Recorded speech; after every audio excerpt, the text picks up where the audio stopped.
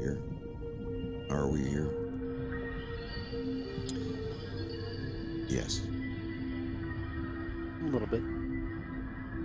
Just a little. Just the tip. Oh. Just a bit.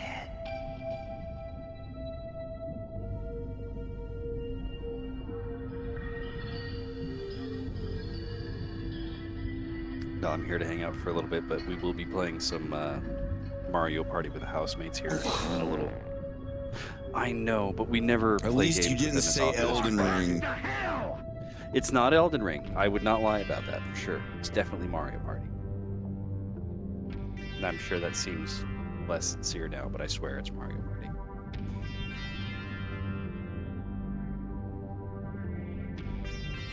The old friendship destroyer.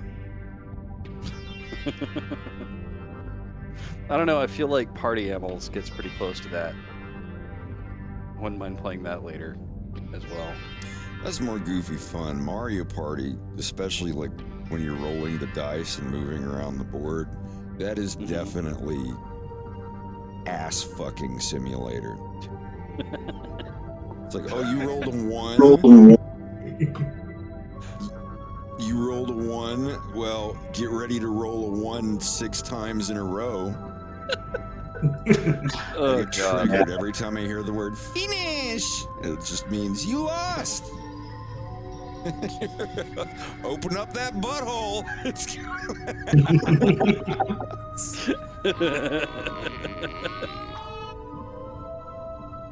You need like the Mario tunnel sound for that.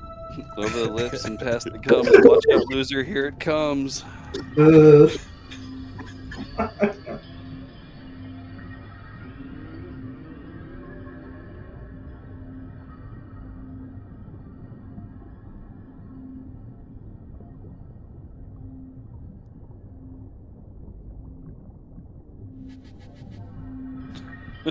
it's Actually, sorry. It's going in dry. Bite the pillow. There it is. No, there was a board game that I'm not allowed to play with certain friends anymore. And of all the board games, it's Trouble. Because I don't know why, but I can't. Yeah, I cannot lose at Trouble, and I don't know why. It's your middle name. Yeah. Probably. Double trouble. Oh God. No, I mean I played with friends and I sincerely was playing to like not try to win, just playing, but every time I just fucking win. I call shenanigans. I wasn't cheating. How could you cheat? Everybody's right there. It's the little subconscious demon in the back of your head. He's cheating. He's figured it out. I mean, I try to help people win, and then somehow I come out on top, and I don't know how that is, but that's fine. You're just the trouble king. Yeah.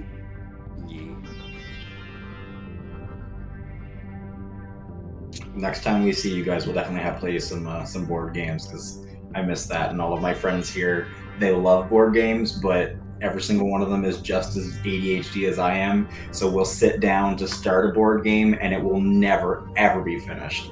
But I think you guys might be able to keep us on track of it. Oh, yeah. I have a surprise. Is there at least 20 people in here? There are 35 okay, people in here. I always wait until a decent amount show up before I start talking. Let me load the pics. I got a much faster turnaround than expected.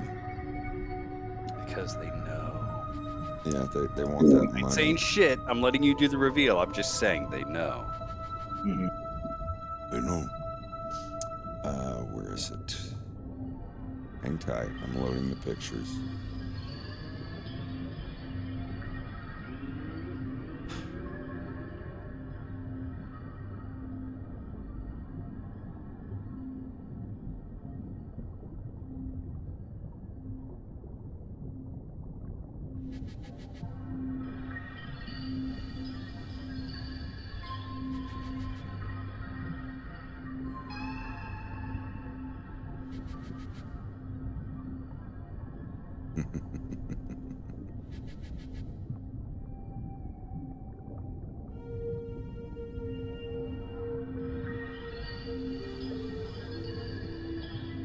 Yeah, so here.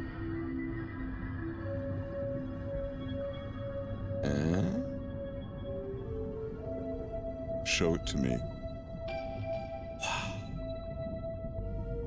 Show him to me, Rachel. The boy! Look at him! Yee, with those little dangly legs.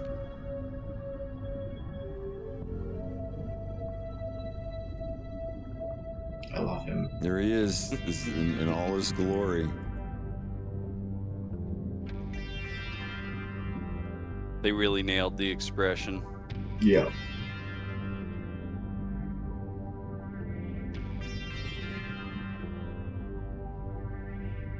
The way his neck looks kind of like fluffed out is how he looked in episode 1. Yeah. It's perfect. He will cost the exact same amount of money as the Reese plush did. The ad I have, the ad's gonna be in possibly 5 different languages. The first one was in English and Russian. I want to do some portions of it in English, Spanish, Russian, Japanese, and Chinese. I feel like that Ladies Love Wolf O'Donnell is almost the perfect commercial already for this thing if you were to just adapt it slightly. It's possible. Personal opinion. But you do what you want to do. The Reese plush was $27.99 plus shipping and handling, I believe. No, I'm going to speak all 5. I'm going to get some assistance. Basically some people who can tell me what I'm doing wrong until I say it and it sounds legit. I'm learning Japanese and I've been learning Russian for years, and I want to make use of it even though I'm still kind of a beginner. And your Chinese is terrifyingly good. Well, I can make the noises, I just have to organize them. Yeah, I don't know how you do it. You just kind of whip it out and surprise me sometimes. I love it.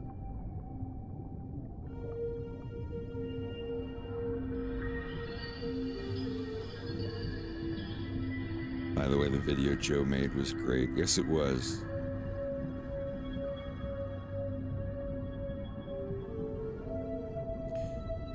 Blondie, if you want another Reese, I bought 20 spare Reeses.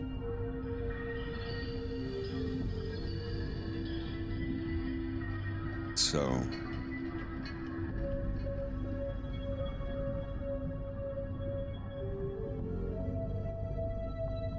No, I figure some people might not purchase him if he had a cigarette.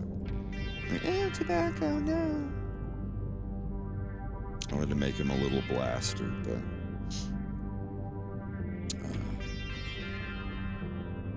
I don't know how I'm gonna do the Reese ones.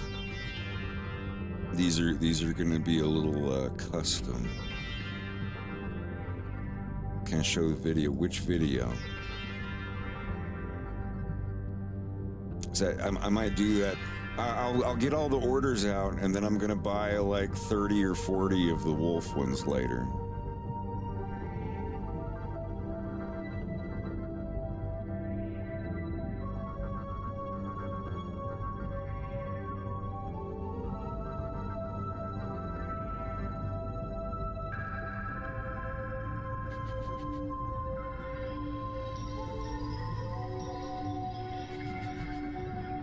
Who's me?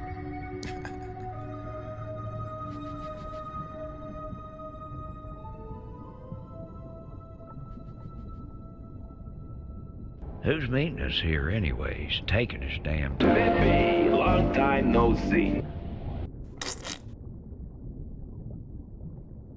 I want that. When you really have a smoking problem. Cornelius worth neither your loyalty nor the money.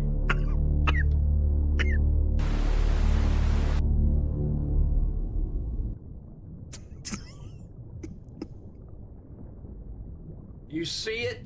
I really I thought did I meant this. the other video I did. I'm really him. Wait. Which video? The one where Falco's like, let me smash. Oh. What does he say at the end before the gunshot? What does my life come to? Did you upload that one? Yeah, I just uploaded it to my site. I can just send you the file if you want. Yeah. I think, well, it's probably far back in our DM. Yeah, what was it called? Let me see. I actually just made another one. Like, just the audio. Hang on.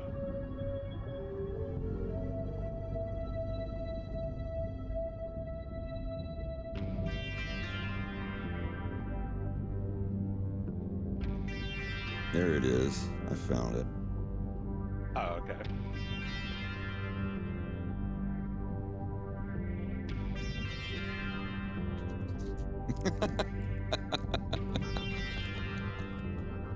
That's great. I love that.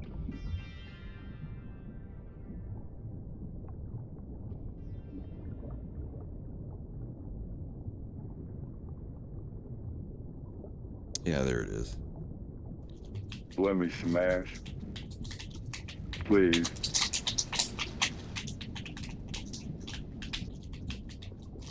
No, wait, let me smash. Your game. What does my life come to?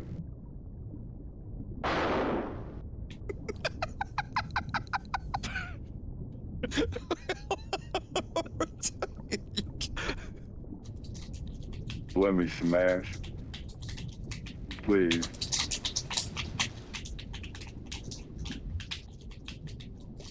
No, wait, let me smash. Your game. What does my life come to?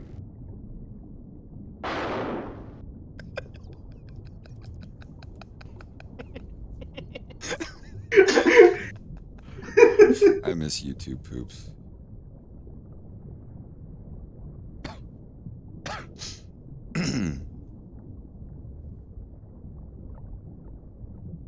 Yeah, I didn't even upload any of this shit to YouTube. Doesn't feel like the place. That's all right. I have numerous drawings and animations that probably wouldn't do too well on YouTube from back in the day.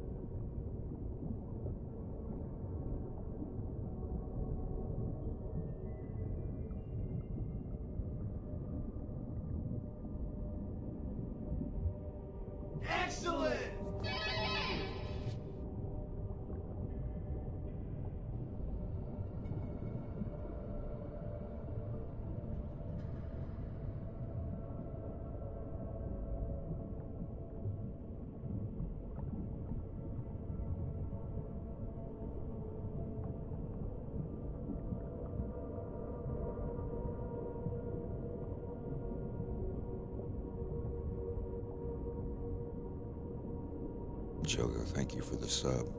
Anyhow, let me get back to what I was doing.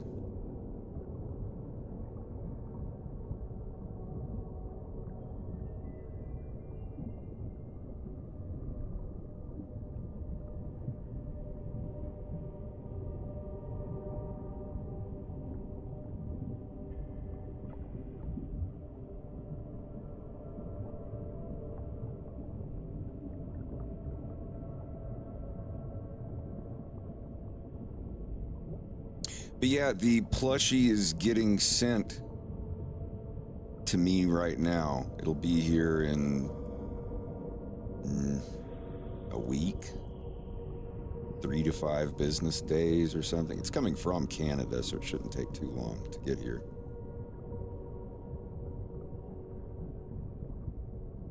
I was thinking of something similar to the Snuggle Bear commercial. If y'all remember the lady's like, oh, my laundry and blah, blah, blah. It takes all day, but I'm glad that I have blah, blah, blah. And then the Snuggle Bear comes out and he's like, because it's so snuggle soft and blah, blah, blah. And he and the housewife have a giggle or whatever. There's a... Let me find the video. Mad TV ripped it off. It wasn't as funny of a version. It was fluffy soft. Excellent! That's what it was. It's so hard to find a good, like, unchanged version of it.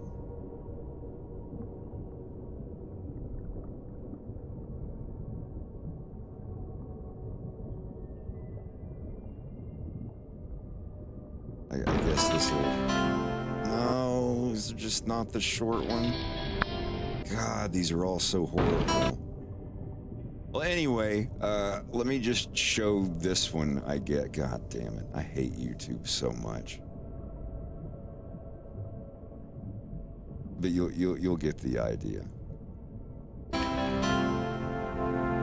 Before I found Fluffy Soft, my clothes weren't half as soft as they are now. Because Fluffy Soft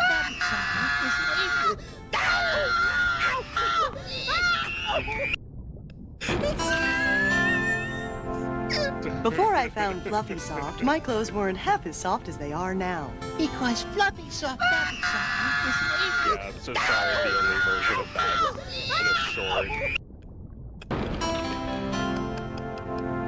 Before I found Fluffy Soft, my clothes weren't half as soft as they are now. Because Fluffy Soft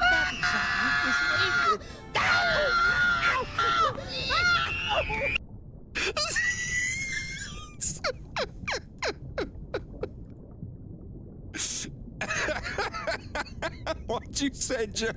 I didn't hear you. Over the screaming. I just said I'm sorry that the only version of this is in a short. Yeah. I have the full run of the state, but I would have to skim through all the episodes to find it. Yeah, what's the state? You remember the comedy? Remember the Kids in the Hall? Yeah, yeah. Well, Comedy Central had Kids in the Hall. MTV had the state. It was literally it was like Coke and Pepsi. The state got a little more raunchy than Kids in the Hall did, but they were both equally funny. This is what. Let me show you this one short.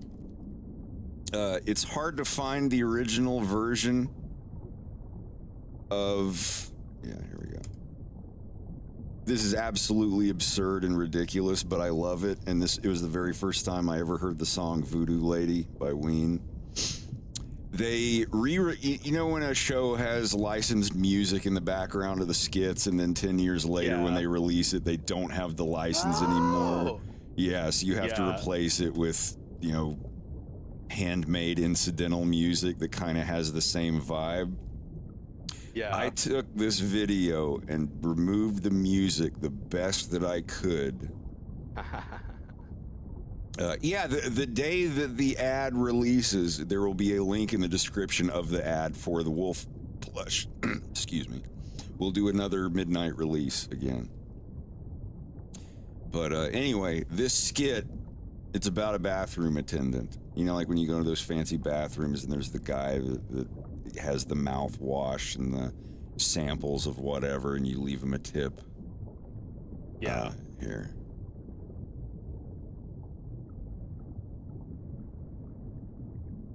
This is, I think that, like, Fox being the bathroom attendant, Falco being the Italian sounding guy, and Wolf being the guy that comes out of the urinal stall and is just kind of looking at them. You'll see it, but I want it to be Fox, Falco, and Wolf. And it's just, this is one of the most absurd, funny things that made me laugh so hard when I was a kid. Anyway.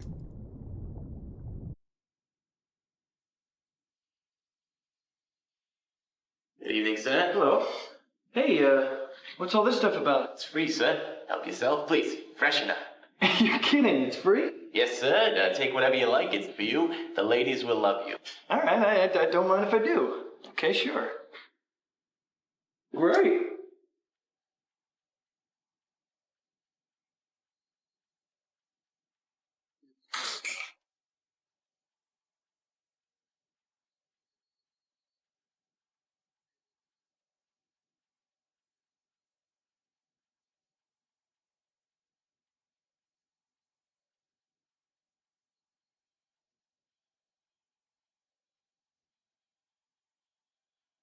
I'm an old guy. I got an old gray beard. Hey! Adios, ozone layer! Never know who you're gonna meet. You know what I mean? Uh-huh. Yeah!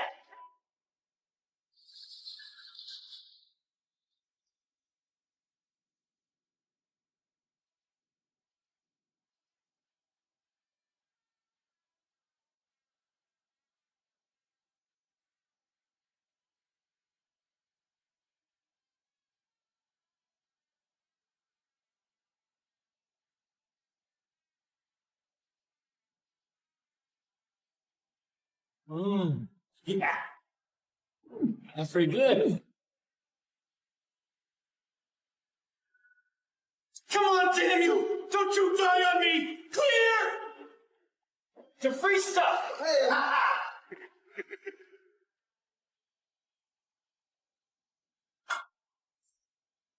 Hey, look! It's Santa Claus! Oh, have you been a good bathroom attendant?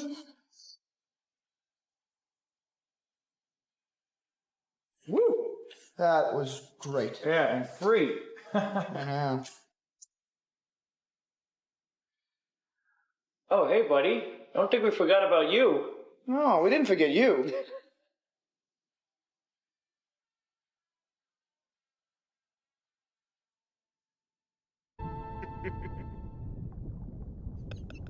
I'm sorry, that's one of the coolest things I ever saw when I was a kid, staying up to like 2 in the morning watching The State. And I just imagine that being Falco and Wolf goofing off, and Fox being the bathroom attendant guy, just being like, what the fuck?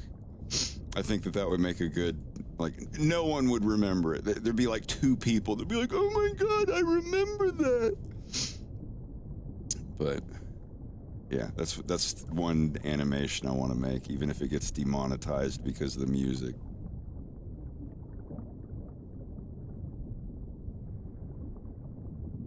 I cannot wait until he arrives. He's on his way right now.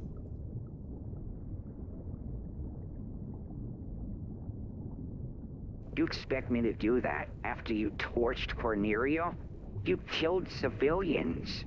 Yes, and you have my sincerest sympathies. You expect me to do that after you torched Cornelio? Why? Why do you do this to me? Stupid. Stop it. But yeah.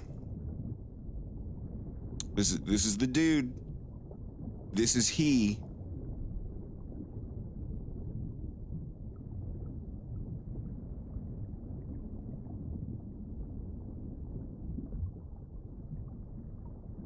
Slav, I think you're talking about Ray Romano.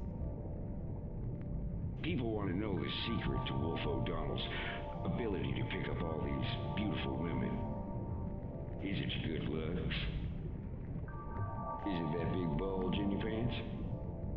Could be that fancy car you drive. Bet I lease and change every other year, but y'all don't need to know that.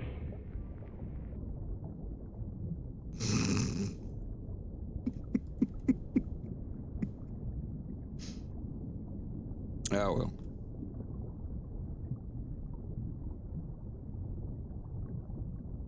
Raymond. You better not make me come soft. I'll put you in a dumpster behind a Chinese restaurant in Los Feliz. Did I play that for you, Joe? Yeah, you showed me a ton of those. I better not. Oh my god.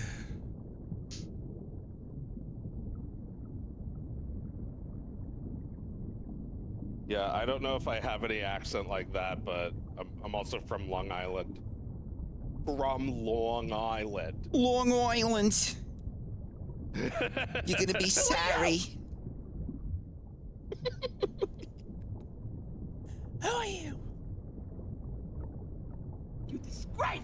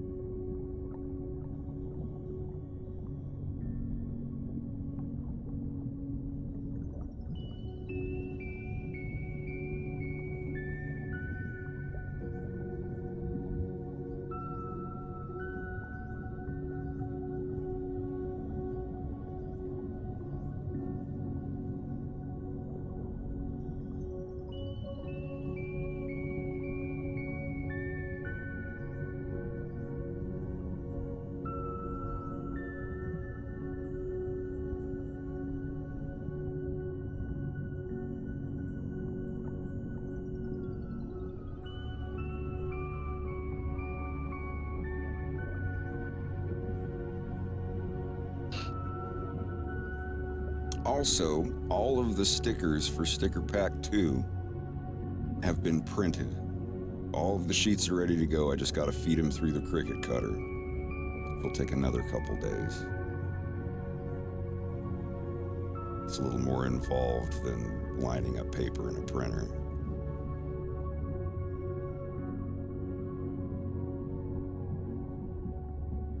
And then I have to go get the bumper stickers printed and the pogs printed.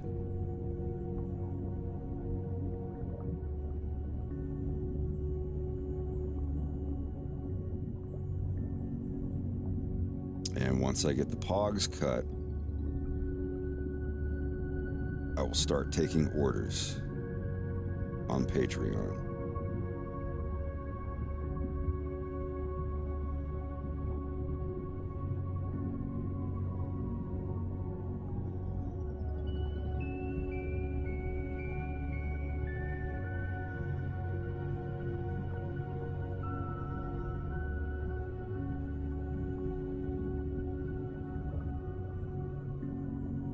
Yeah, Blue, have a good one. We'll see you around.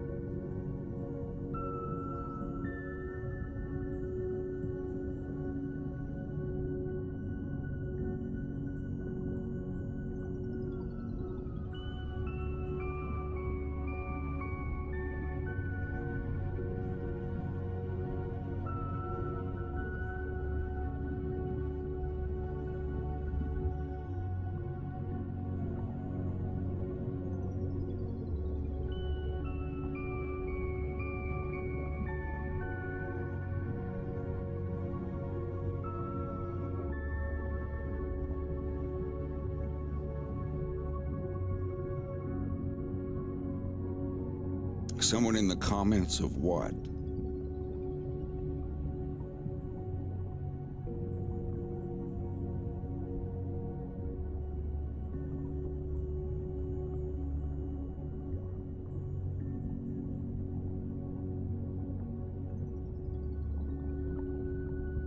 Now, if somebody Sorry, I didn't see any. If somebody who can, properly translate it to Korean subtitles, yeah, I'd love to add them.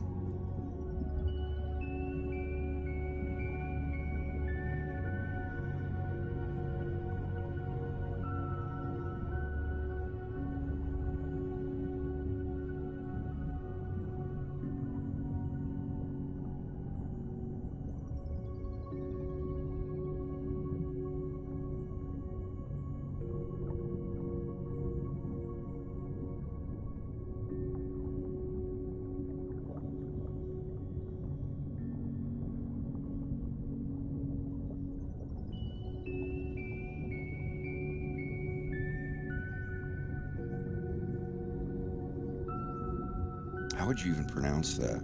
한국어 자막을 원해요. Oh, well. Yeah, so I'm already stretching myself so thin with learning Japanese. I might eventually learn how to write in Korean, but I've got too many languages I want to learn, and I'm already too old. Too old.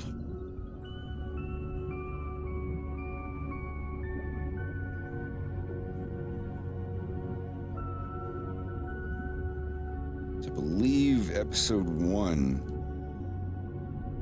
has Korean subs. I'm not entirely sure.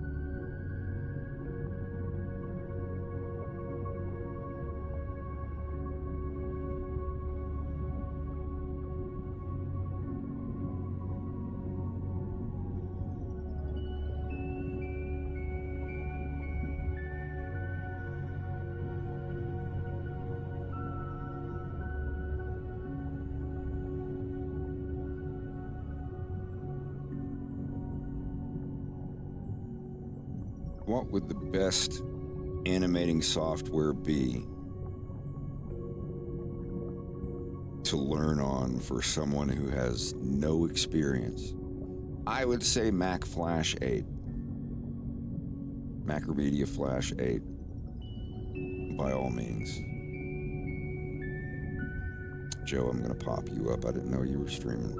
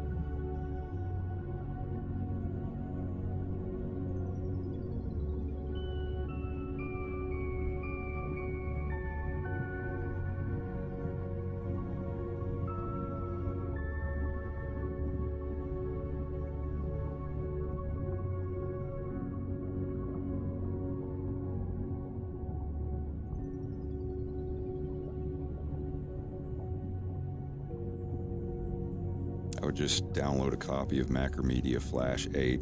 It's just, you can literally open the program and just start animating frames. It's super great. And it's not Adobe. They don't have their fingers up in it. Hey, Qwerty, hope you're having a good night.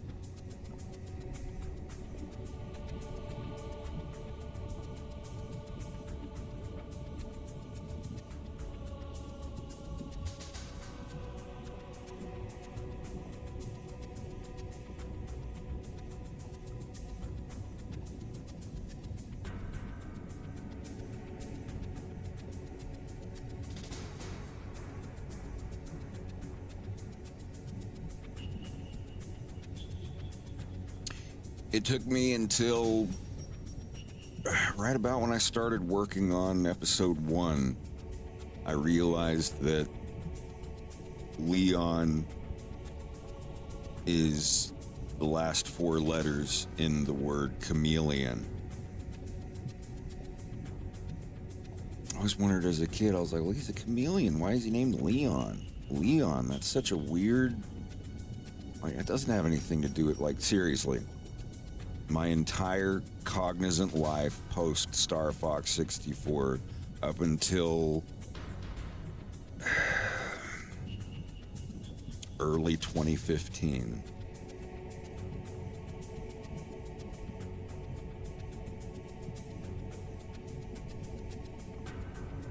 Yeah, and then it hit me and I felt dumb.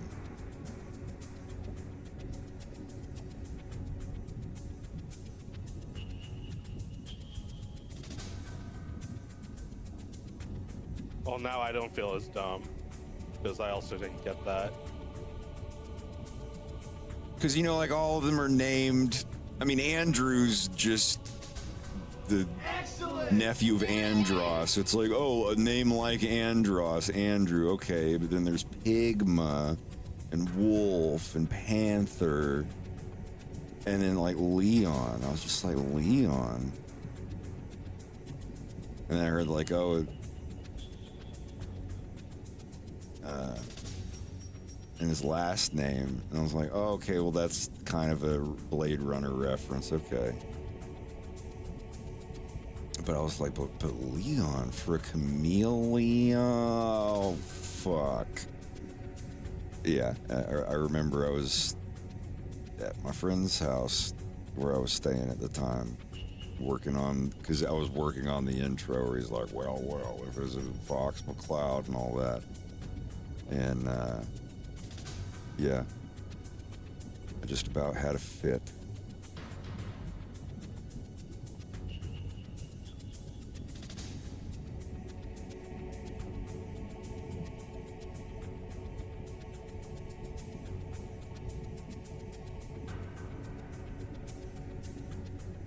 I'll have to make a genuine icon of this when he's moving around.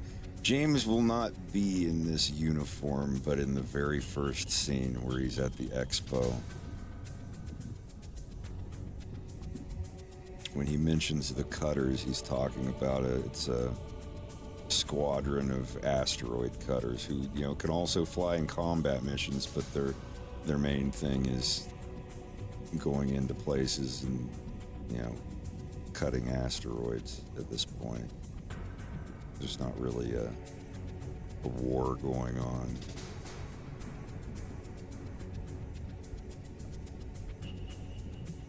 And then that changes.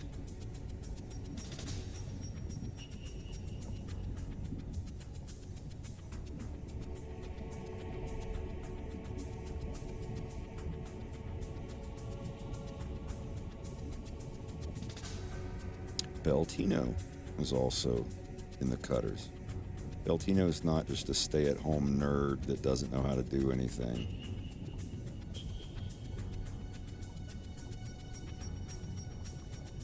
It's like with my canon for Peppy, I you know, he's like an old, wise, kind-hearted guy, but now he was in the bush. He did his time in the field. He is in no hurry to go back, but he's not afraid of it.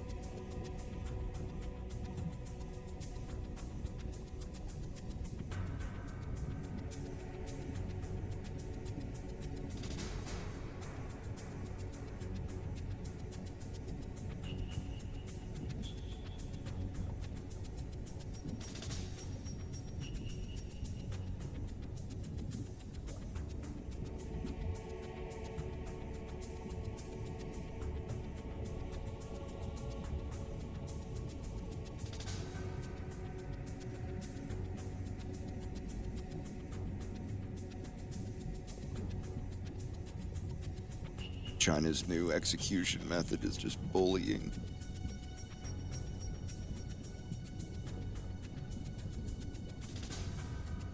They just bully you.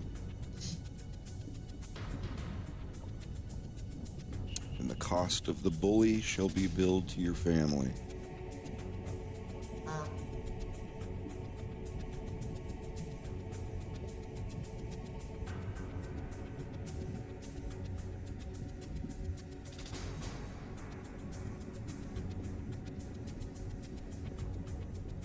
It'd be great for politicians that get in trouble. Just sentence them to lifelong bullying. Like every day they get to the Capitol building or go into the house or whatever, they just get shoved into a locker by a random person.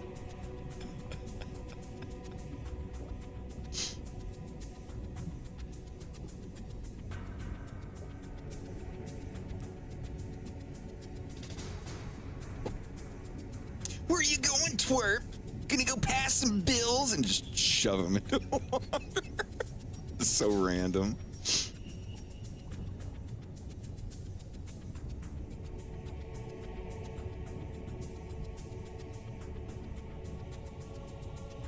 It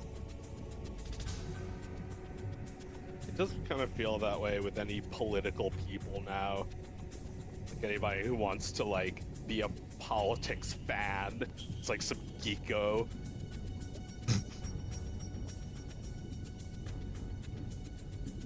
It's like what Nick said, go up to somebody that's just looking at a picture of Hunter Biden's erection while he's smoking crack in a picture.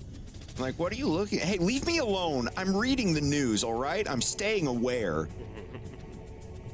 Just scrolling through photos of Hunter Biden's penis. Just shaking their head like the world's about to end because of it. Your tail is behind, not in the front. You want to see my curly little pigtail that's been straightened out and put on the front? Yeah, let me see that shit. Stop! Stop! Have you seen that? Oh my god, I've seen all of that shit. Sorry, I gotta play it.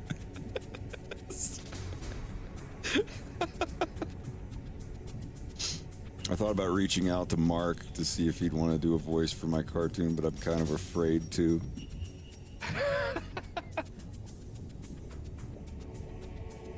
Sure, you can do it. Excuse me, honey. You want to see my curly little pigtail that's been straightened out and put on the front? I'm sorry, what? I said, would you like to see my curly little pigtail that's been straightened out and put on the front? Yeah, let me fucking see it.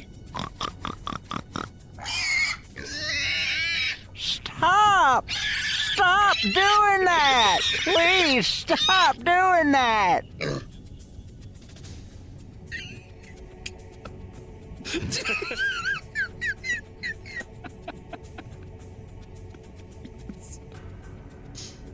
Oh, Lord. Well, he's starting to get there. I know it's taking me very, very long to draw this picture of James, but this is the very first time I've ever drawn this uniform, and this isn't an animation frame. This is just a character design picture. I'm gonna make a full picture of them, how they're gonna look. Literally the very first scene in episode 3 where Crystal says, previously on A Fox in Space. It's going to cut to the 3 of them in a science expo. I really like the uniform design. I just kind of pulled it out of my ass. I think it looks all right.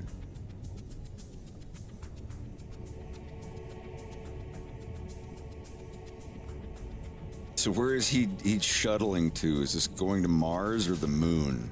Is it the moon? It's going into a black hole.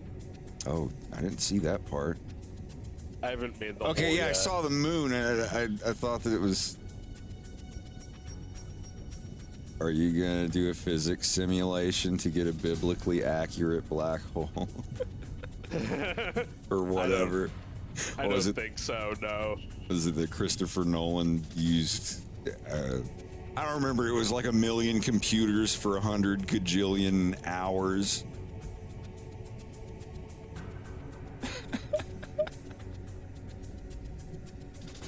For what movie? Interstellar. For when they went into the black hole, they said that they actually like simulated what it would look like or something. To the best of human earthling knowledge, I suppose.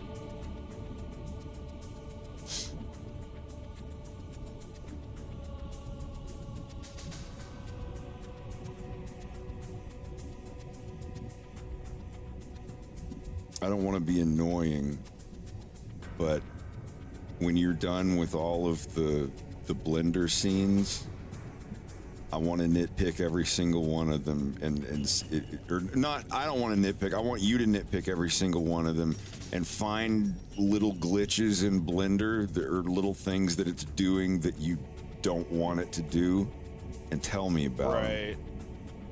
Okay. Because oh, the shadows look so huge here, and like the edges of the shadows are all blocky or jagged or whatever, and you can fix that by making your light source smaller and closer, or bigger and farther away. Or the reflection here is pink for some reason, and I don't know why. Here, I got one. It's like the reflection of these trees looks like you're using screen space reflection. Right. You remember in Star Fox Adventures, where if you were standing near the water, Fox's like edges of his model would be part of the reflection. Yeah. And it's inaccurate, but it's the same thing these trees are doing. It's a fake reflection. Here, let me. Right. I did this before. I need to make like a special like thing. Yeah, I'm gonna get it right here because it's in the medicine cabinet of the commercial. You didn't use Nova Bomb. Hold on. I always copy it from this. Yeah, check this out. So it is a reflection plane, and you also need a material. And this is for Eevee. I assume you're doing this in Eevee? Oh, absolutely. Yeah. I don't want to leave my computer on for 9 hours and be like, well, there's 1 second of footage rendered. I love cycles. No, here, let me paste these in. Does it work? Yep. Okay, that already works. I'll just send this to you. Basic mirror. Not blend. I'll put it in general.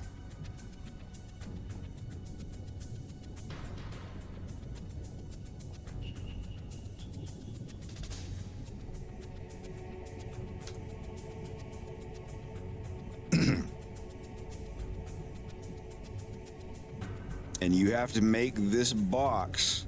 You have to put it on the exact plane of the mirror, but just like a millimeter. See, it's fucked up here, and you have to get it just right, and then when it pops, and then move it forward and just another millimeter. That should, yeah, that'll. And then you make this box. You go to its green icon settings, and you set its. You can set its distance as far as you want, and clipping offset and all that, and yeah, scale it up. Remember, when you scale it, it doesn't scale the depth distance, just like the width and the height. You have to do that yourself. I did these on the rear view mirrors for Farrah's car. But the important thing is, if you put this behind it, it's going to look fucked up. If you put it in front of it, it's like, well, I mean, it's going to work either way, but if you put it behind it, it's not going to be accurate to where the mirror is. You want it to be right there, like at the exact, like touching the mirror, and then move it forward like 1 millimeter. Right. So yeah, what I would do. I did the reflection video, remember? Yeah, I wasn't sure what you were using on that one. Where he's just hopping around in front of the mirror. Yeah. Yeah, I actually, I didn't even think about that. Anyway, I'm gonna take this mirror, just make it huge. And you can add other stuff if you want to make it look fuzzy and blurry like that stuff over there. We can do that. Let me actually try that now. It's in the shader.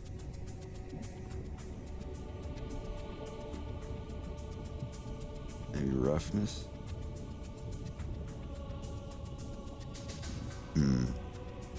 That's what I would do with that.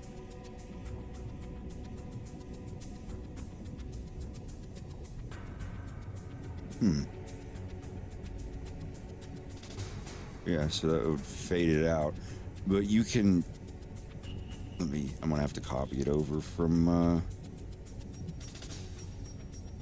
the interrogation, because it's the shader I used on this TV.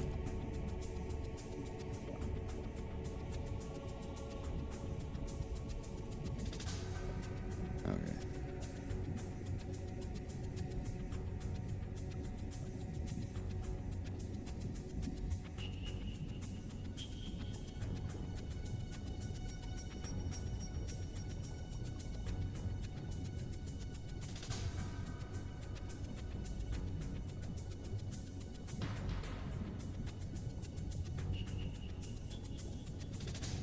Nasty.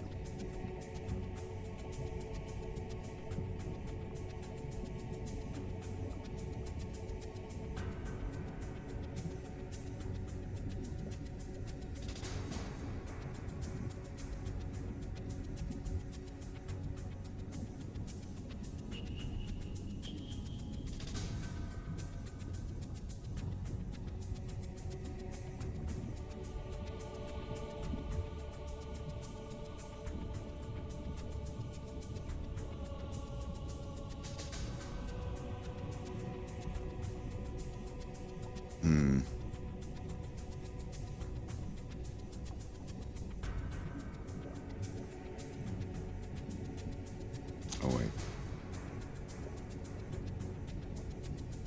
Ew, what the fuck?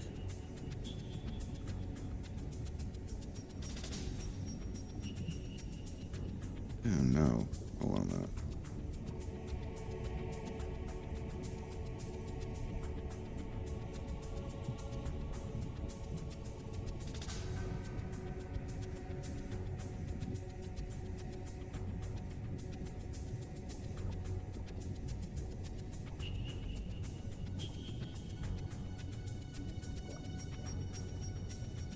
There we go.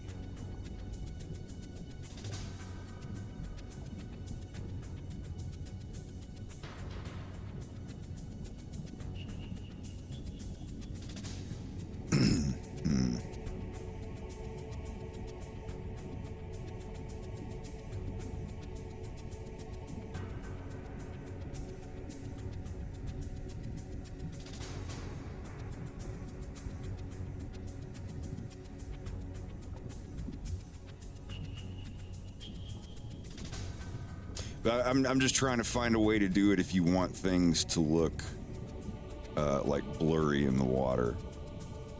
Yeah. I'll get you that in just a second. I'm just trying to figure it out. Shader RGB.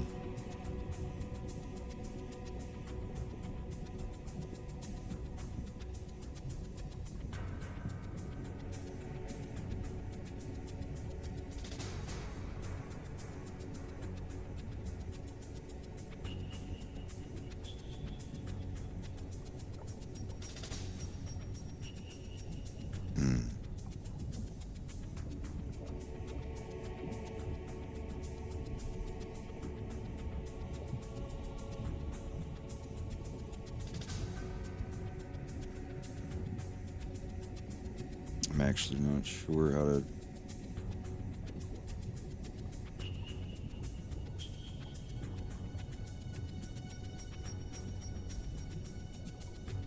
Blender EV HAL blur shader.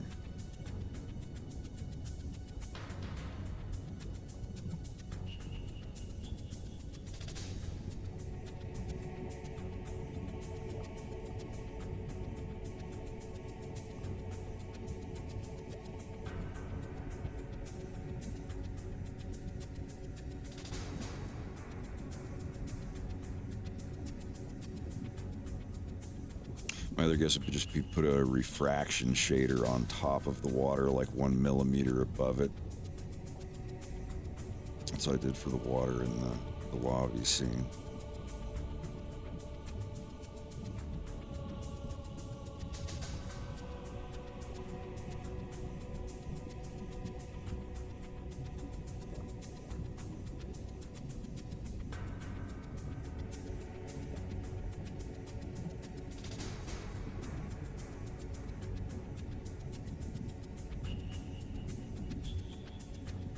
Was it in this file? No.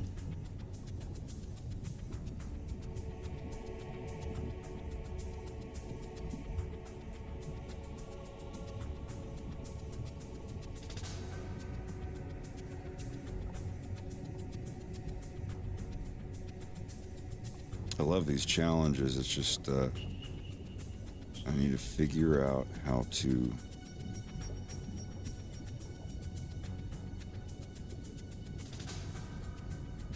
shader through a vector.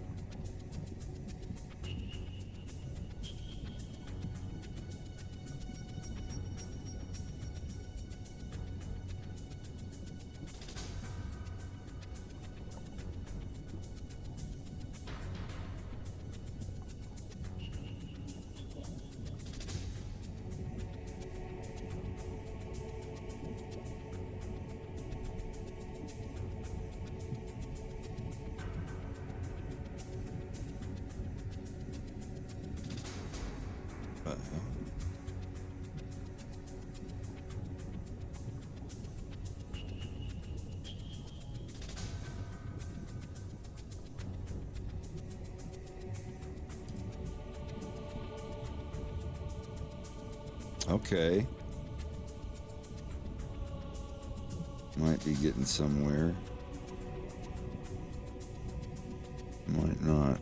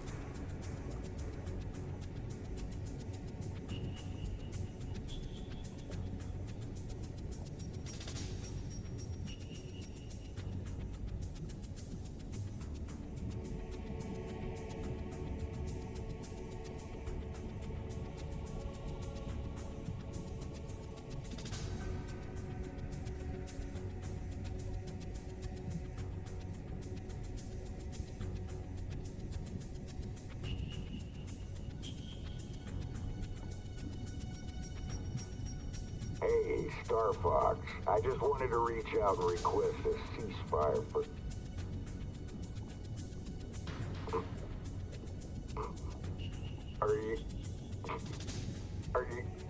Are you guys going trick-or-treating? Suck my fucking ass, you goddamn stuttering fucking parrot!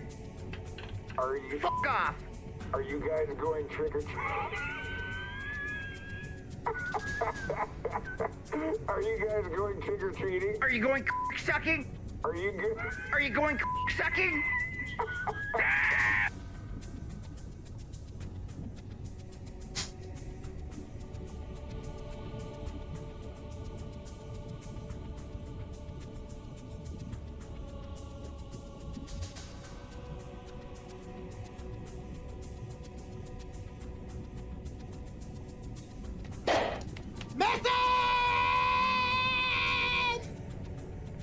People want to know the secret. Thank you for the sub, Zaya.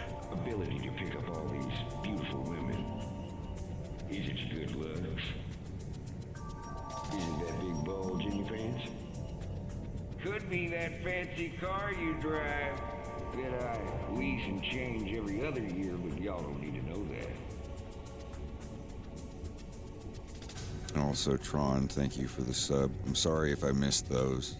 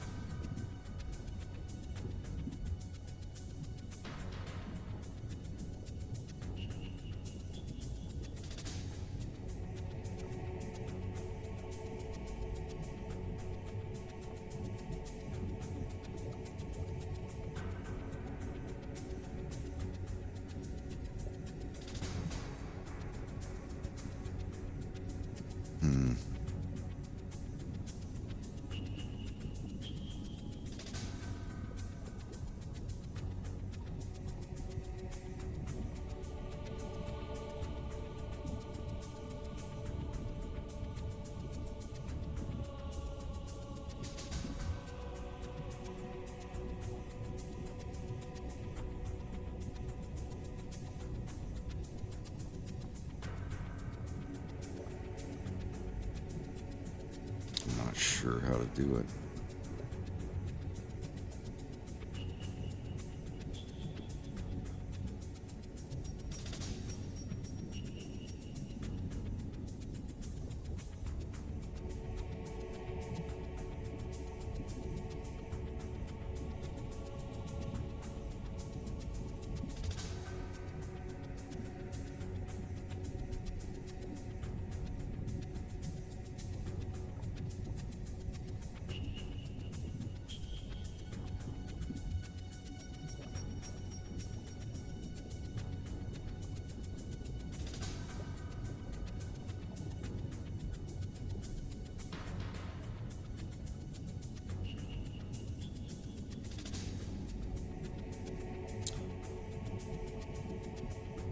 I don't know if if gun to my head had to do it in 5 minutes, I would do a refraction shader. Like I would have 2 layers. But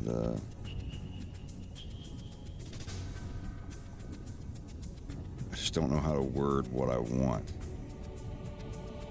I want like the reflection on this shader. I want to affect it with a node to make it wavy as well, not just the stuff on top. I'm not sure how to do that. The way that I would do it right now is I would duplicate this and put a clear thing that refracts on top of it. But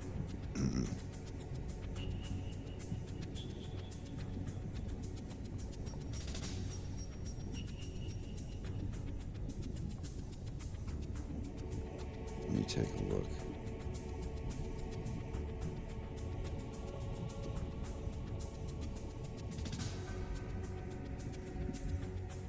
See that this is what I'm talking about. It has this, but I want it to do it to the reflection too. So my guess would be to put it on top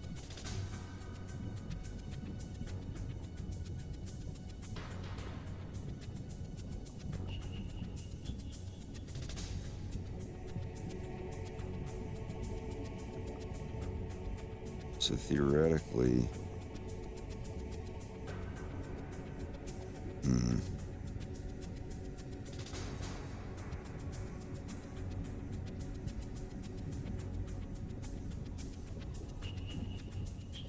oh yeah, therein lies the problem.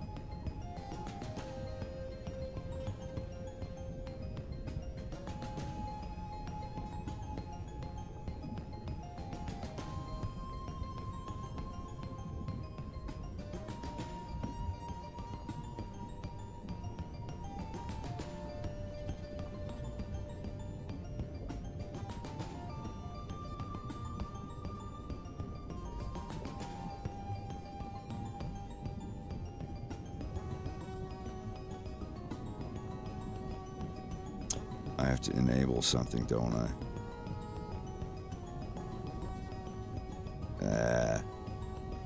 See? There we go.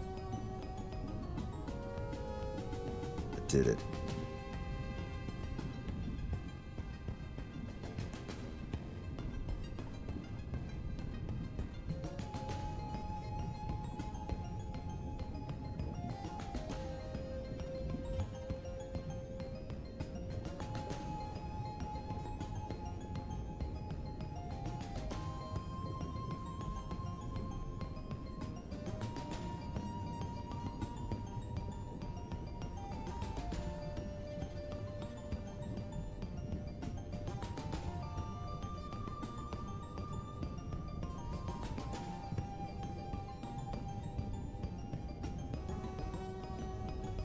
Works, but why is it so slight now?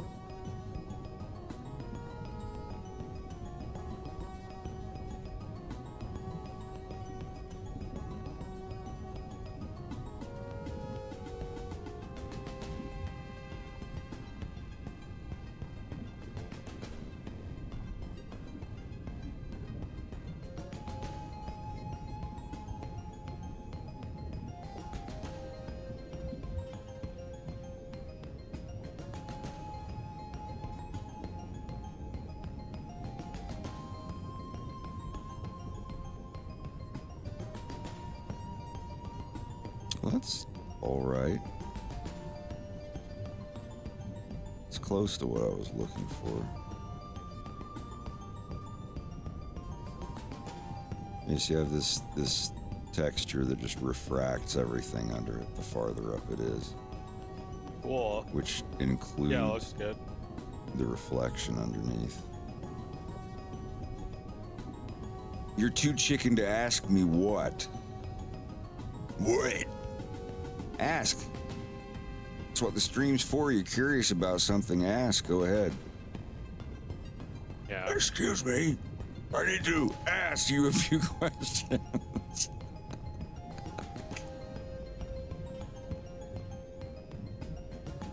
But anyway, yeah. Koba, Dessler Koba, I don't know what the official is.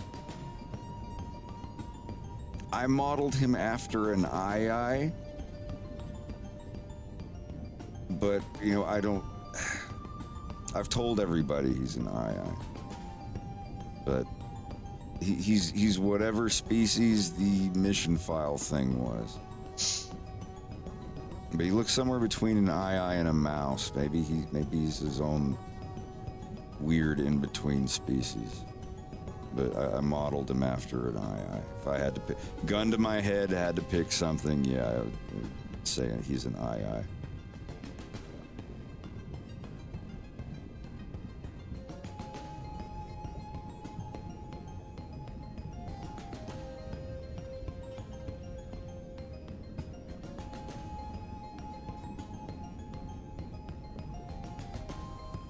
But in order to use refractions, you have to enable screen space reflections in the render settings.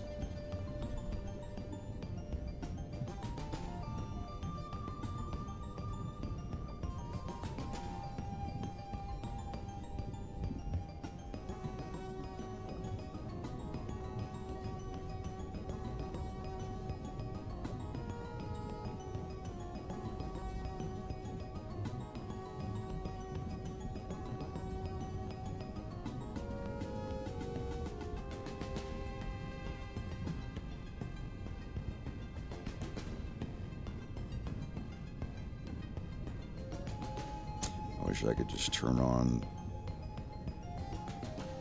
You know what?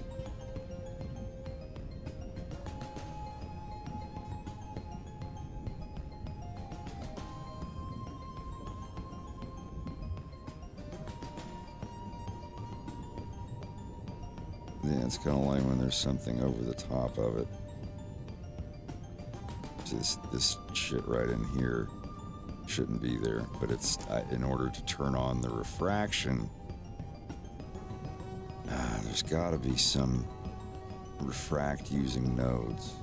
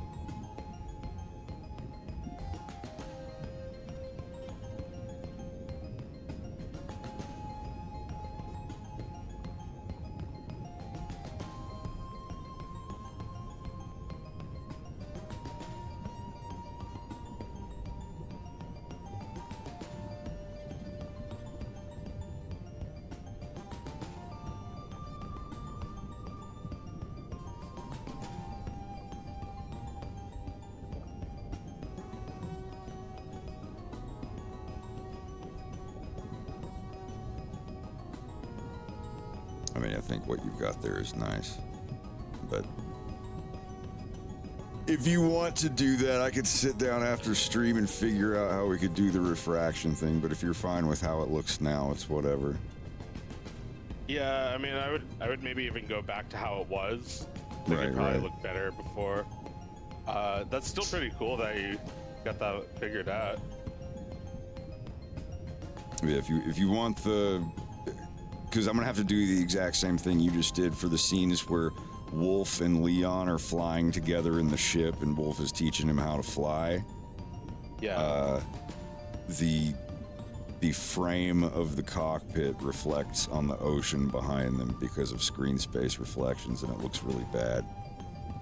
Yeah. So I definitely have to do something about that. Here, yeah, perfect example. See, like right here, like this is like the frames of his R-wing are reflecting in the water right here because of screen space reflections. Yeah. Like here and here. And let's see. There you go. That's a good way to show it. You can see the reflection in the water. And they're like really high up from the water. It wouldn't do that. So I want to make this giant reflection plane and mirror texture down here mixed with the water. So yeah, when you see it out of the camera view, it looks weird as fuck, but in the actual camera shots, it'll look fine.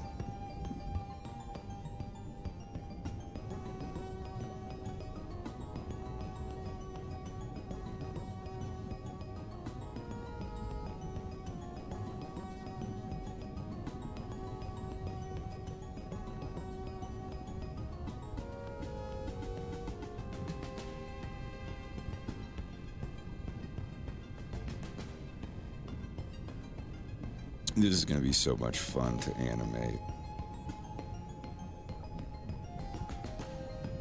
Do you have the music figured out for this scene? Hey, I don't even know if it'll have music. Oh, I mean, it is going to have music. This is a montage. There's going to be a 5 to 10 second clip of them at this angle flying the ship. And then it's going to cut to them in the hot tub talking about how Leon did. And he's like, when we get back out there later, we're going to have to blah, blah, blah. And then it's going to cut to a shot of him here. And it'll be later in the day. And, you know, flying from this angle, like, oh, careful there. And, you know, watch your turns. And, you know, they'll be, you know, flying around. And then it'll cut to them in the sauna, you know, getting whacked with the birch branches and whatnot. And then, you know, they'll talk about stuff there. Wolf gets a cigarette from Leon's mom.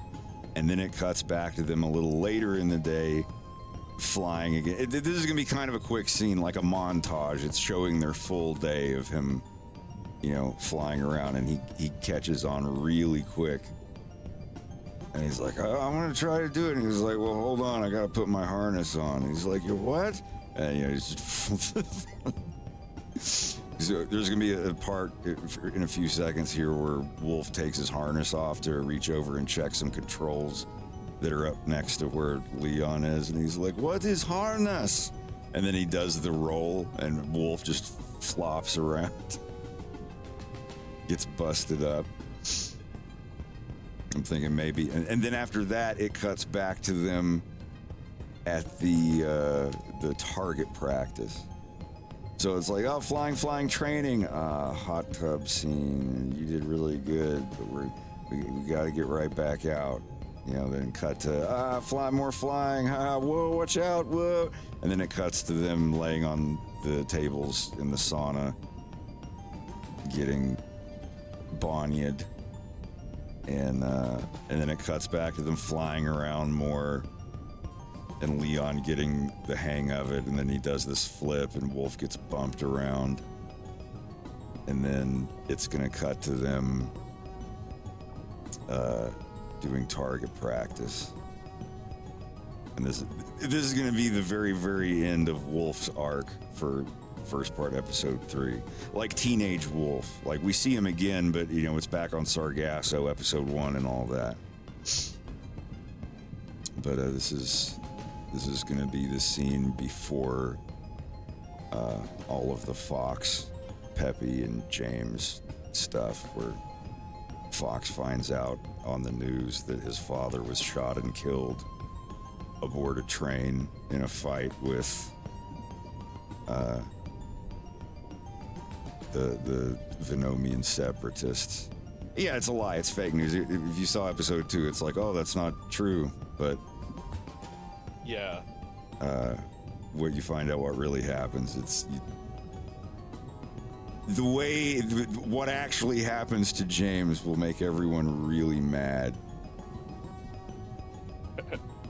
Because it's so, I don't know. It's lame, careless. Excellent. I'll go ahead and say it's an accident, and it explains why things show up or certain stuff happens later in the episode.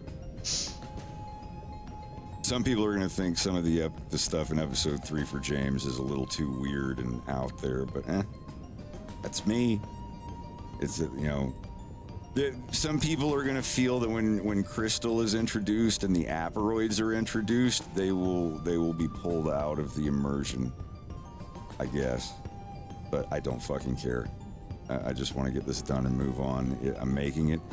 This everything in this, except Crystal. Crystal's not going to be what pulls people out of it. It's going to be the Aporoids. And be like, oh, it was this cool Cowboy Bebop style Star Fox cartoon with jazz music and smoking, and now it's this cosmic horror, terrifying thing. It's like, well, yeah, it's his dad's arc. That's part of his dad's story. Fox is involved in diplomacy and politics and dogfights. Fox's dad is involved in things that would make people tear their fucking eyes out because it's like so terrifying. I don't know, Lovecraftian. I don't think it's Lovecraftian. It's more like the Borg if they were bugs, but the stuff that James sees is going to be pretty rough. And some of this is like in the previously segment. The previously segment of this cartoon is like, previously on Fox in Space. Oh, James, Vixie, I'm Andros. Let's work together. Okay, let's work together. Blah, blah, blah. We're working together. We're smart teenagers working with Dr. Andros, opening a portal. It worked. We opened a portal to a planet that's too far away to travel to. Now we're going through it. What happened to the science and security team? Oh, no. Kids, get back through. The portal's malfunctioning. Blah, blah, blah. James gets through. Vixie, give me your hand. Oh, Vixie, you were actually shot. Your portal shuts.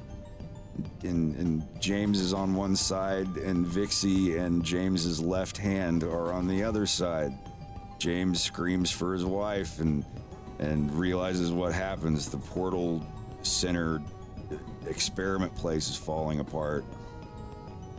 James grabs Andros, drags him out because Andros got hit on the head by something. They go in, cuts to, this is all within 2 minutes. And then James is, he's got eye bandages in a hospital bed. Colonel Pepper comes in. He says, I'm up for the promotion in a few weeks. And if I get the promotion, you are going to be under my fucking thumb. You're going to do everything I tell you, and this is all going to go away. It's going to be an accident. You and Andros work for me. Vixie was killed in the accident. That's how it's going to write. Pepper kind of saw a little bit of something,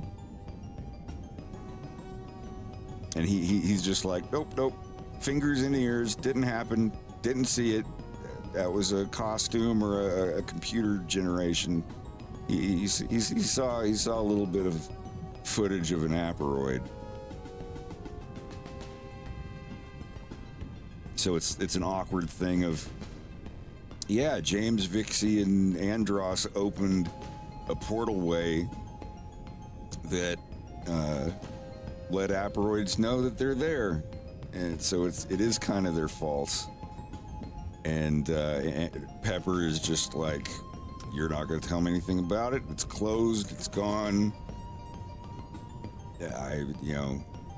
He's like, well, General, about I didn't see anything, and we're not going to talk about space tall tales or whatever. And then a lot of the rest of there's only a little bit of the previously segment left. It's James becoming a Lilac Marshal, the youngest one in history, and the pushback from it, and James going and doing stuff off the books over and over again for Pepper. And then he like one day James almost gets killed, and he stops. He's like, I quit, I retire, put me in prison, I don't care, I'm gonna go do my own thing and spend some time with my son and my only friend or whatever, Peppy. And then he sits there with Peppy, and he's like, I think I'm going to start a resources group and get us out of this, this thing that we're in. And Peppy's like, oh, I'll be on board. And James is like, well, we need a name. And Peppy's like, well, you're the Star Fox of the production, you pick a name. And it just cuts to James, and he just has kind of a little smirk. And then it cuts there, and that's the previously. It's just it's not a previously that leads right up to the beginning scene of episode 3. It's just a bunch of story of scenes that I haven't previously animated.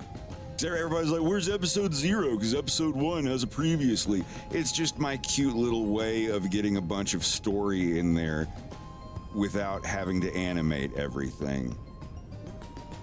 Because like all of that stuff in the previously thing was going to be part of episode 1. It's just like, there's no way. Same thing with this. Like all the stuff with Vixie and James, I wanted their entire thing to be like the bulk of episode 3, but no. I'd rather the first half of this episode wraps up episode 2, where we left off, where they're all still teenagers and stuff. Then the second half of this episode is going to go back to the original episode where Fox is on Sargasso with Andros and Wolf, and then it's going to wrap up all of that. And of course, am I going to wrap up everything in a neat package? Is there going to be the big bad showing up and all that? Like, no, I'm leaving episode 3. There's going to be closure of some stuff, but it's going to end with the possibility of there being an episode 4. Maybe one day when I'm older, I'll come back to it like an old friend and kick up the project files open one more time and make a 4th one, and then do a big epic closing. But I want to leave episode 3 open a little bit, to where, if I do come back to it, I can pick up and do another story. We'll see. I just really, really want to go ahead and get over to my own project, The Violence, because I'm getting old. I'm already almost 41. God, 2 more months and I'll be 41. I feel like I just turned 40 yesterday. Damn.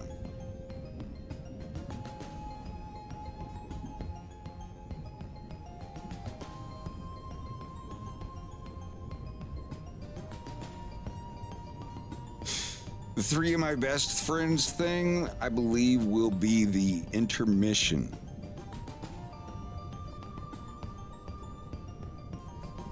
This, the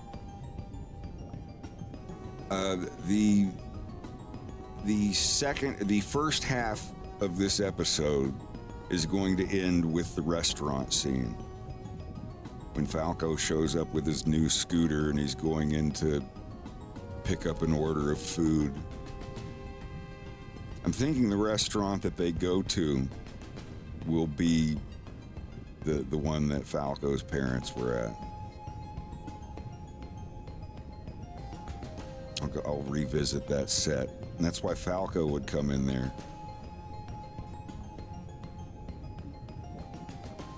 He pulls up outside on his scooter. I think that would be neat, like while they're talking and like rubbing Fox on the shoulder while he gets the rest of his sniffles out because his dad's dead. They're comforting him and whatnot, and you just hear a muffled putt, putt, putt coming along. And it's Falco pulling up outside and you see him put the kickstand up, and he pulls out this big long chain with all these padlocks all over it. And he chains his scooter to the bike post there, and just like looks around, leans around the corner, just checks everywhere. And then he goes inside and comes over and he's like, "Hey, can you guys watch my scooter? I gotta go wash dishes." And what's wrong with him? You know, and he looks at Fox, and Pepe's like, "He just lost his father." And, you know, and Falco kind of looks at him for a second. He's like, "Hey, you wanna come out and look at my scooter? Like, you guys can, you know." And Slippy's with him too. So it's like Slippy's like 12, Fox is 13, Falco's 14, and they all walk outside.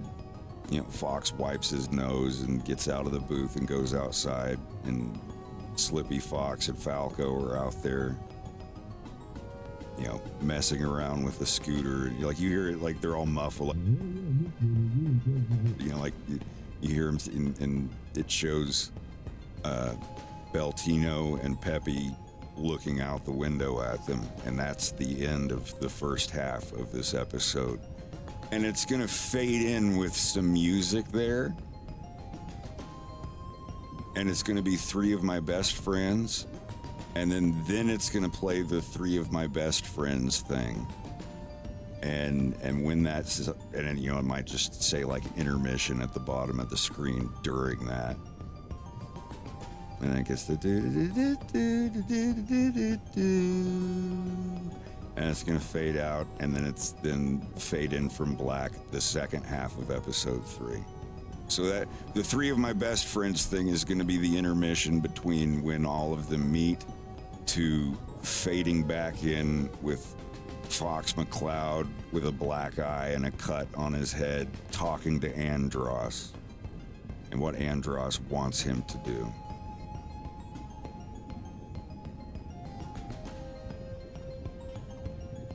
And Fox finds out why Andros wanted him immediately, like right away. And it has to do with his father. So there's all this like, "Oh, come and work for me. I'll give you all of the riches that the Lilat system can offer," and blah, blah, blah, blah, blah. It's not anything like that at all. It's, you know, your dad, that's not what happened to your dad, and I'm just going to tell you, he's alive, and he works for me. And for certain reasons, he cannot come and see you. You have to come and see him. But I also want your help on some other things. Just to sum it up, I'm paraphrasing, but whichever. Oh, the scene where Wolf and Fox get mad at each other. I should upload that at some point. But anyway, I'm getting too distracted. But that's what I have planned for episode 3 so far. I have everything planned out for the first half of episode 3, and roughly all of the events that happen in the second half. But like I said, I'm not going to get to that one in like a year or so. It's going to take a little bit. Baloney.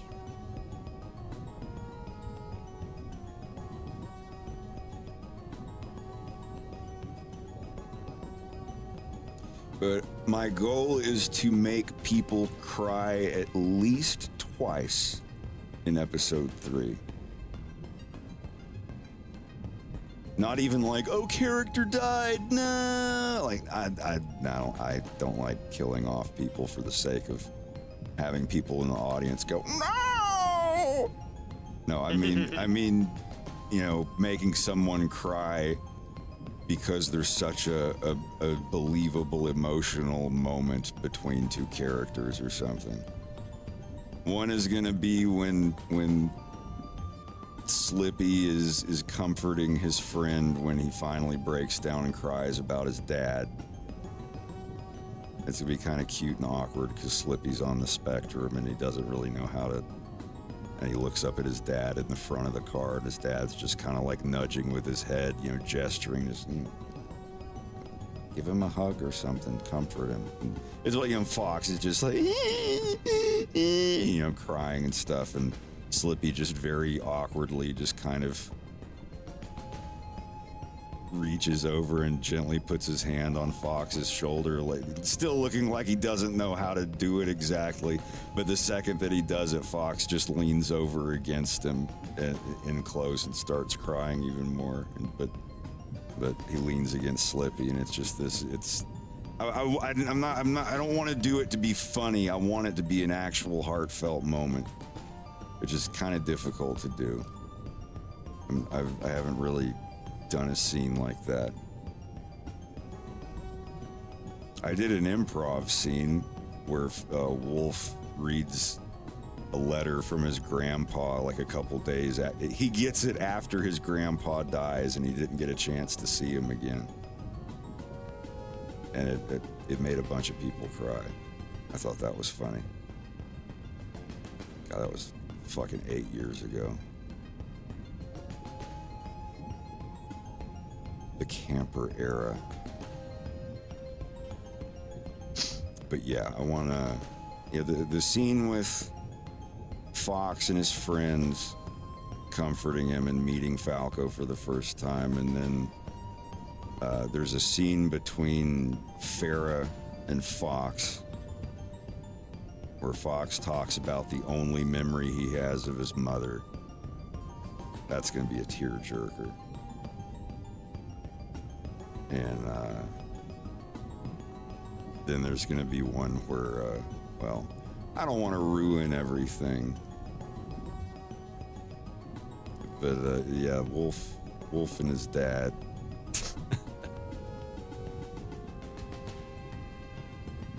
When we see Wolf's dad again, he's going to look very different.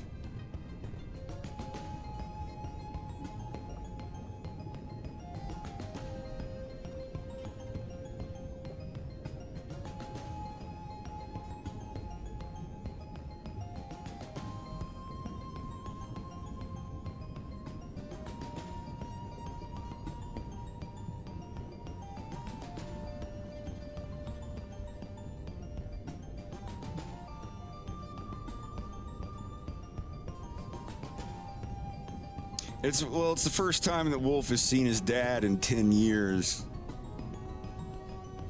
His dad's lost a lot of weight. He wears glasses. And his hair's fading more white.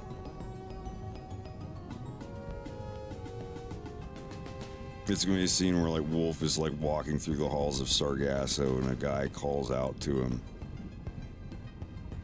Well, he says something like that. He's like, "Hey, screw you, old timer. I got somewhere I gotta be." You know, and he says, "Oh, you ain't got somewhere you gotta be, and you ain't got a few minutes for your old man," or you know, not something that obvious, but he says something that only his dad would say, and Wolf just kind of freezes because he kind of looked at the guy and he just saw like a skinny or a slender Wolf dude, and Wolf sees his dad, and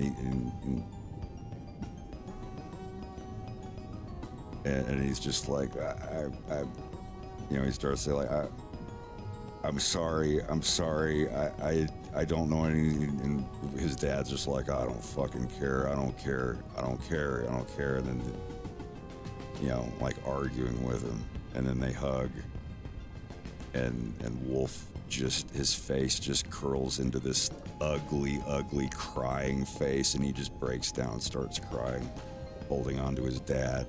And then his dad starts wrinkling up in the face and crying, and they have this like manly cry where they're trying not to sob, but they're still like sobbing, and they're trying not to weep, but they're sobbing and hugging each other really tight, and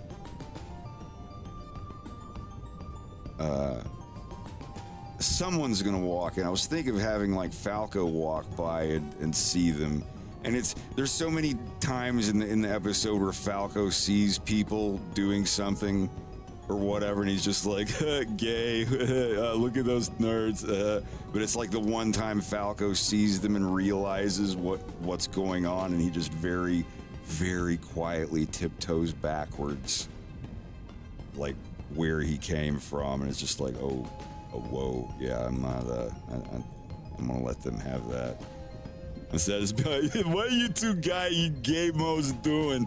Like, it would just completely shatter the moment. But no, that's gonna be another one that I don't know, for people with daddy issues, or that didn't get to reconcile with their father. They'll be like, oh, at least Wolf gets. Yeah, I want to try to have a couple scenes where that happens. Yeah, that's the most sobering thing in the scene, is like Falco comes in after he's been dogging on everybody for the whole episode, and he sees it and he's just like, nope, I'm gonna give those two some space.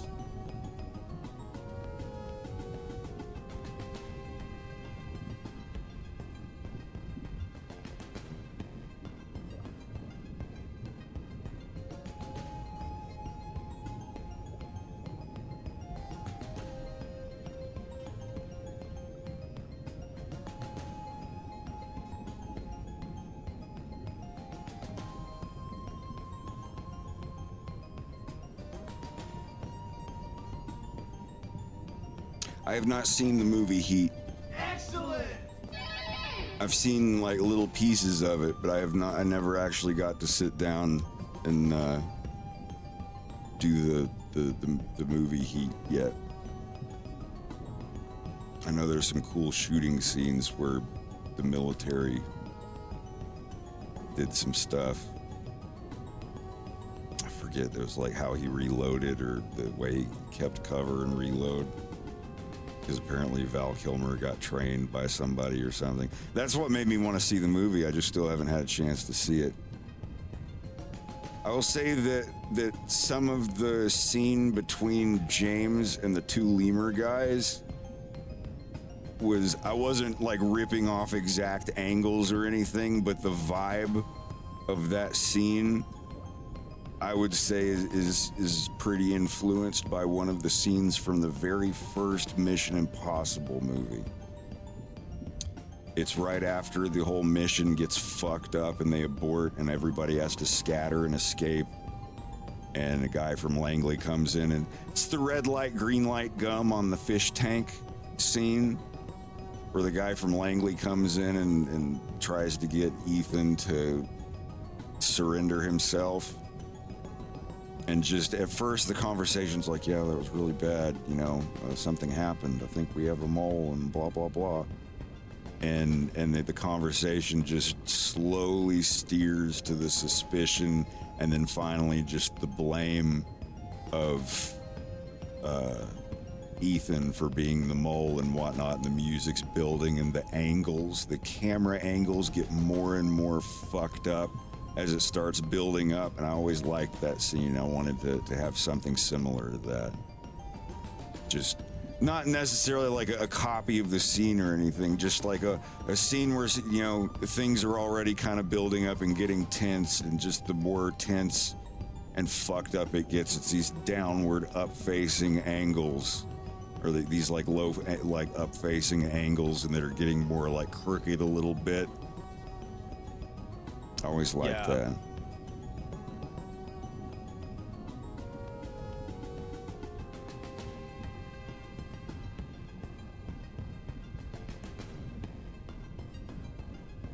Now I need to go ahead and add that to my list of movies I need to go ahead and fucking watch. I've got so many of them.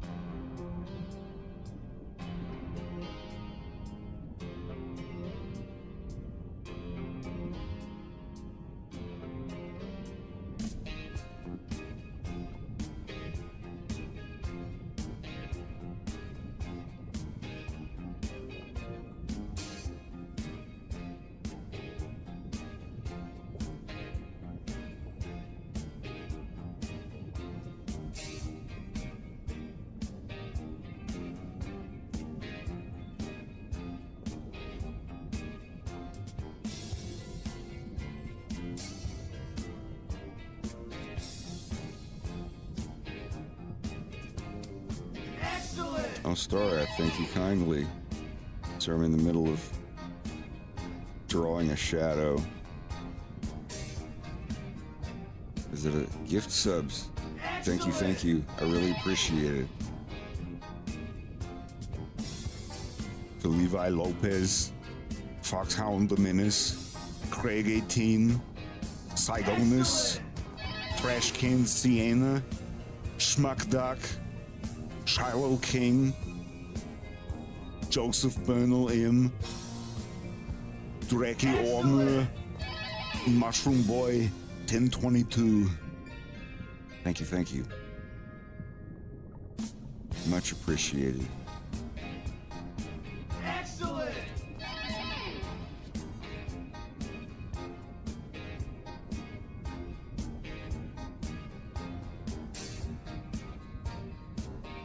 Excellent!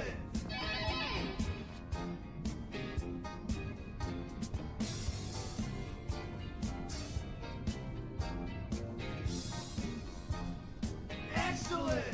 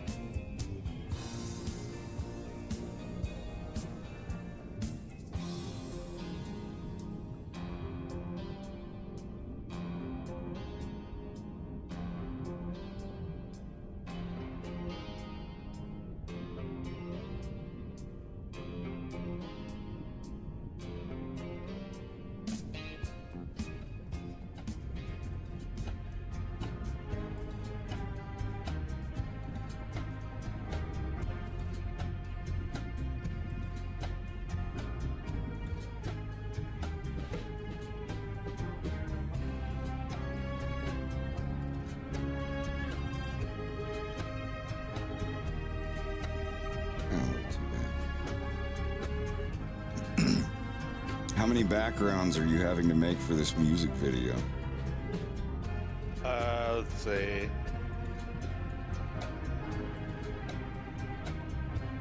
There's the bedroom, which I already made. There's this jet. There's this runway. The studio. Hollywood. The radio station. Radio station. Place for the dog to break down. Some of these are in the same file. Space. The sea. Courtroom. I don't know how many. There's a lot.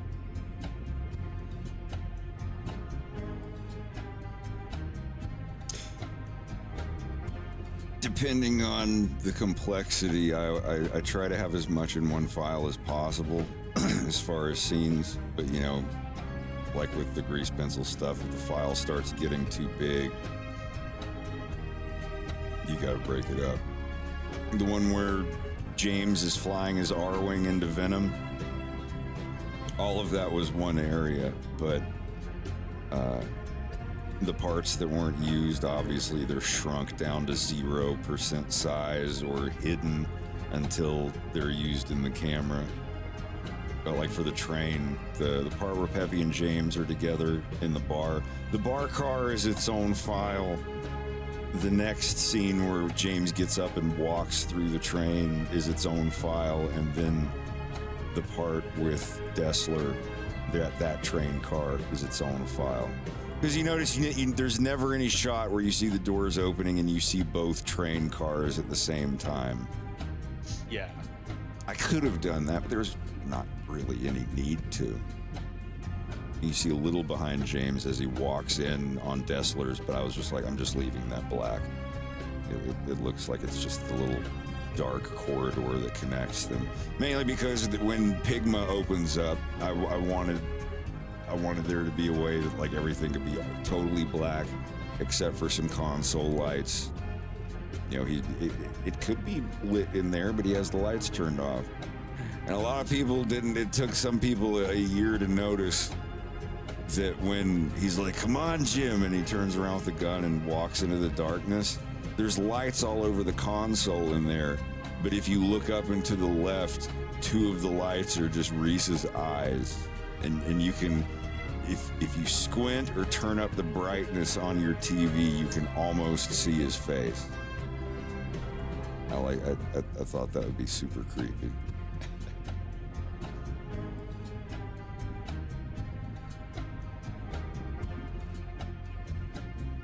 Let me see if he's actually in there.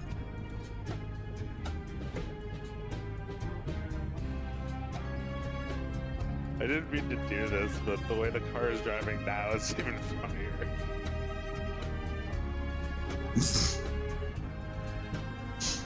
What did you not mean to do?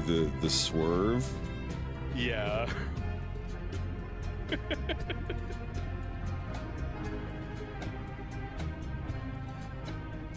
Do you have him on a track? No. Do you know how to do that? Might. Like you draw a Bezier curve and you just do like follow track or whatever.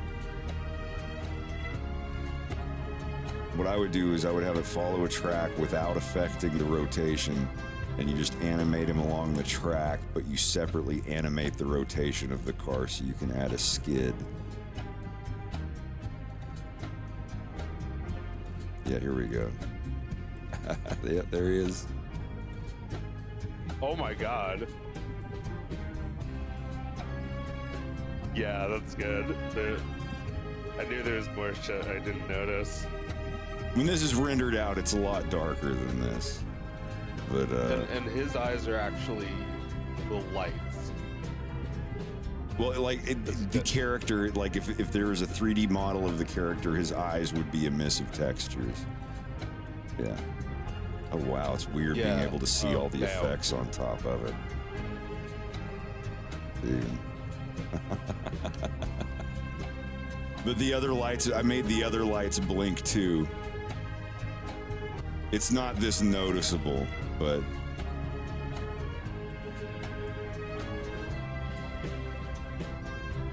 yeah, just a little bit. It's like that much. But yeah, if you look up here.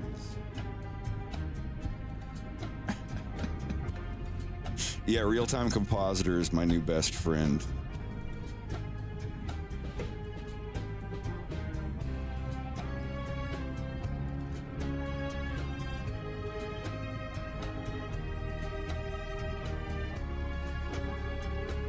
And if you notice here, it's hard to see it.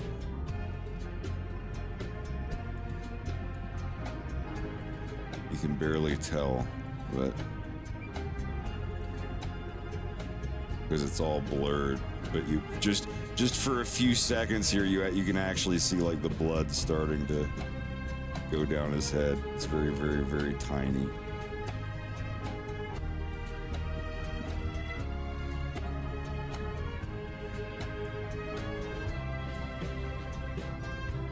It was originally going to be on there for the whole cut, but I was just like, yeah, whatever.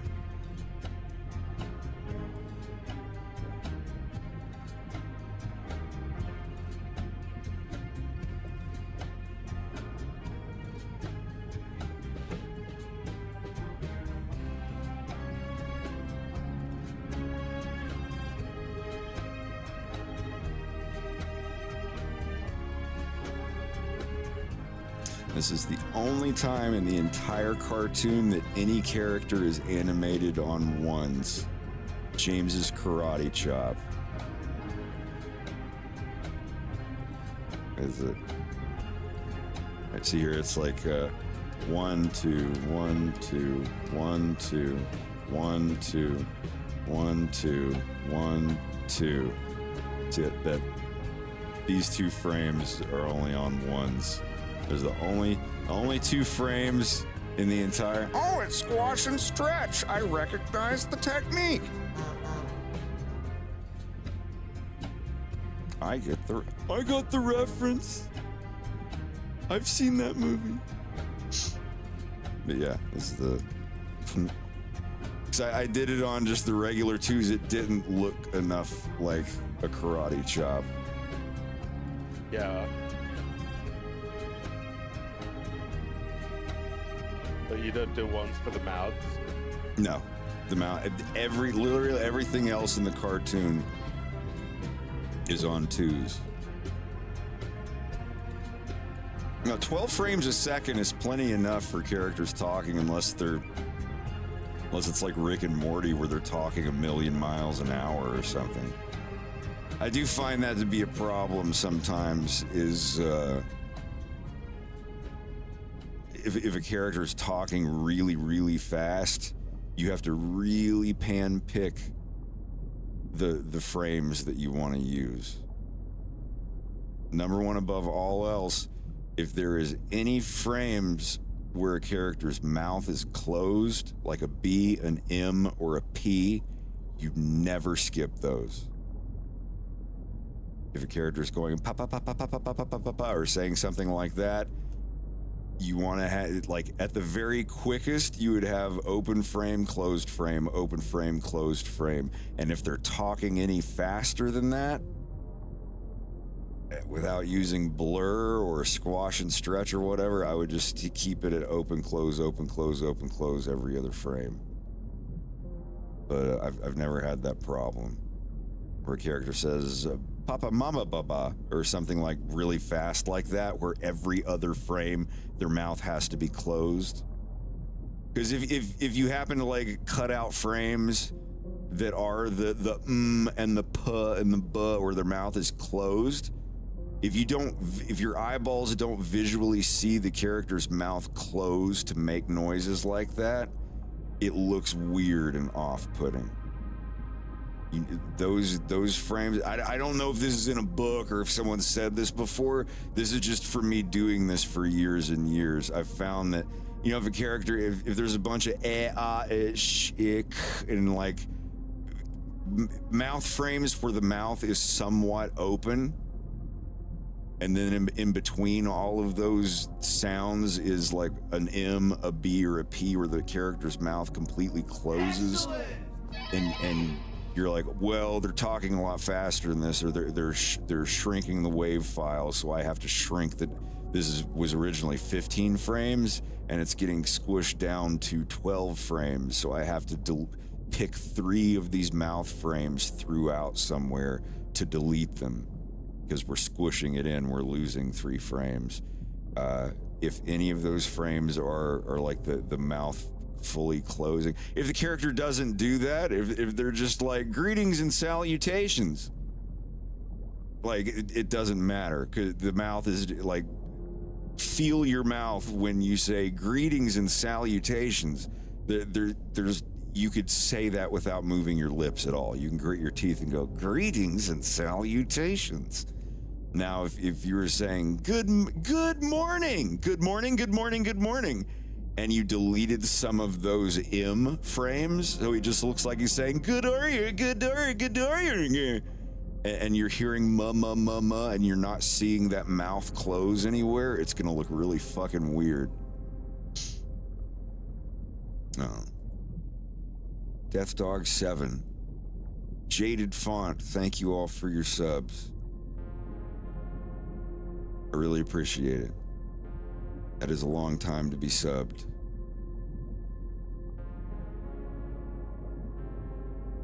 I'm sorry I've been rambling and talking about shit for so long. I've missed some of these. Schaefer73, if you're still here, I apologize. Shut the fuck up! I apologize. Here's another neat one. James realizes his buddy is dead, and right as he hears someone come in, you know, you hear him click his slingshot thing out and arm it.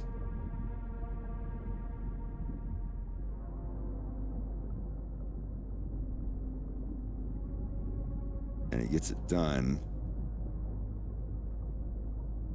before they really even see him. Like right there, that's when he sees them and starts walking over.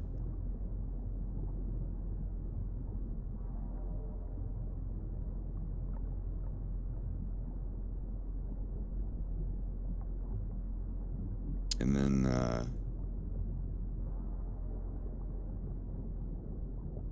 right here, when he calls him detritus and gets out his extendy baton thing.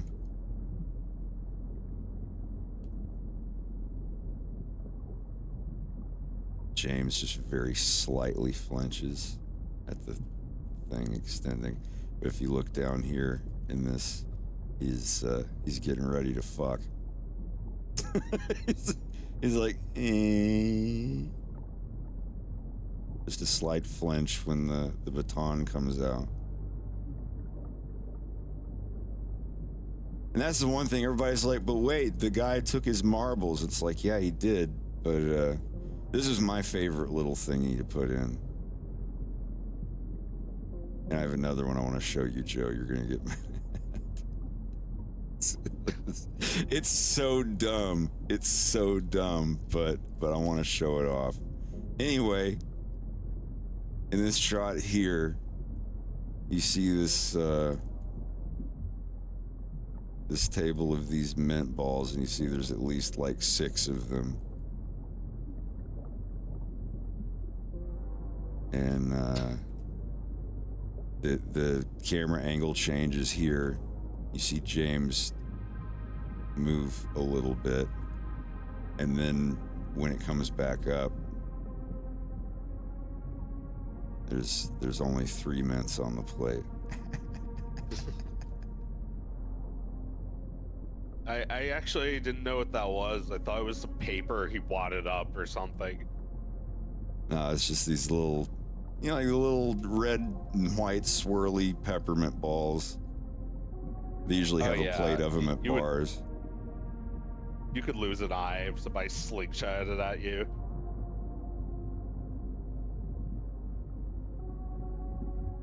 If it's fully hard, like it's the like super hard candy, and James's slingshot, like you can get the ballistic power of a low grain 9mm bullet with a slingshot. If if you have like one of the ones that you can pull all the way back, and also it's, you know, his slingshot is made out of Lilat System sci-fi special material number 93 or whatever. Yeah, I saw a dude, the Jorg guy, Sprav or whatever his name is, I can't remember. He made a slingshot that hit his targets. They shot it with like a low grain 9mm subsonic round, and they like it actually hit it harder than the bullet did. I don't know how much of that was doctored, but when I watched that, I was like, okay, James is getting a slingshot, because he always had a hook hand. But then one day I was like, what if that actually doubled as some kind of slingshot thing? And I thought it would be badass. But yeah, that's the other little funny thing in this scene is the peppermints. But yeah, let me play this on stream on Audacity.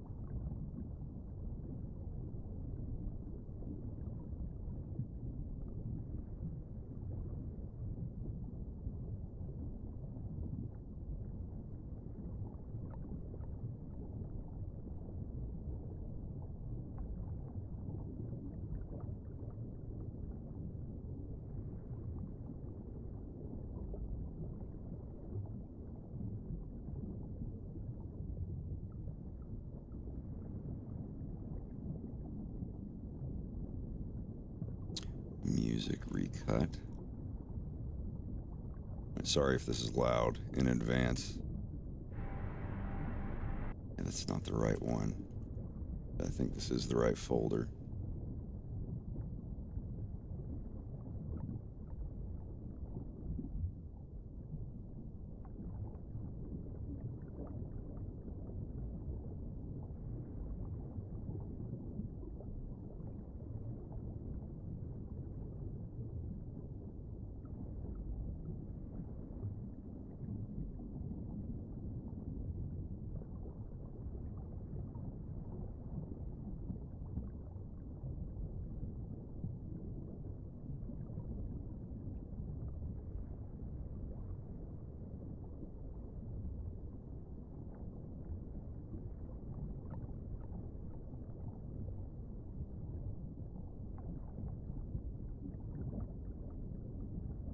Sorry, Greg just brought me a mango.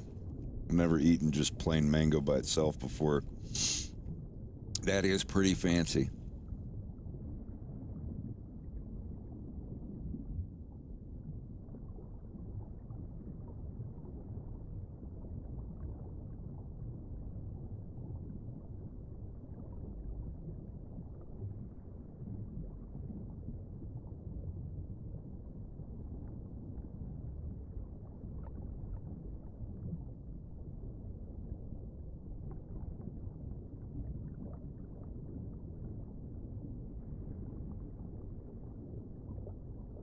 Where are my projects for Audacity, though?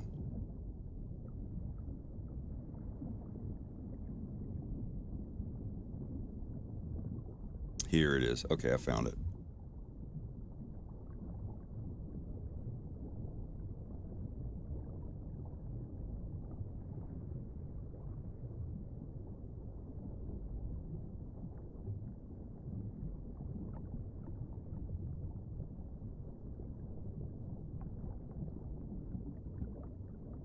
All right, yeah, I'll have to get this. I gotta bring up Audacity.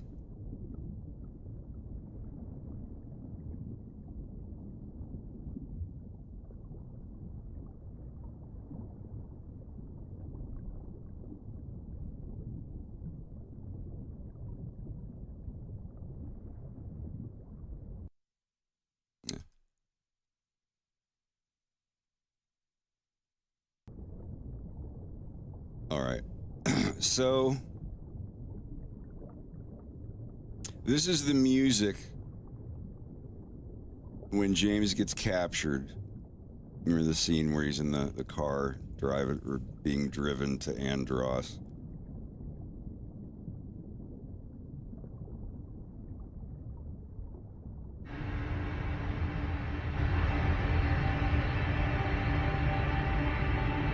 I'm sure you remember the music if you've seen the episode. This is where Andros is on the hologram. And James is chained up in the back of the car. Just this really creepy, disturbing track.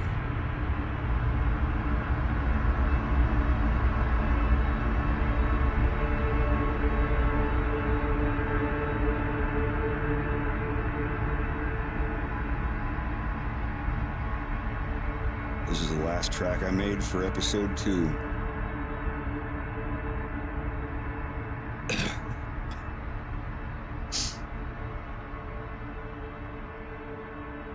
And you know, it just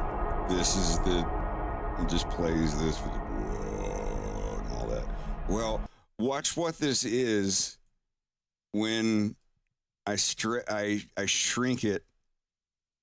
I increase the speed by 3,000%, and I'm going to play it again.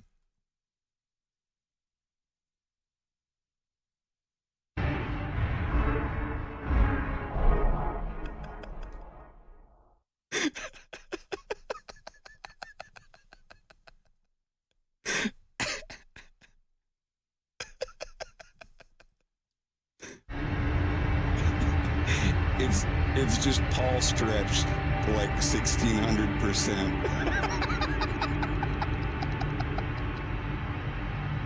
Yeah, there's a couple other things too. I won't say all of them, but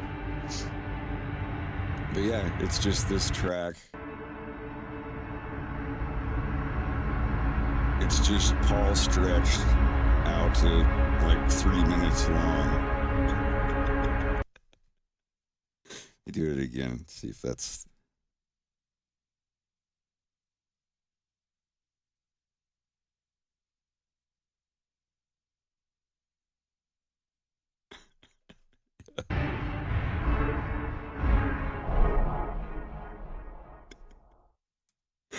It's when your R-Wing crashes in the Super Nintendo game.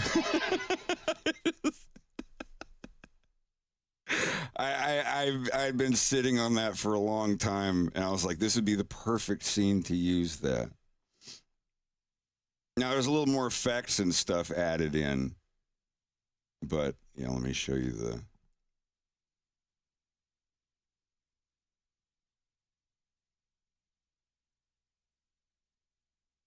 Let me find the actual file for that. Excellent! Yeah, that's the anytime your R-Wing crashes, that it plays that little ditty. It's the Star Fox version of where is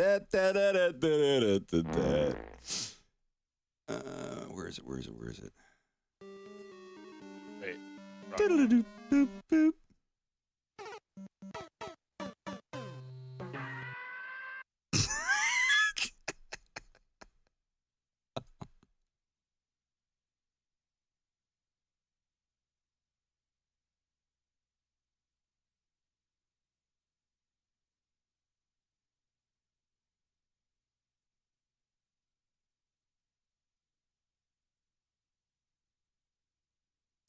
Well, I thought it was going to show up.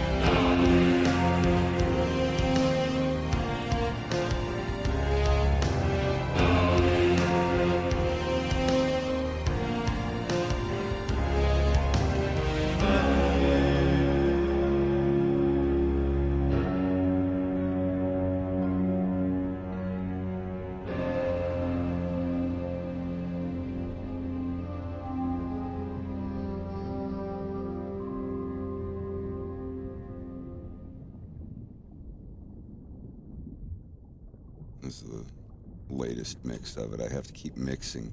It's called mixing. No.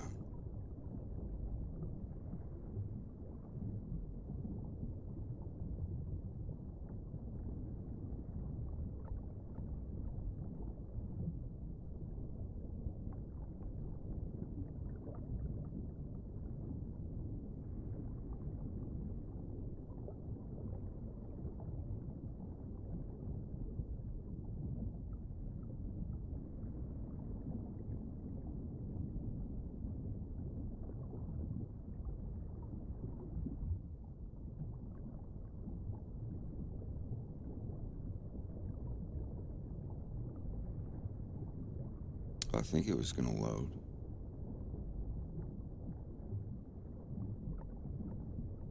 No, sharing the theme song is not a spoiler.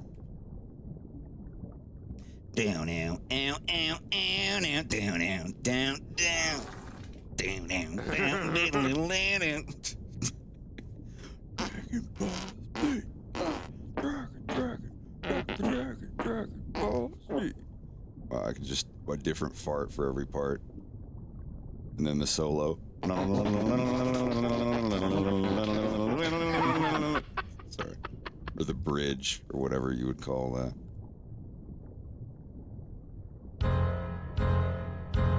I hope I don't have a memory leak this time.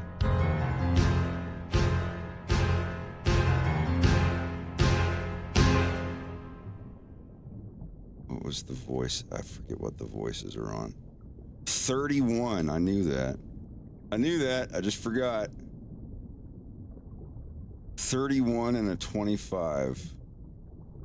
Yeah, this is my FL Studio project for the theme song to the Violence.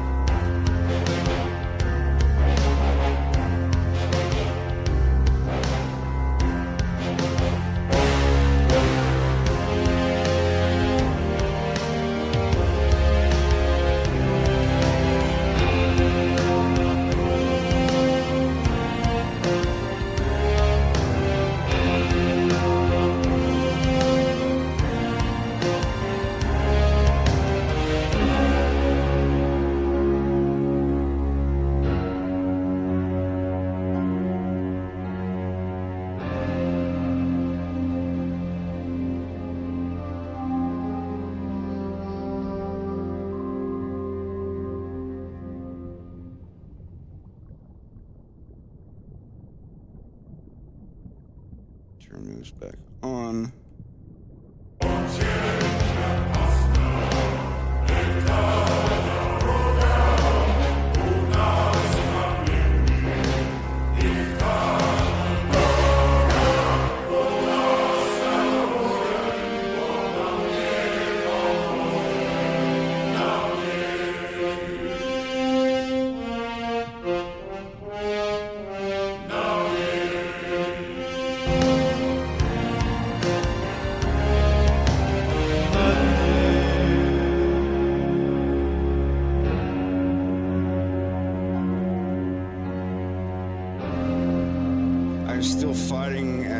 With myself on whether it should be at the beginning of the episode or the end of it, but I guess it just depends on what happens in the episode.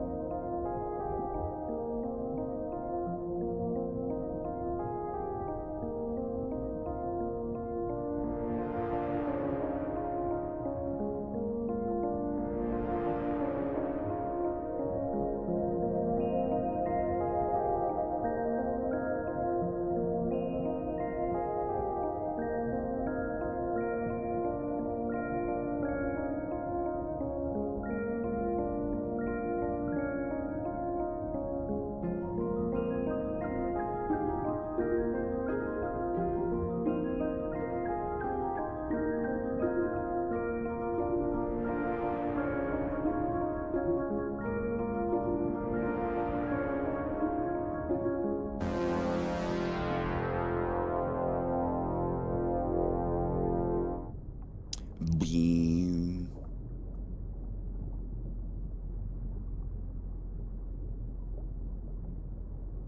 Yeah, the theme, it's just me and my friend laughing. He did like 3 or 4 voices, and I did 6 or 7 voices, and we just layered them together. I thought about going to an actual choir place and paying some people to do it, but I want it to sound like a bunch of drunk hyenas on a submarine singing, but also with epic rock opera orchestrated music in the background. Some shit like motorcycle at night, jumping a ramp and holding a sword and lightning striking it. And, I don't know, just like submarine, like just, I don't know, like the, you know, like the intro of like a 90s kids cartoon on Saturday morning or whatever. But it's not a cartoon for kids, and it's a bunch of drunk Russian hyenas singing about things aren't looking good. If you translate the lyrics are literally, this road is very dangerous.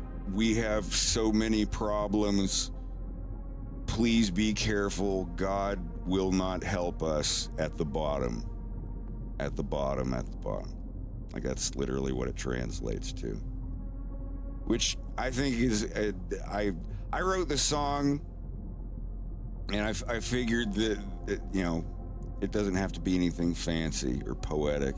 I don't know a lot of Russian, but Slava helped me add one word, and he confirmed, he was my consultant, he confirmed that it actually sounded good and did not sound like some cringy Rusky Boo wrote it or something.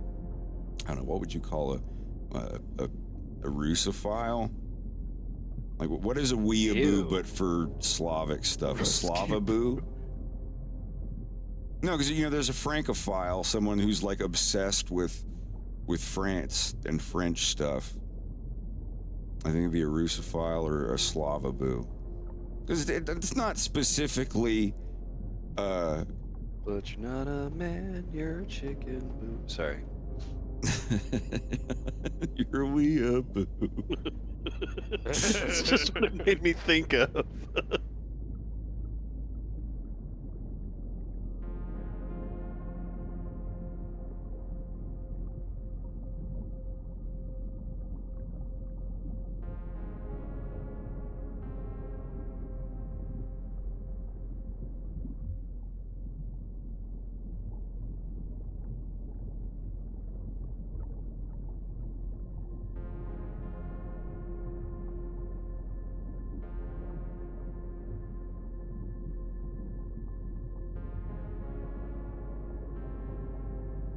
This has been quieter than I wanted it to be.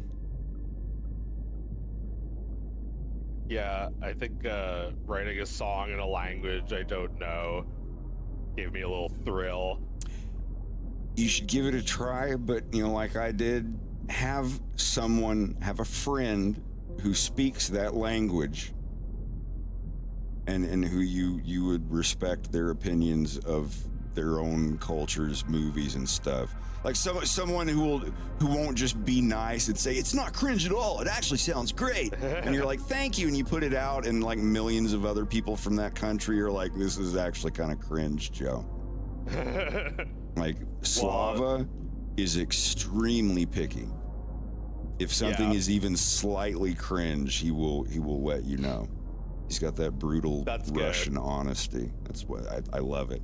Anytime I make something, I'm like, this is so cool. I got mad dopamine right now. This is like this is the greatest thing. And I sent it to him, and he's like, and then immediately lists like 8 things that are objectively wrong with it. He's like, the eyes are too close together. That leg is too long. Actual human anatomy legs, they don't bend like that. That's just blah blah blah blah blah. And I would without being like, oh, it's just my style. I meant to draw it that way. It's a creative difference, or whatever. Like, no. Instantly, I'm like, all right, let me fix that. Yep, you were right. It looks better. Okay, I'm gonna change this.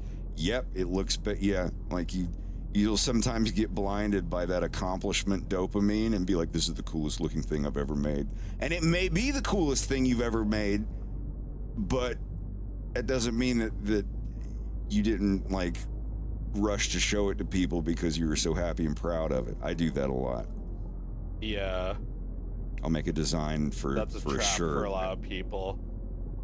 and show it to somebody, and they'll be like, that looks really good, but you're going to want to change this and this because that's not going to show up on a shirt. And it'll be something I already know, and I was just too thick-headed and full of my accomplishment to notice it and be like, no, you're right. Fuck. I almost ruined myself. But yeah, you when you draw something at the end of the day and you're like, this is so good looking. Like this scene here with him and his wife and little Fox, I was so scared of that. I don't want to draw like furry kids and furry babies and diapers and stuff like that. And I'm like, well, he's gonna be like 3 or 4, so you know, and it's a family.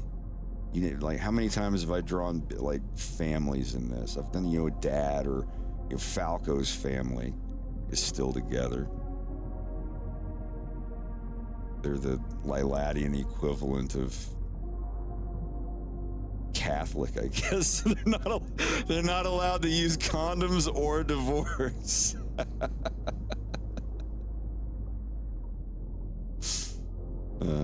But anyway, I was really happy with how that scene turned out. I was afraid that Fox was going to look weird. I was afraid that his mom was just going to look like Fox with bigger eyelashes. But, you know, because I can't put like red lips and giant boobies on a cartoon character and be like, there, it's a girl. But at the same time, Fox has to look a little bit like both of them. And I think it worked out. I think they look fine. And, you know, they're only like 21 years old here. Was Falco hatched, or was it a live birth? They don't have eggs. Look, the lizard ladies have boobs. Think about it. You know? Yeah, you're right. I'll do it like... like you maybe you didn't have to actually Tunes, answer that. No, just like, you know, maybe in Looney Tunes or something. But imagine like oh, it's a girl or whatever, like, or a boy or whatever, and it's the doctor holding a sonogram thing up to a giant egg that Falco's mom is sitting on and reading a magazine and getting her hair done or something. Like if my you have to admit, if my cartoon went with that, it would completely rip everyone by the head of their hair out of the immersion of the show. Things like lizard people having boobs, you can automatically assume right there, like, oh, well, they're humanoid. Remember, they have fingernails and they talk and use their eyebrows and whatnot. I just feel like certain aspects, like if the horse people had hooves instead of feet, or even further, like the finger hooves, or what, like I can see that in furry porn, or in like a cartoon where like the whole animal meta is like really on the nose, like bird people fly to work instead of walking, and, you know, goofy shit like that. But like in this cartoon where the characters are pretty much just as human as they are animal, I don't know, that's the way I look at it. It's like a nice even 50-50. They have hands and feet like a human. Their head is very much an animal head, but with little human characteristics. They got eyebrows. Their teeth, while they might have the same number of teeth as a fox, the teeth are arranged in a very specific way that kind of look like a human jaw that's been stretched out. But they do have tails. And I don't know how to explain it. It's a feeling, not really a paragraph that I can recite. I think we get it. But yeah, like I was saying how I like in Dog City they have like hands that also look like paws, like it's kind of 50-50. In the cartoon, the animated one. Yeah. I don't mind that. If we looked at James's hands, like he'd have fingernails, but they would be like more claw-like. Like they'd still be mostly flat, but a little thicker than regular nails because they're meant to grow out and be sharp. Like if you see Wolf, even in episode 1, Wolf's fingernail claw things stick out really far. He lets them get out that far. But it's like a grooming thing. Andros just has regular human hands with fingernails and fur coming up to the back of his hand that far. I just like that. Falco's feet. His legs and his feet. Like from under the knee, that he would have, like featherless, like yellow chicken legs. I thought about going all the way down to the ankles, but it just made him look like something from Monsters Inc. And so, like under. Give him to me. Down here, Falco would have kind of like the scaly bird leg shins or whatever. Not that you'll ever see it though.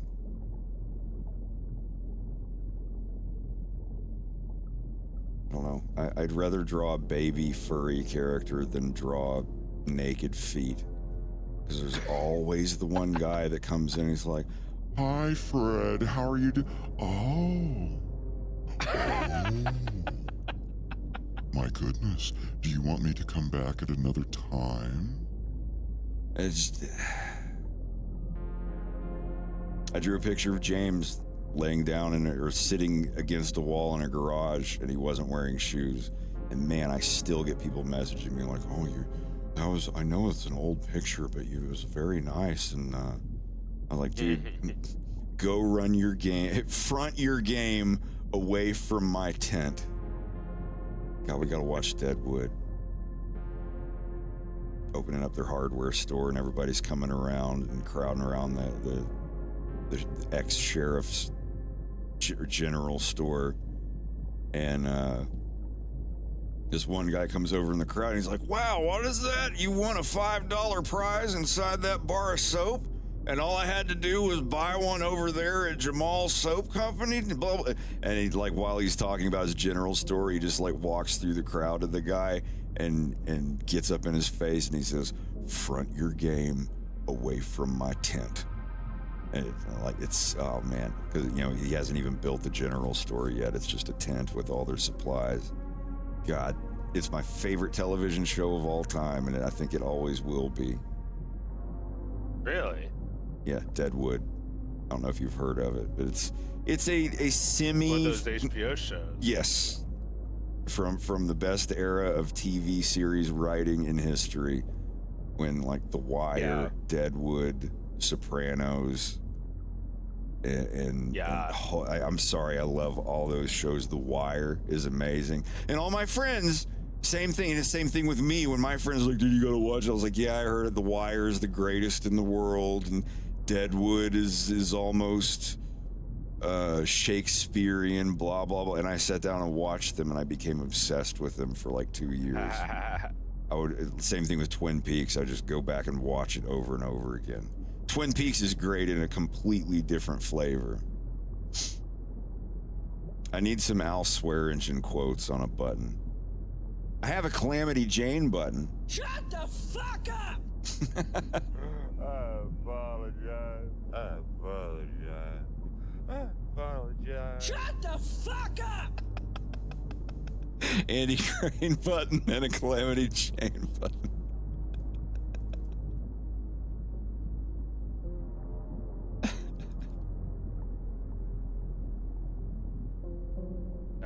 I don't have any swears on my soundboard because sometimes my nephew plays with it. Although I was like, "Here, press a button." This was the first one he pressed. What's this? A joint? You could just be like Bugs Bunny pointing to his elbow in health class.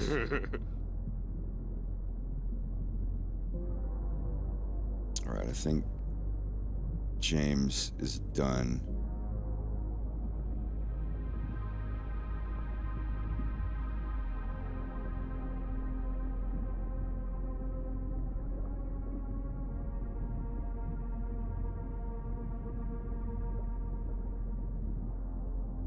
We call that a joint.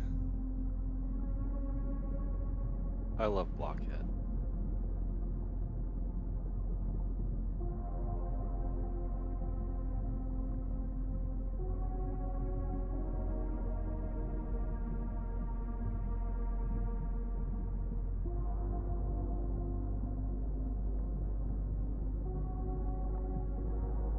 Release the bong.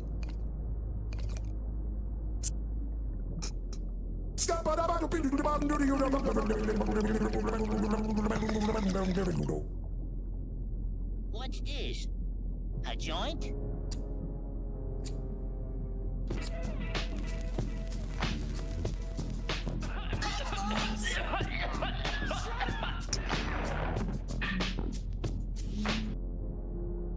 It's for Fox in space, man. Flip the whole brick into an empire. Stop playing with me.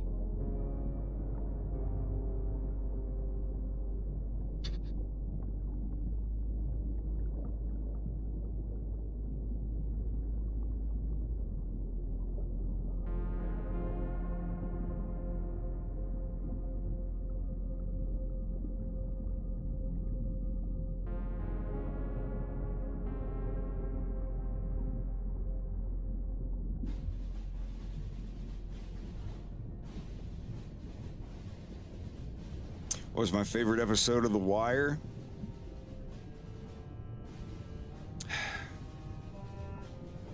Should I deafen myself? No. I don't know, really.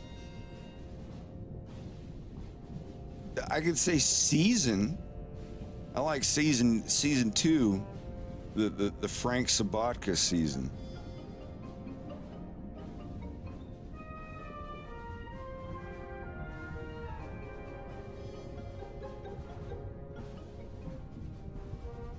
I was listening to some of that interview you were talking about. What's his name? The kid from The Sopranos. He's like never seen The Sopranos. Yeah, a lot of people in show business don't watch their own movies and stuff. But I'll be honest, like when I got done with Fox in Space episode 2, I thought I'd just every week I'd just be like, I'm gonna go sit and watch it again. It's like, nope. I watched it 3 or 4 times a couple nights, and now I don't even want to watch it anymore. I just want to get the next one done. So I hear about people all the time saying that they don't see their movies when they're done. Some people are like that. The whole like your best role is your next role. Don't dwell on, oh, this was it.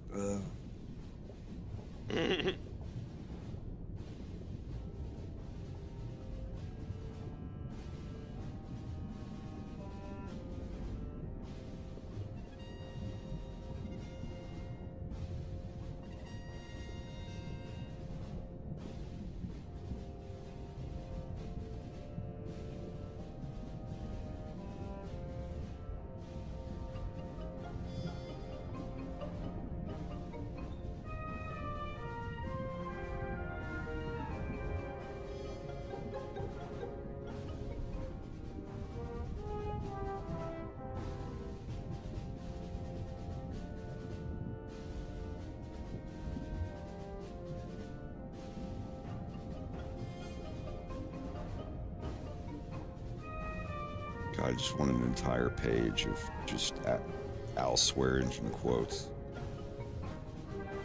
And Mr. Wu.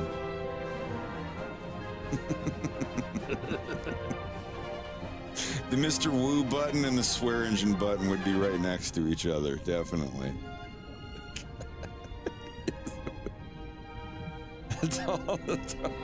Yes, Wu, the tall San Francisco cocksucker.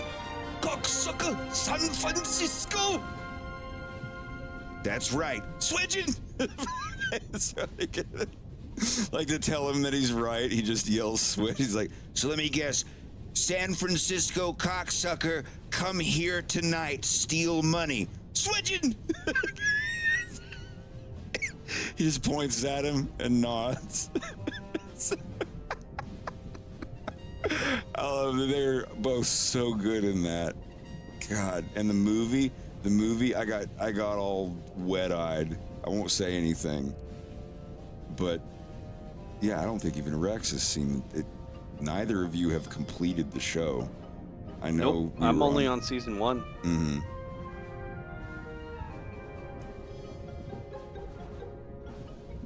We got up to what, season 4? No, it's 3 seasons. You got to the beginning of season 3. I'd love to start it over if Joe wanted to watch it. Which one, Deadwood? Yes. Well, which one are we going to watch first? Yeah, Deadwood. We should. I should have an HBO night where we watch 2 episodes. Watch an episode of Deadwood and an episode of The Wire. And then the next night that we do it, we'll watch another episode. We'll watch 2 episodes of Deadwood or 2 episodes of The Wire, whatever y'all want to do.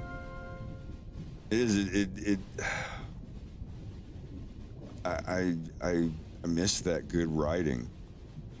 I've not seen anything since then that's worth a shit. Deadwood was so freaking good. It is. It's amazing. I want another Mandalorian season 1. That was another one. Like Mandalorian. Holy fuck, that was so good. And season 2 was at least just as good. Greg and I both got a little misty-eyed at the conclusion of that. And then, I don't know what happened. Season 3 just got goofy, and I didn't like it. But, holy fuck. Yeah, I could go back and watch Mandalorian season 1 and season 2 anytime, over and over again.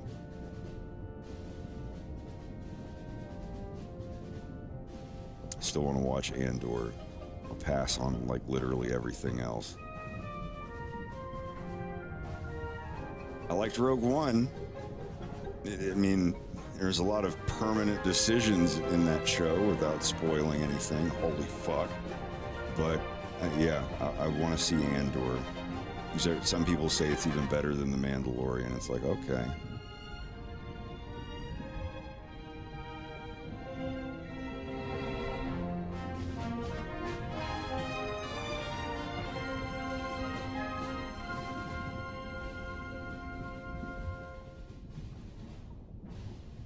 I want to play this whole song. It's actually really good.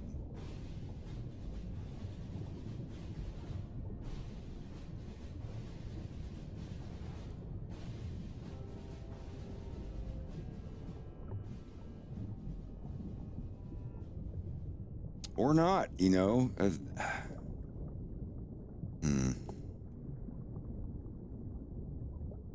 don't have the second ignition. God damn it.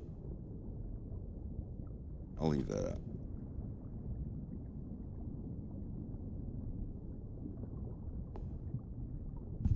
Any Wild Arms fans? Oh yeah, I've never beat it, but I Wild remember that. Arms second ignition. The soundtrack. I mean, it's got a bunch of, like, this medley I'm about to play has a whole bunch of the main themes from the game. Like, you'll recognize them, but this track on its own is pretty great.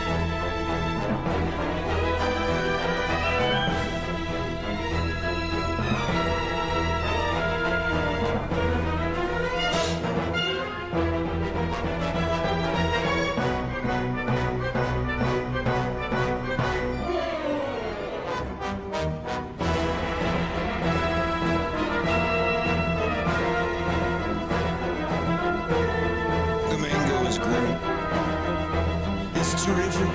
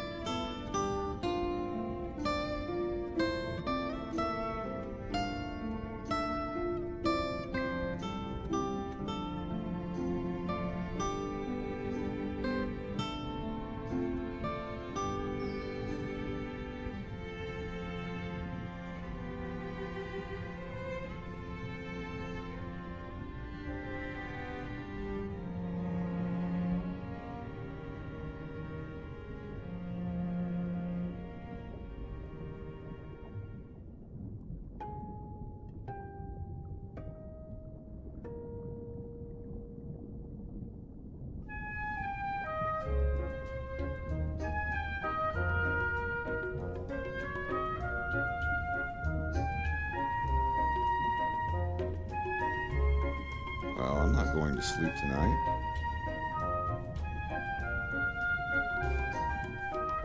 What's up? It's just this.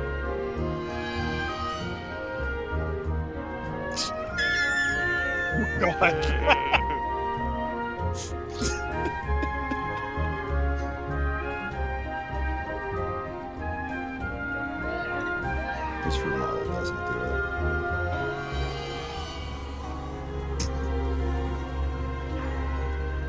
I'd love to incorporate graphical glitches like that into the actual animation of the violence. When a character's having like a total breakdown and seeing unspeakable horrors. Just animate actually what the glitches of the the bone armature does. Just people like their eyes coming out, but adding like blood and tendons and stuff to it. Jesus, that would be wild.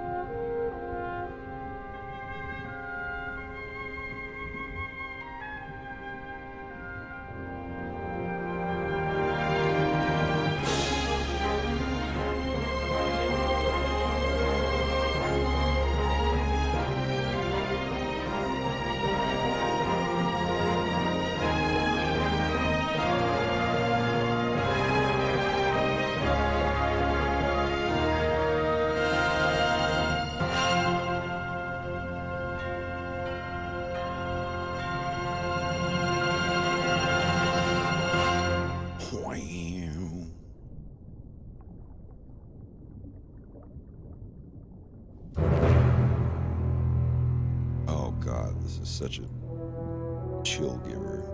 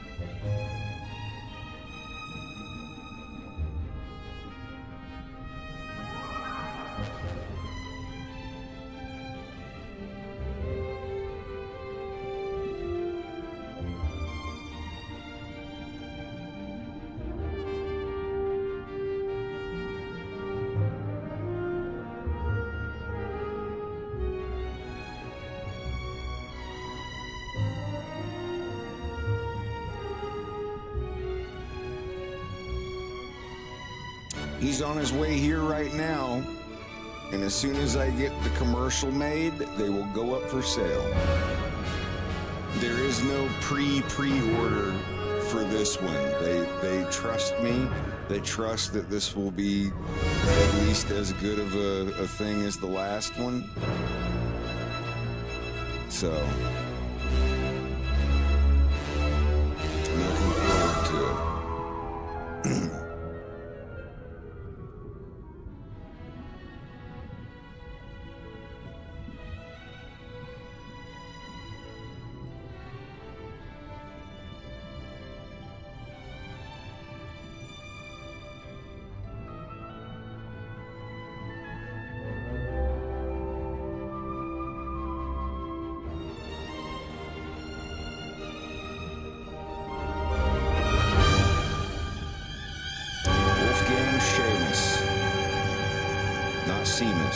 Seamus. Have some culture. I got culture, motherfucker. I'm a yogurt factory. Look at all that yogurt.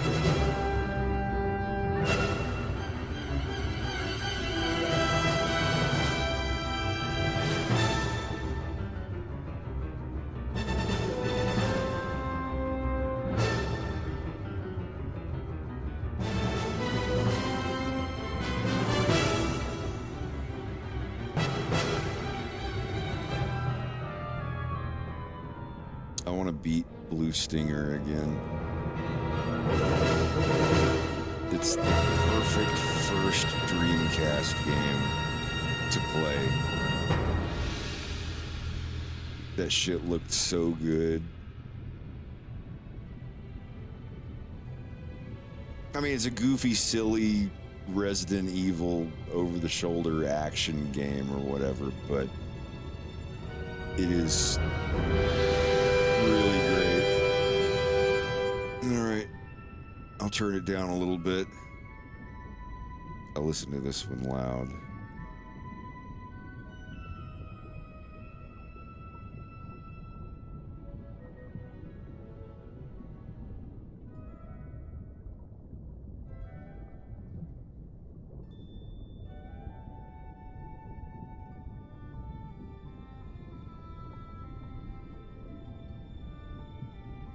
Well, I wanted to give him a name that was still Wolf, but not just literally Wolf. Fox is called Fox because when he went from Public Academy to Cornerian Flight Academy, he got picked on a lot. He got picked on by a lot of people. Dog guys, cat guys. And they all called him Fox just because, you know, he was one.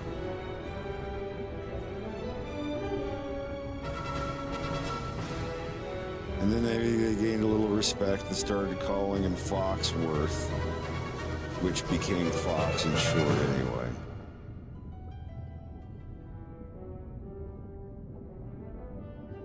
But, oh, what are the colors?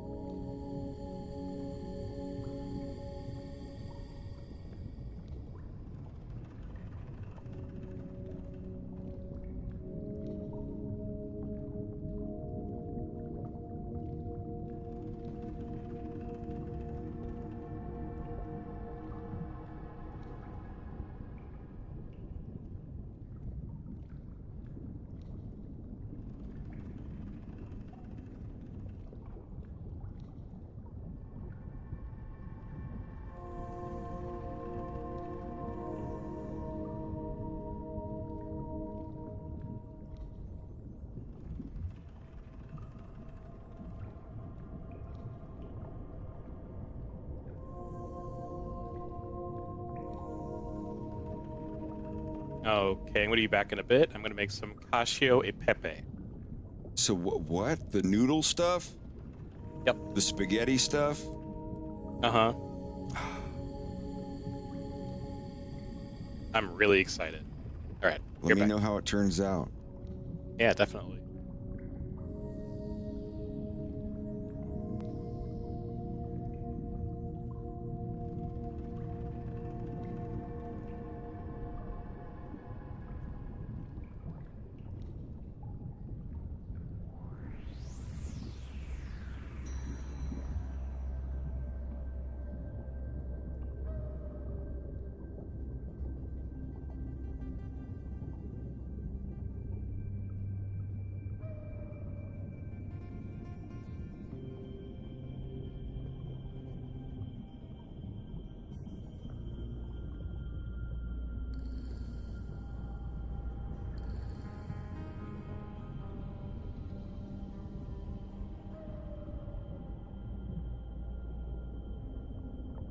Give me a sec, I have to add a roll.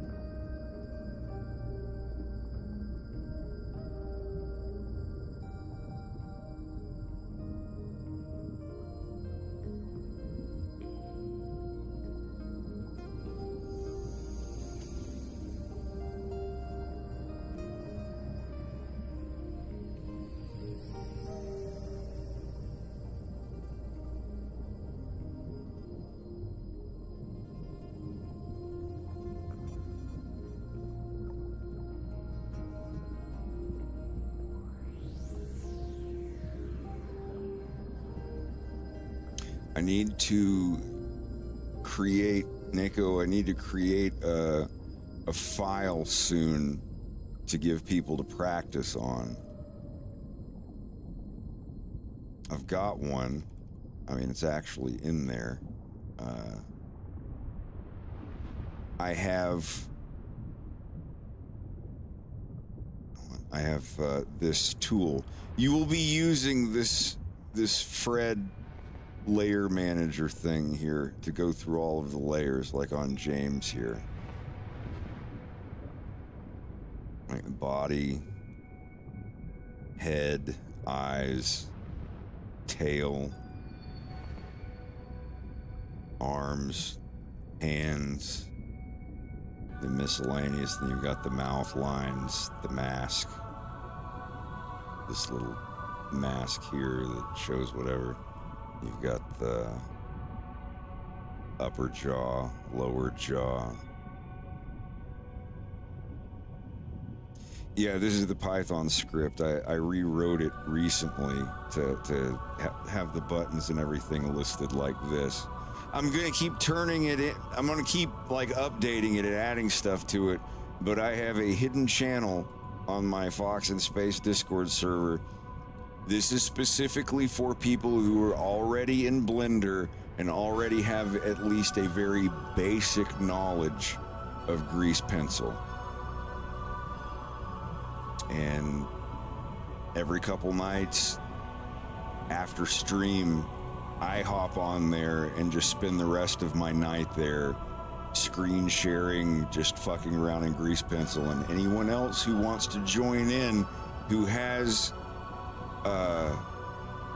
like a very basic knowledge of grease pencil, at least. If you've already fucked around with grease pencil and you know like what layers are and how to, you know, what materials are and all this stuff, definitely hop in there. Definitely. If you're interested in learning more and you eventually want me to pay you to do in-betweens on the violence and stuff,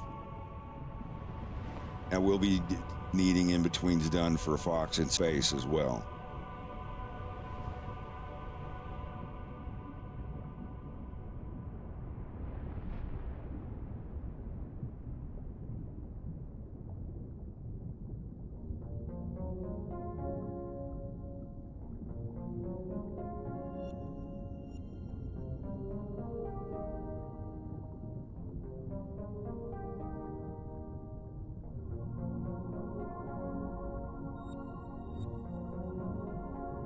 But it's extremely active, just about daily. There are a couple of very extremely talented people in there that if I can't answer your question, some of them, God willing, will be able to answer the question just as good as I could. Just like I spent a long time, well, not very long actually, I spent some time training Rex and Bubba to do the grease pencil stuff. And now if anyone in there has a question about grease pencil at all, there's a 99% chance that Rex and Bubba can answer it for them. And even some other, Blender stuff. But if you got questions about regular Blender 3D CG modeling stuff, if it's... Message! Big Texas Tony is layer selector free. Yeah, this is just a script that I made, but it only works with my grease pencil objects. You have to have the layers set up like this, and the first material has to be named this. I have a file right now. And as I told a lot of people, don't mess with the camera, don't move the orbit around or anything. It is specifically just a fixed camera file that lets you mess around with a wolf grease pencil object.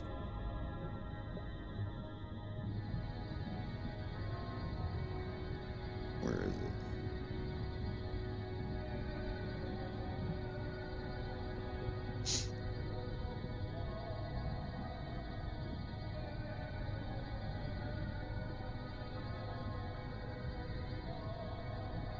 Or maybe it was in full scenes. I thought I'd moved it somewhere else.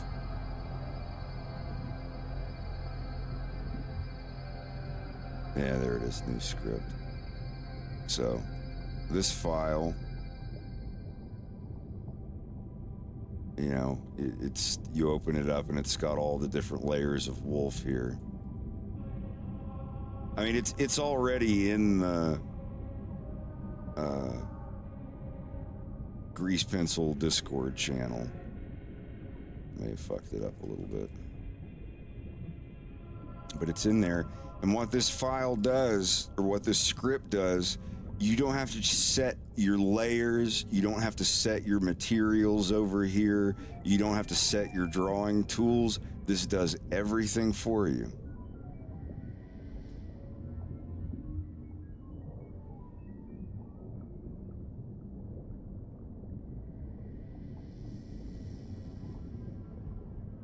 My socials. You can ask a question. That's all right. We're all about asking questions.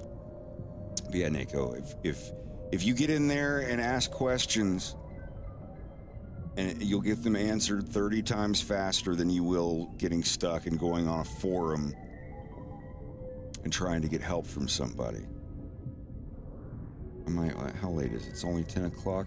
I could hop off of here and go over to the Grease Pencil channel right now and screen share what I'm doing.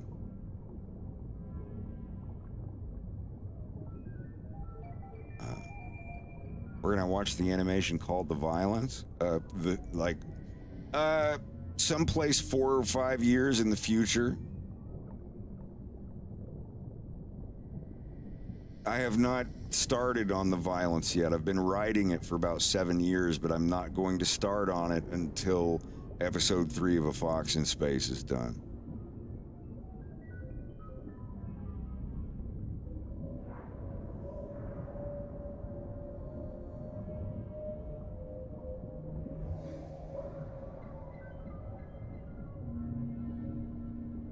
Here, I will update this a little bit.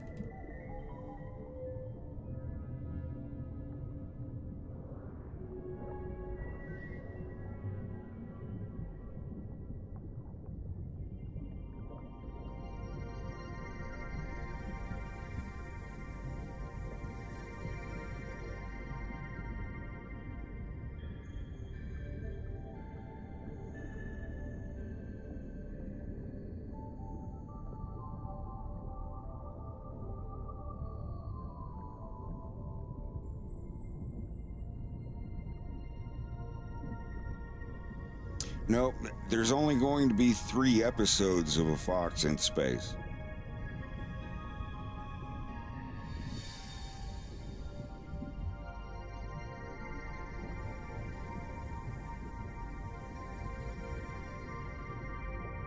But yeah, I'll get this done in about 3 years, maybe less. And then I get started on the violence. The episodes for the violence will be a little bit shorter. Regretfully so, but you know, it depends. If by the time I start on the violence, if I have 10 people fully trained in all the grease pencil stuff that I'm doing, if I have 10 people that can help, then yeah, that would be great. You know, 7 years ago was 2017. That was a year after episode 1 was released. Yeah, time gets away from us. I know how you feel. Zoroastrella was 10 years ago, actually. That was 2014 that I was working on that.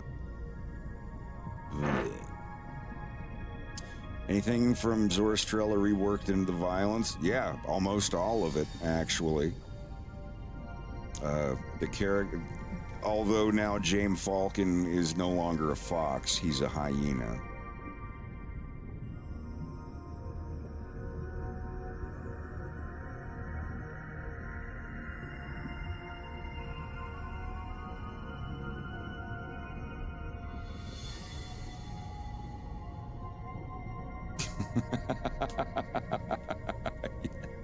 Yeah, the flamingo guy is Lonnie. His name has been changed a little bit. He's going to be one of James' friends in the Hopeton 9 Accolades IT Center where he works. Frank is Frank. He's still a wolf guy, a downtrodden ex-detective turned bail bondsman. The story's going to be a little different, but it's going to have the same vibe, the same kind of music. It's just the stories have changed a little. John Rooker is still going to be in it. He's going to be his character. His arc is probably going to be the prison arc, the one that's similar to Ricky O, Story of Ricky, or Baki, I guess, now that I've seen it. Less like Baki, more like Story of Ricky. But the main character will be the nerdy hyena guy, James Falcon.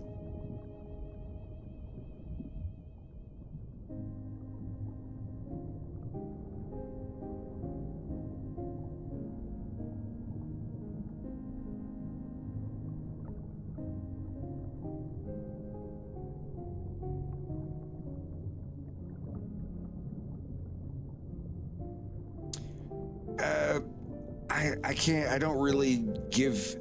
All I would recommend if you wanted good feedback from a giant server full of people who all animate and do stuff, come to the Discord server and drop your stuff in the My Art Here channel. There are plenty of animators, artists, and people in there. Here, I'll get you going here in a sec. Whisper. Just read the rules and follow the directions, and it'll pop you in. There'll be a channel called Your Art Here.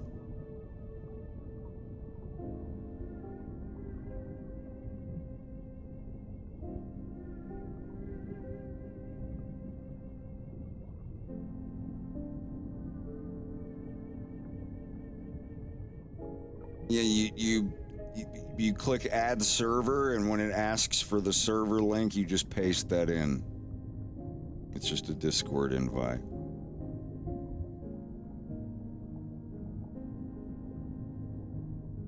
Dan Wheel, if you could help Nako in the grease pencilers thing.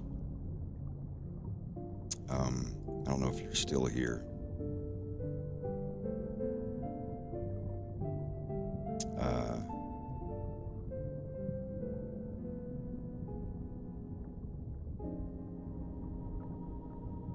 I'm trying to think. I mean, I guess I could just save this file as it is.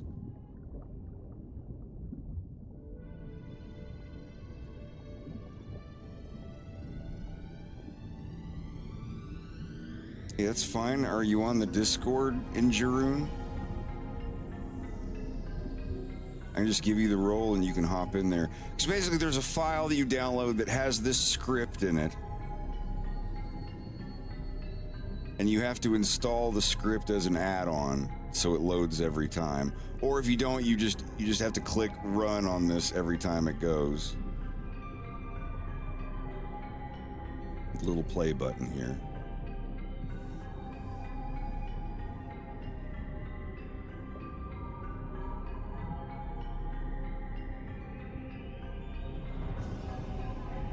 But this is my effort to get people trained on grease pencils so I can hopefully pay you one day and get my cartoons done a lot faster.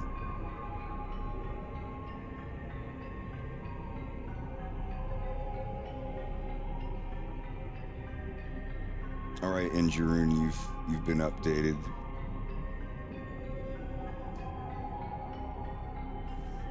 And this is if you just want to learn how to use my script and get really good at grease pencil to do your own shit, and you're not joining this room to help me at all, that is equally fine. I just want to teach more people how to use this. But later down the line, if you're tight on money and you want $100 to work on a couple in-betweens for me, you know, I'll be there waiting.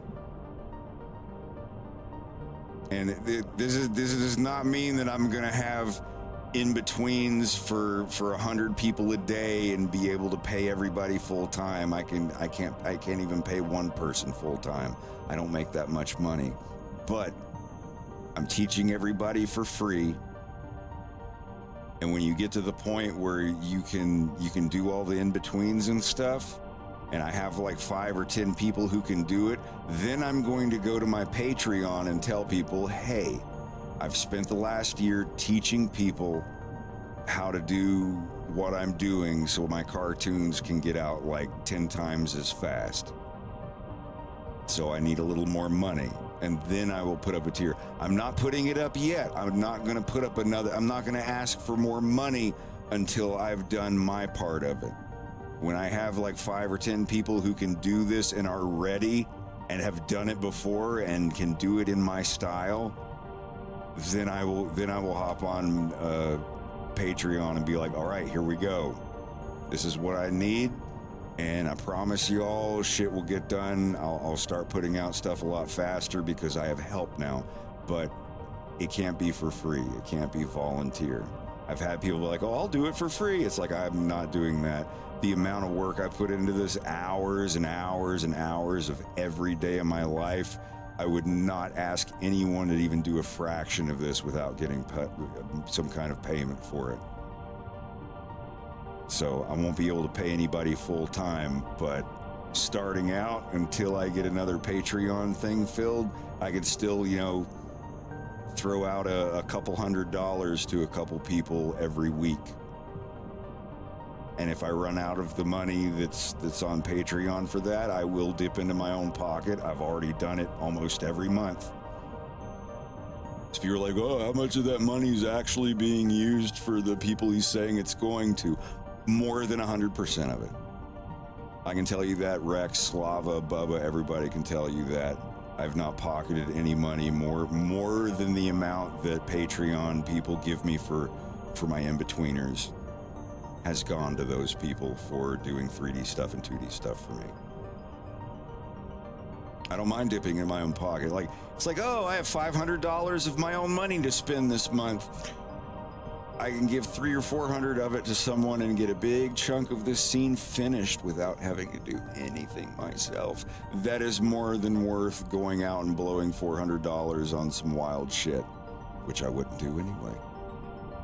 It's so much more worth it to just... Dude, Joe, are you familiar with PBS? PBS, yeah.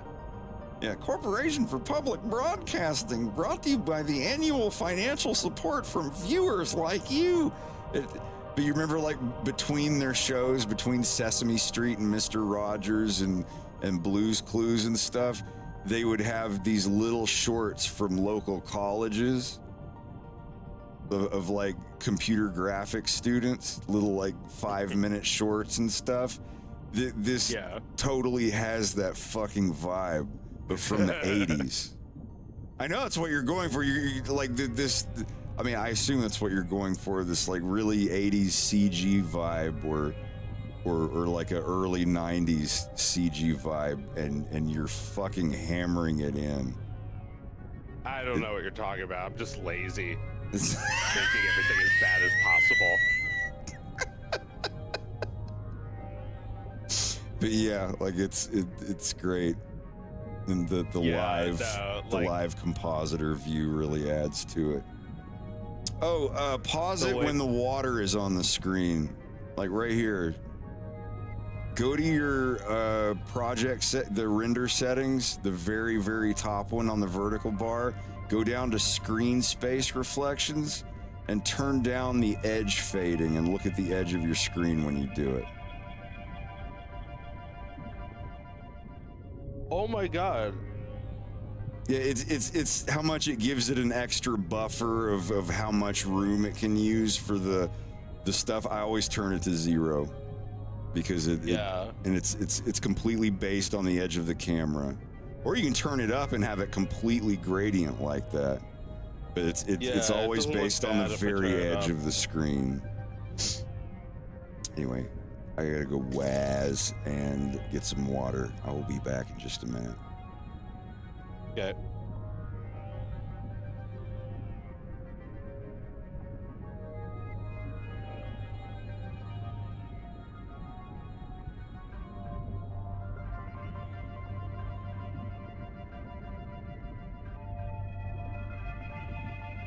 Well, Tony, Big Texas Tony, I have to tell you, you have to use Blender Grease Pencil. You have to know how to use Blender, and you have to know how to use Grease Pencil. If you want to help with a cartoon and you're a freelancer, that's perfect, that's wonderful, but you can't do it in any other program. It has to be done in Blender. It has to be done in Grease Pencil, and you have to learn how to use Grease Pencil. I've had people like, well, what if I send you the roughs? It's like, well, you're sending me the roughs. I still have to draw everything over. You're not saving me any time at all, because you're already the rough. They're not going to be any roughs. They're all the characters' models are the roughs. They are the pencil tests or whatever. But that's all that I would ask, is that you have to learn how to use Blender Grease Pencil. It's very similar to Toon Boom or Macromedia Flash as far as drawing and stuff goes.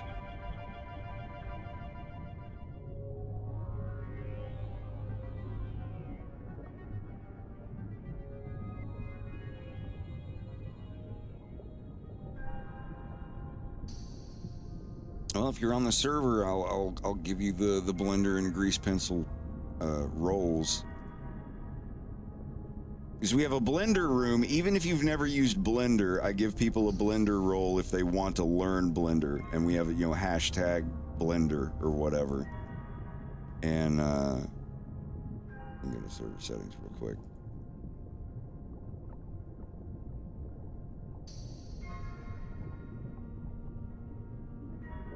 I see you.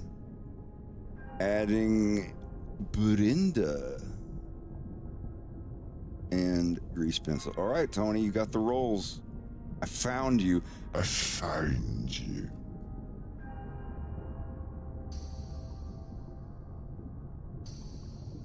Zio, I think you already do have it.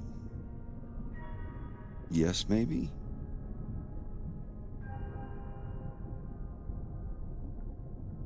Everybody's saying like, oh, can't wait for episode 3 of A Fox in Space to come out in 2039. You know, it's like, haha, I get it. It takes a long time. But I'm teaching people. I'm willing to teach you. Gorsh, what's your name on the server? I don't have a Gorsh on the server right now. My goal is by the time I'm 49 years old, I have a small army of animators that can help out. All right, Raccoon, you're added to the list.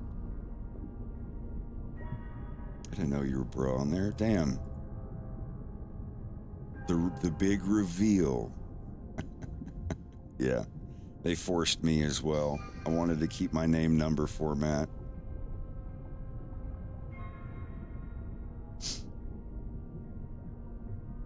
Yeah, I can't just hire a bunch of grease pencil people. Like this is you have to learn how to use my set of tools, and I guarantee you there is no set of tools for Blender grease pencil that is better than what I use. I am 100% confident in that.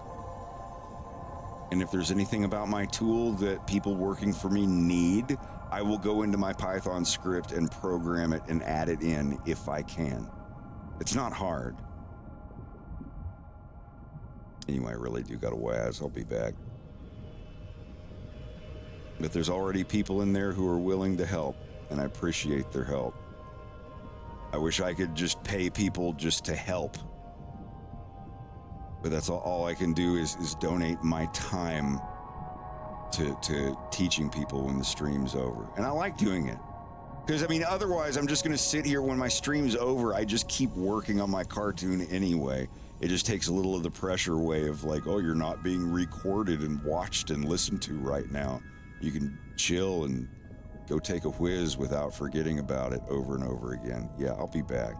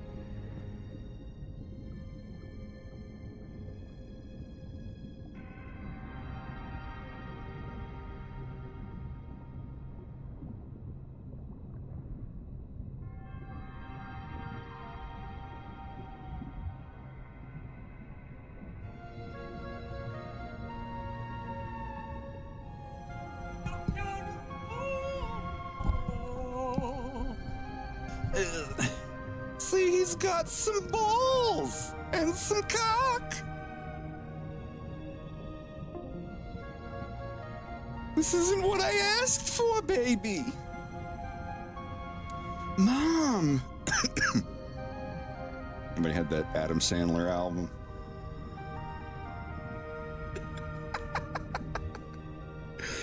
I apologize.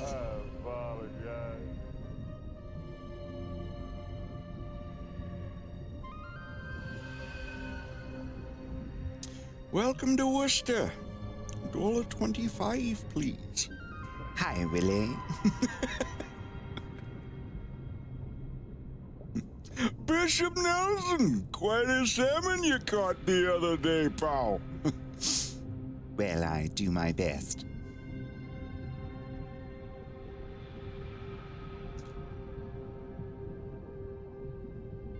How much is the toll, please? $1.25, Bishop. $1.25, Willie.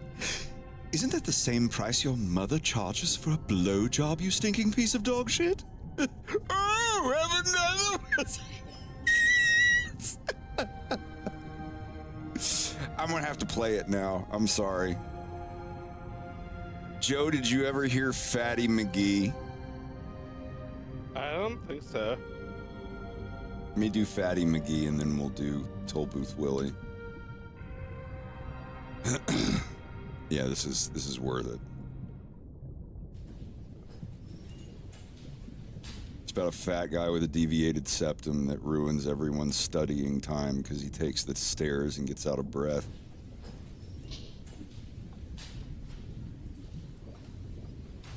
Miss Murphy is such a pain, man. We just had a test a week ago. Now we gotta take another one tomorrow? This sucks. And it counts for 80% of our grade. Well, we better study our butts off. Well, we came to the right place, the ever so quiet library. Okay, enough talking. Let's study. Right.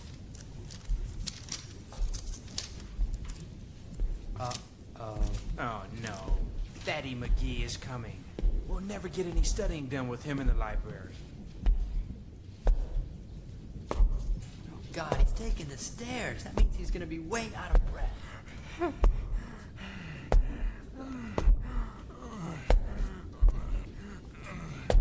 Oh no, he's gonna sit with us. Hey, fellas. Studying for the big test? Yes, Fatty, we were. Great, I'll join you.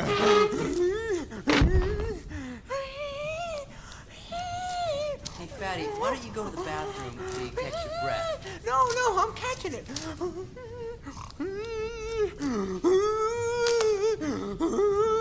Okay, Fatty, but try to keep the wheezing level down. We gotta concentrate. Sure, no problem. Oh, man. I haven't heard this sound. I didn't know what it was This test from. accounts for 80% of our grade, you know.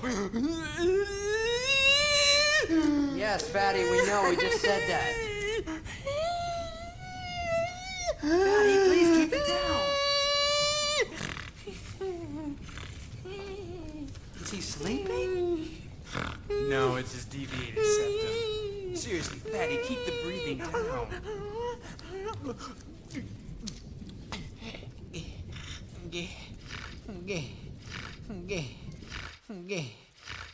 Oh, jeez, Fatty, come on. What's wrong with you?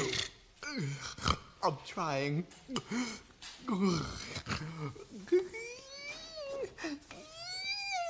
Fatty, you know what's gonna happen. Stop breathing so heavy, please. We gotta study. Oh, no, that one's gonna do it. Fatty, the fire department thinks the fire alarm went off again. Fire, clear the building. Sorry, Fireman Ray, it's not the fire alarm. Fatty McGee, is that you again? Yes. Sorry. Didn't we tell you not to take the stairs anymore? But I like the stairs. Why? They're fun. Oh, Fatty McGee, you're the fattest.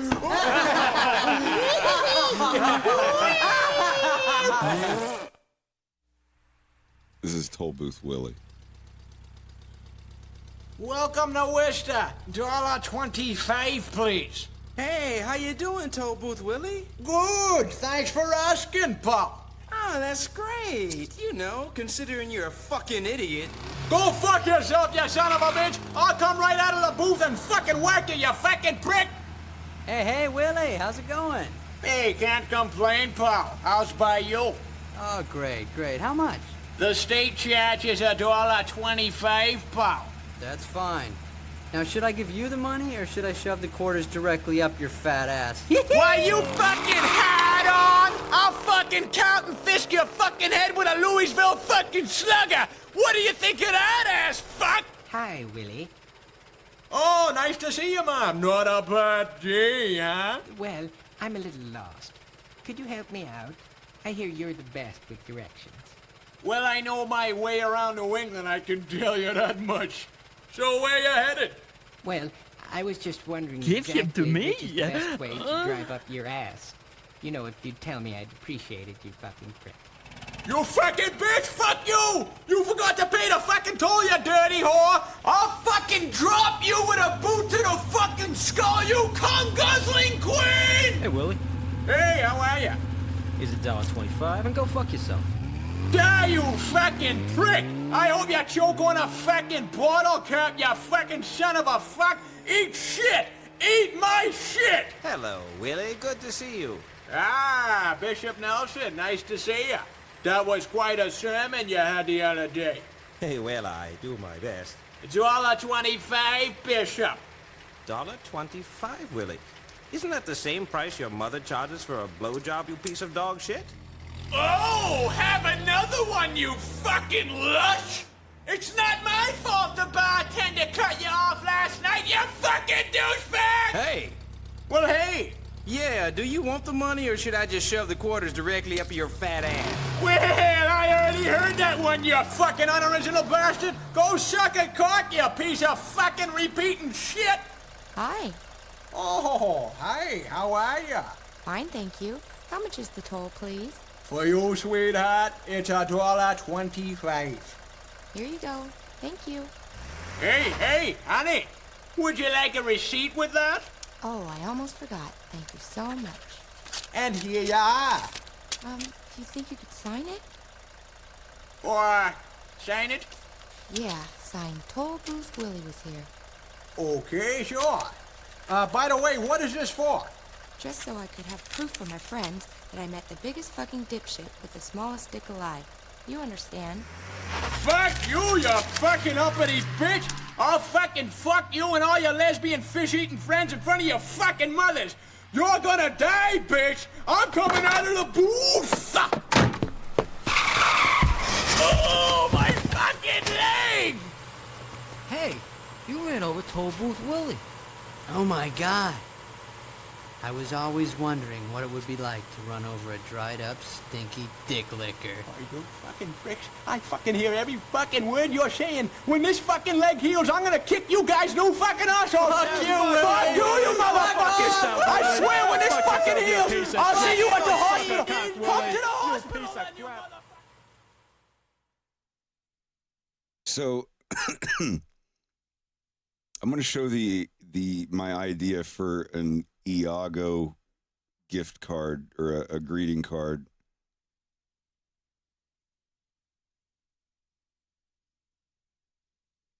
So what if you got a greeting, like I want to make a greeting card. I don't know who drew this. Their signatures at the bottom, but this is not AI. This is an actual line. This is what I want to. I already sent it to Joe. You open up the greeting card and it's this.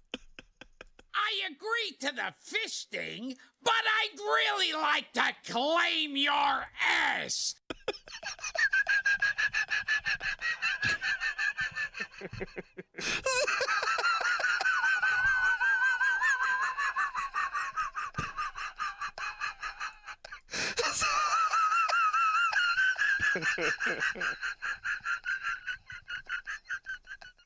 Where's my submarine bubbles?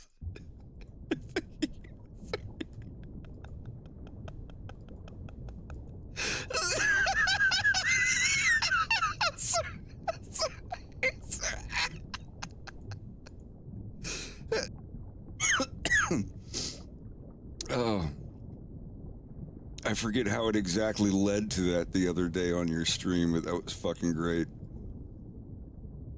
No, you wanted the so long sucker or whatever from the reprise. And I sent you the best I could do. I was like, I can take the music out of this, though.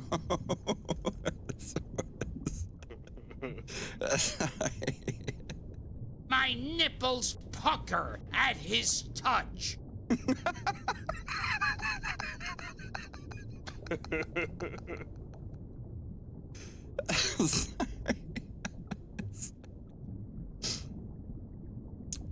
No, this is the absolute perfect time to raid. How do you not know that? Yeah, but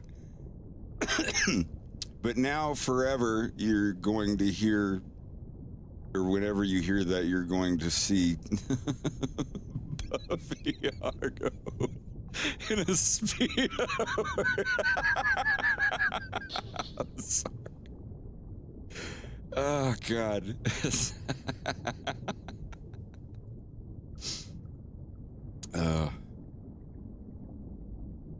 Once more, just once more with feeling. I agree to the fisting, but I'd really like to claim your ass. I want somebody to make that into, you know, the gift cards where you open them up and the little tab pulls out and it activates the voice chip. And just, I don't know, who would I send that to? Bill O'Reilly. Find me someone who would enjoy it more.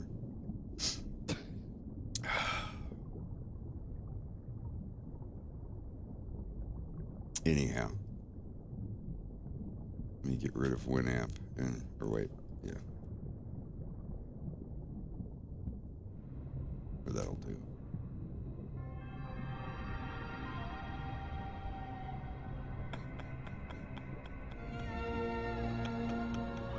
That would make the best Valentine's Day card. Sorry, it was the only, I looked up Aladdin, Iago, buff muscles, and it was the first thing that came up. So I was like, okay, I'll take that. Whoever drew that, like, hey, I guess it's the sexiest picture of that character I've ever seen.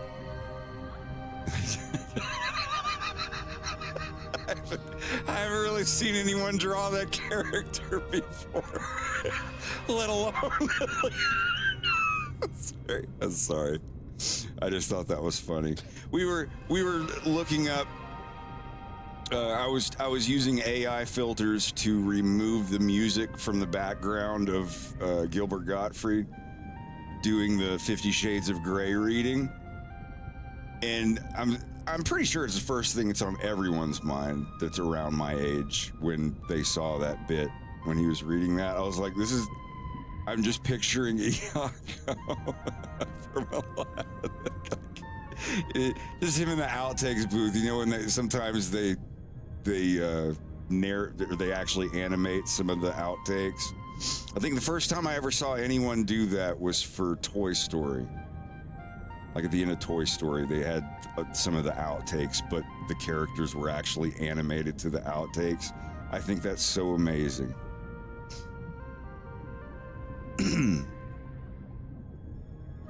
So, for all the Grease Pencil crew, I wish there was a special role I could give to people in the Twitch chat for people who have done the file.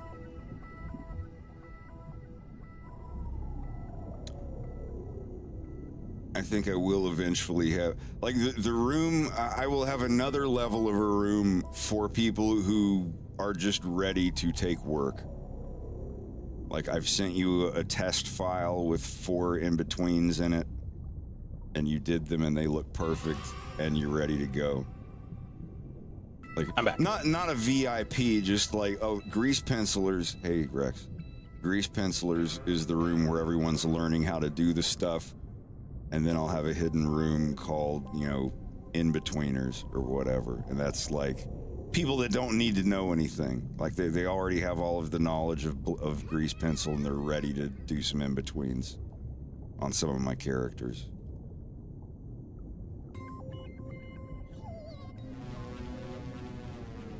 Well, it wouldn't just be called VIP or whatever. It would be a specific thing. The max amount that I need, well, by the end of this year, I want 10. If at the beginning of 2025, I have 10 people who are just ready to work, and I can put a new level on my Patreon and be like, all right, everybody, I'll even make a YouTube video. Be like, hey, I have 10 animators moving forward. And just as a sample, a little acrobatic trick, if you will, I will take on a project for 1 week and pay everyone in that week to do as much work as I can. And then show off to everyone, hey, look, this is what my team got done in 1 week when I had a full budget to pay them. And it's got to be good. It would have to be like a lot of work. Whether it's 10 seconds long or 2 minutes long or whatever. People would have to look at it and go, holy shit, that's actually a lot of work for 10 people in a week. But to be able to do that and give the proof of concept first and then go, hey, this was $1,000 or $2,000 or whatever out of my personal money to pay these people just to get the proof of concept made. And I would tell them that. I'd be like, this was out of my own pocketbook. And this is an example of what we can do in a week with 10 people. You know, even if it was just a minute. And those in-betweeners, I'd also want to teach them how to do shadowing, like how I'm doing on these characters. Like this shadow layer here, how to do it. I can tell you the simple way right now. You turn the mask off. And you draw this one shadow piece, and then you add these cutout pieces. They cut it away. And you just draw them. Yeah, you want to add a little more detail.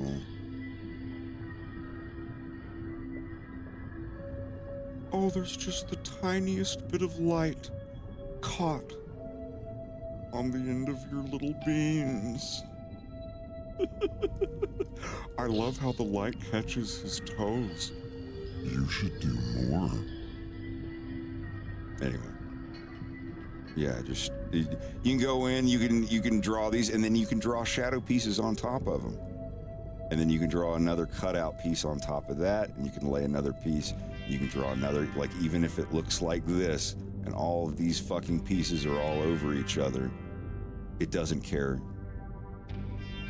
You can have thousands. I don't even like. I'm sure it's one of those like 8-bit or 16-bit high-digit numbers or whatever is like the number of strokes you can have per frame per layer, but you'll never reach it doing shit like that. So it's pretty much unlimited.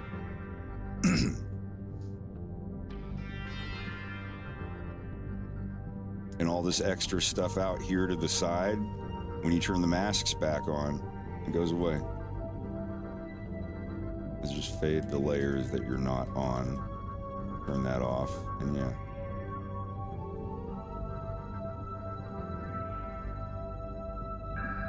You've got your shadow layers. This is with all the effects turned on. But,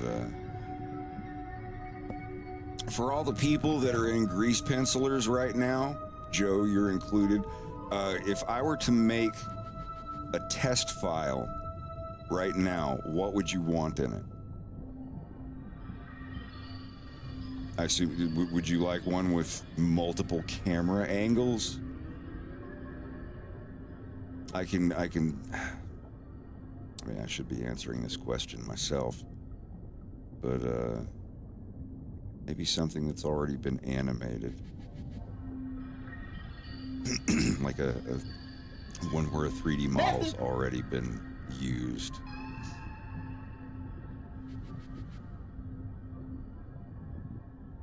Or even if not, I'll scoot all of the layers over that I've done.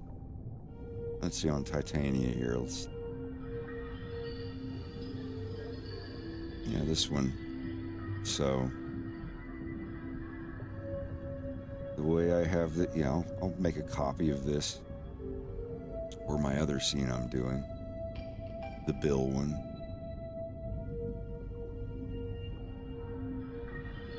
Yeah, you could try your hand at Bergeron here.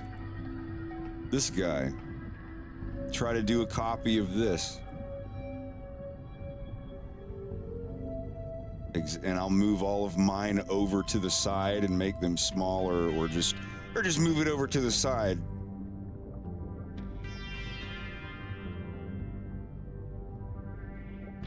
And you can try your hand at these frames. Yeah, I think I'll do that. I'll give you this file. Not with the security camera, though, because I'd have to send you a giant folder of rendered PNG sequences for that. So this TV will just have a purple screen.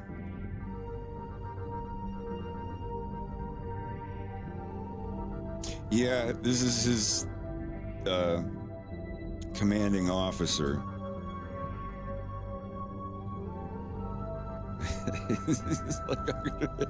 That's probably what he's saying. He's like, bark, bark, bark. I could be at home chewing on a fucking tennis ball right now. But no, you had to come in here and fuck everything up. Now, Gray, listen here, hon. If you don't know, yeah, she's Greg's mom's gonna voice her. And Greg, my husband Greg is gonna voice this guy, and his mom is gonna voice her, and my friend Matt is gonna come back and reprise his role as Bill. Well, hey Bug, I'm glad you're feeling better. We try to keep it friendly, if a little mature at sometimes. Yeah, how about I just send you this file with all of the skins of the characters put in, the UV maps.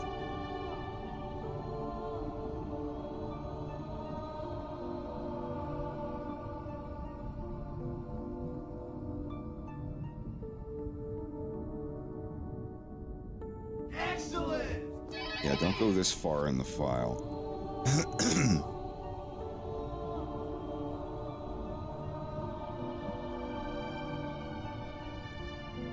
Well, no, when you reprise your role, that just means that, you're coming back to do the same thing again in a different way, a reprise, I guess. It does sound a little fancy, I won't deny.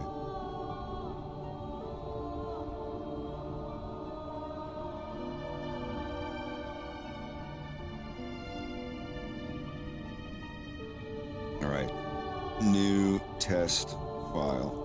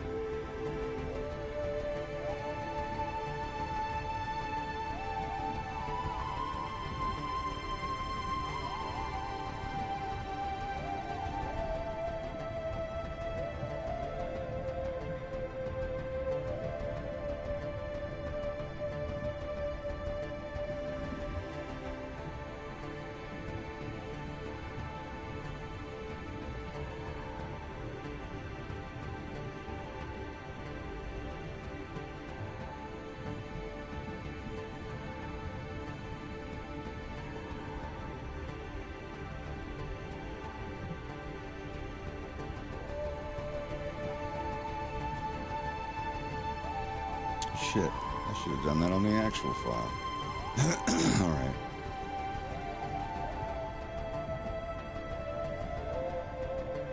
You know, all I really had to do was make this unselectable. That's all I had to do. So when you open this, you're not going to be able to select the buildings. Yes, this is when Bill gets in trouble. They're like, you know, the Cornerian Secret Service is here, bud? You know how much trouble you're in? Giving him such a hard time.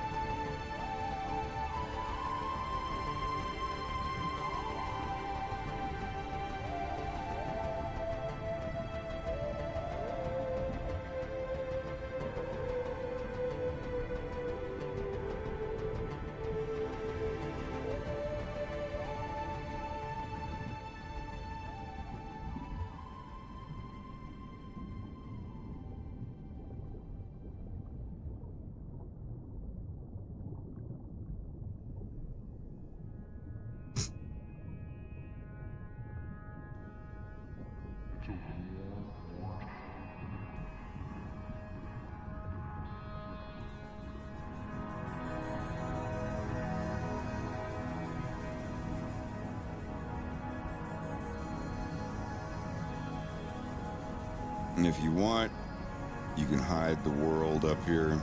The world is just every piece of stuff. You turn that off, it's gone. Wow, now it's an isometric game. Turn the grease pencils off. It's literally like, oh no, bud, I'm stuck in fucking Furcadia. Oh no. God damn.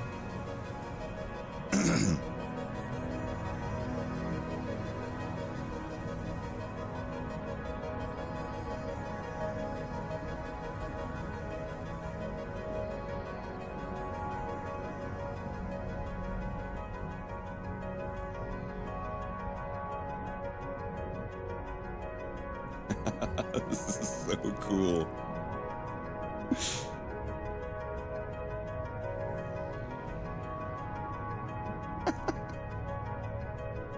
Is when you have it in this non-perspective mode, it's just literally an isometric game.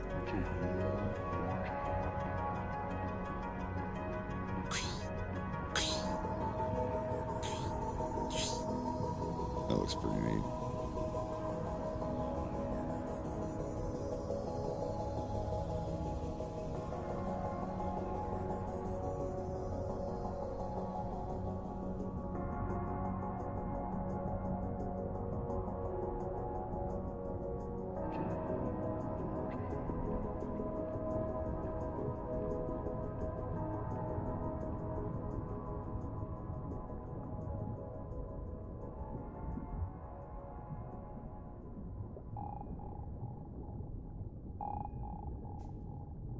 But anyhow.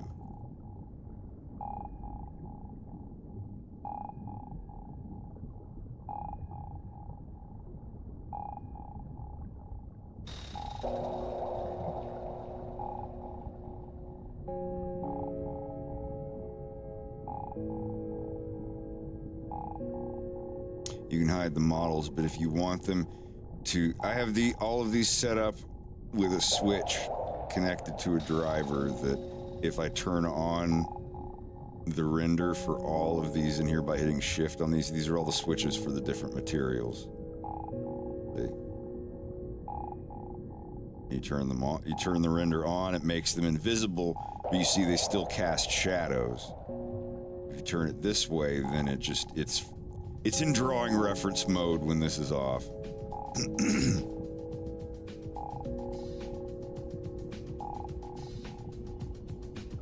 It's just an easy switch. Unconventional, but it works.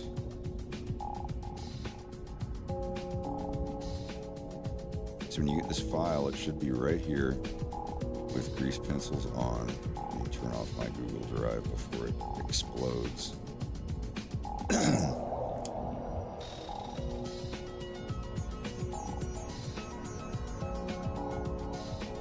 Cole Phelps.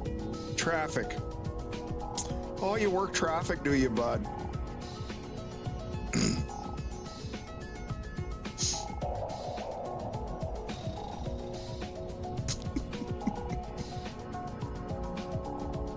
Anyhow,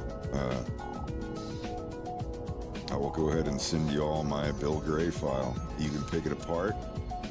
You can do whatever you want with it, as long as you're doing it to further school yourself in the ways of grease pencil. Whatever, I don't care. These are not, I mean, they're my models of Nintendo characters. I don't care, do what you want with them.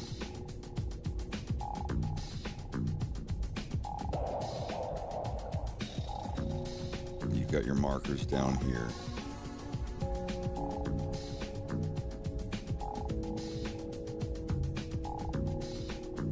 I bound some keys to marker next and marker previous. Whatever you want to change it to. I made mine Control-Alt-Z and Control-Alt-X to go back and forth, and Shift-Z and X to go back and forth on keyframes. But I had to cancel and turn off a lot of default keys for that, and you might not want to do that. If you never really used the left and right arrow keys, I'd use left and right to go back and forth by one frame, like this, left and right. And then maybe shift left and right. Well, shift left and right are all the way to the beginning and all the way back. Control left and right, don't do anything, and alt left and right, don't do anything. Let's use, try control left and right to go through markers like this. And try shift left or alt left and right to go back and forth by keyframes for a character. I don't know. You'll have to pick your own and find what fits you. And put that in, if you're wondering which section of key maps to put that in, the very topmost window. Just in window. That means if you're in any window and you hit shift left and shift right like this, see? Shift left and shift right bring you to last frame and first frame down here. You zoom out, you can see it, see? That's what shift left and shift right do, I believe, by default. And then hitting right arrow just does the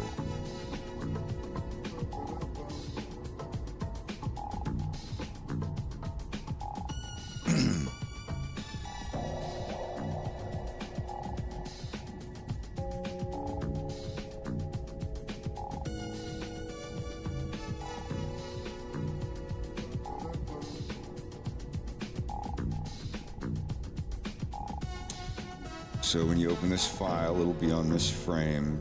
You'll see the characters are behind them, and you will see how I have them set up. I have a grease pencil folder that hides all grease pencils, and they're all sorted by character. GP mirror is the mirror reflections of them here. It's just, I actually drew them. Which reminds me, I guess hers is not in there. Yeah, let me move that. I mean, it's still in the grease pencil menu. Yeah, I should save that on my regular file.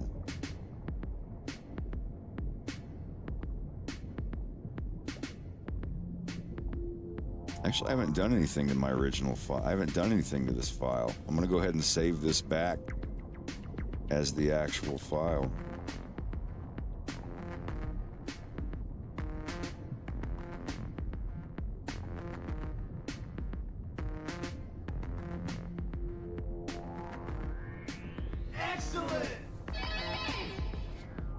Well, no, I won't. Say this is...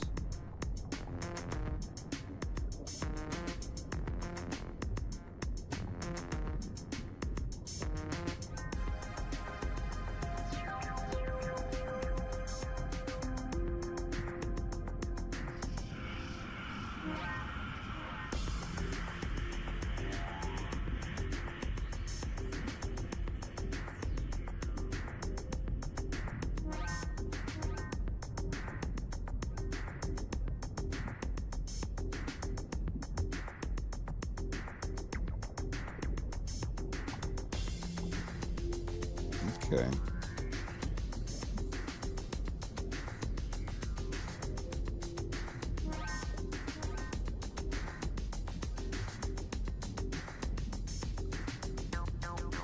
And here's one thing you need to know. All of my visibles and renderables on these, like the icon where it says if it's, viewport enabled and rendered, these are all set to a driver. This is how every scene that I do is from here on in. They're controlled by a variable. It's this.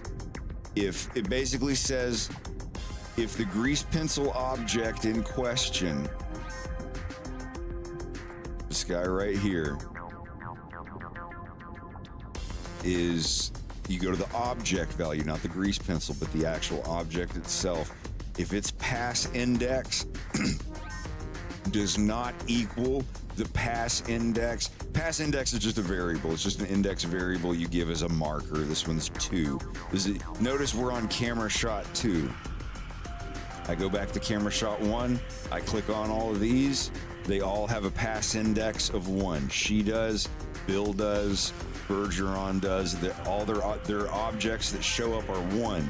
The active camera, you click on it down here, and you see it, you just leave it on the orange square, and you pick it for even this back here, the pipe outlines and stuff have a pass index. Everything does. Like, this is the model. This is her 3D model. That we're not making that visible or invisible. This is just for the grease pencils. For things that are only on certain camera shots. Her character, her 3D model, their 3D models are always on. They're always on. No matter which camera angle you go to, the 3D models are always here, so we're not worrying with their visibility. See, like here, they're just always on. The grease pencils, these are the ones that have the purple thing. You'll notice, watch, these are all of Bill's for shot 1, 2, 3, 4, 5, 6. Watch as I scroll through the different camera angles. You see them? Notice up here how it's a script that makes every unused grease pencil object invisible. Why do I do that, you say? Well, let's say you have 20 camera angles. You have 20, like 1, 2, 3, 4, 5, 6, 7, 8, 9, and they go all the way through here, and you have all these grease pencil objects, even the ones that don't have any frames and aren't on the screen. Like, we're at camera shot 6 right now. This is the 6th one. But what about all these other objects we have? If these were visible right now, like I didn't fuck with them, I just left them visible, but I deleted all of the frames on them, their effects and things are still being put through. So even if you have your old grease pencil objects from a previous camera shot, if you leave them visible and you're like, oh, well, I'll just make the last keyframe empty. I'll just add a frame to all layers, select everything and delete it. No one will know because it's that object is not being shown anymore because that's Bill shot 3 and now we're on camera shot 4, so he's going to be invisible anyway. So you just leave them, you leave these icons up here visible. Here, I have to pull them out a little bit. These guys right here, sorry, see, as I go back and forth, some of them get turned off and some of them get turned on. That's what I was showing. Sorry. I didn't realize his screen was in the way. Patrick, thank you for gifting it a sub. Delta Haas. Do it. But yeah, as you can see, this is Bill shot 1. Let me put it on the other side. Or let me just not show Joe anymore. Sorry, Joe, just give me a second. I'll put you back up. Did you model that boat? Yes. You'll have to show me how you did it. I tried modeling a boat once, and just like what shape to start with, I couldn't figure it out, and I gave up. I got frustrated, and like belly flopped on my bed and hugged my teddy bear and went, "Ah!" I hate it. Sure. I couldn't figure it out. When you put me back, I'll give you a quick bow. Oh, for sure, sure. But yeah, you see, like, this is Bill shot 1, Bill shot 2, like for all these different cameras. I make a different grease pencil object for every single camera shot. It sounds like a lot, but it really is the perfect way to do it. There's no reason not to.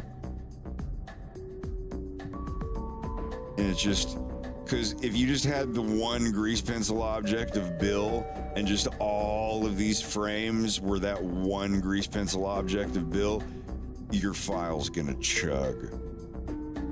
Once you get to like 100 or 200 frames of really high detailed line work in one grease pencil object, that shit is going to chug. So I break up all of my characters into individuals. And the other reason that I do this, let's say I give Joe, this guy, this set of frames for Joe to do. All of those frames, like they're all gone, like completely deleted. Like all the ones in the middle, I give him this and this, and a bunch of empty frames in the middle.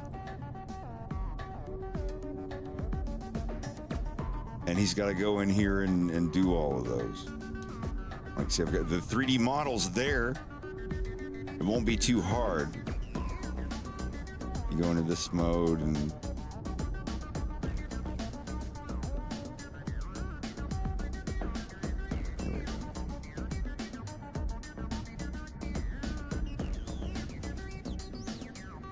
I will be moving all the frames over so y'all can try your own on this one.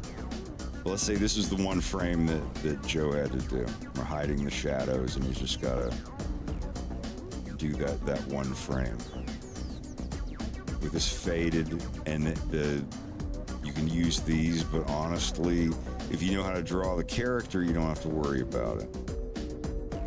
But you would start in here and do this and start, working on the actual character and the lines and stuff, how things work, go along the head and whatnot.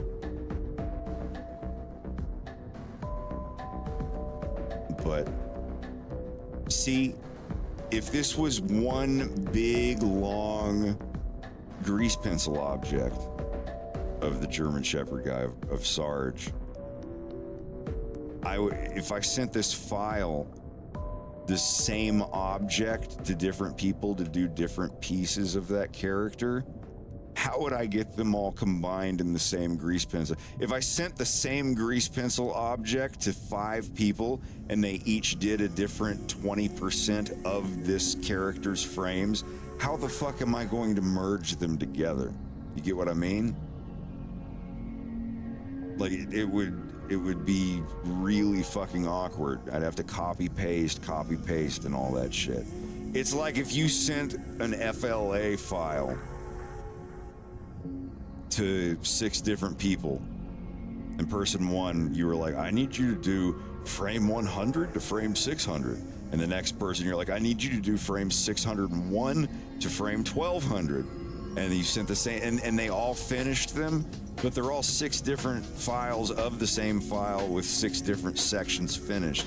You'd have to open all of them up, go to the first one, copy paste the first 6th or whatever that the person did into your main work file. You are you following me? You would never do it that way. You would have a different flash file or a different scene.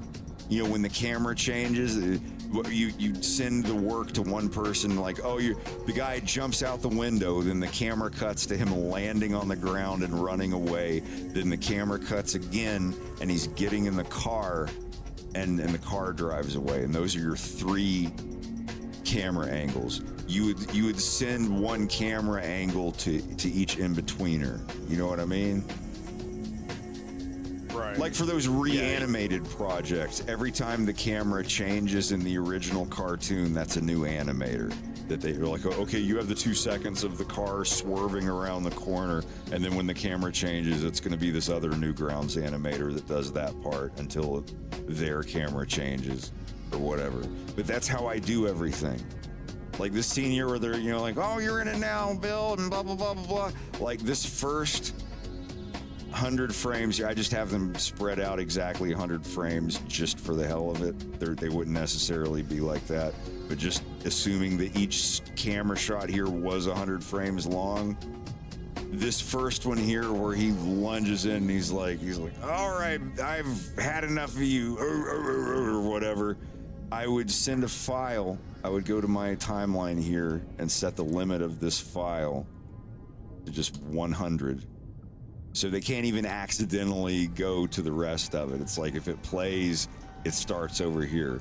And I would save this file as Bergeron or Sarge, or like his name's Bergeron, but I call him Sarge. Sarge shot1.blend.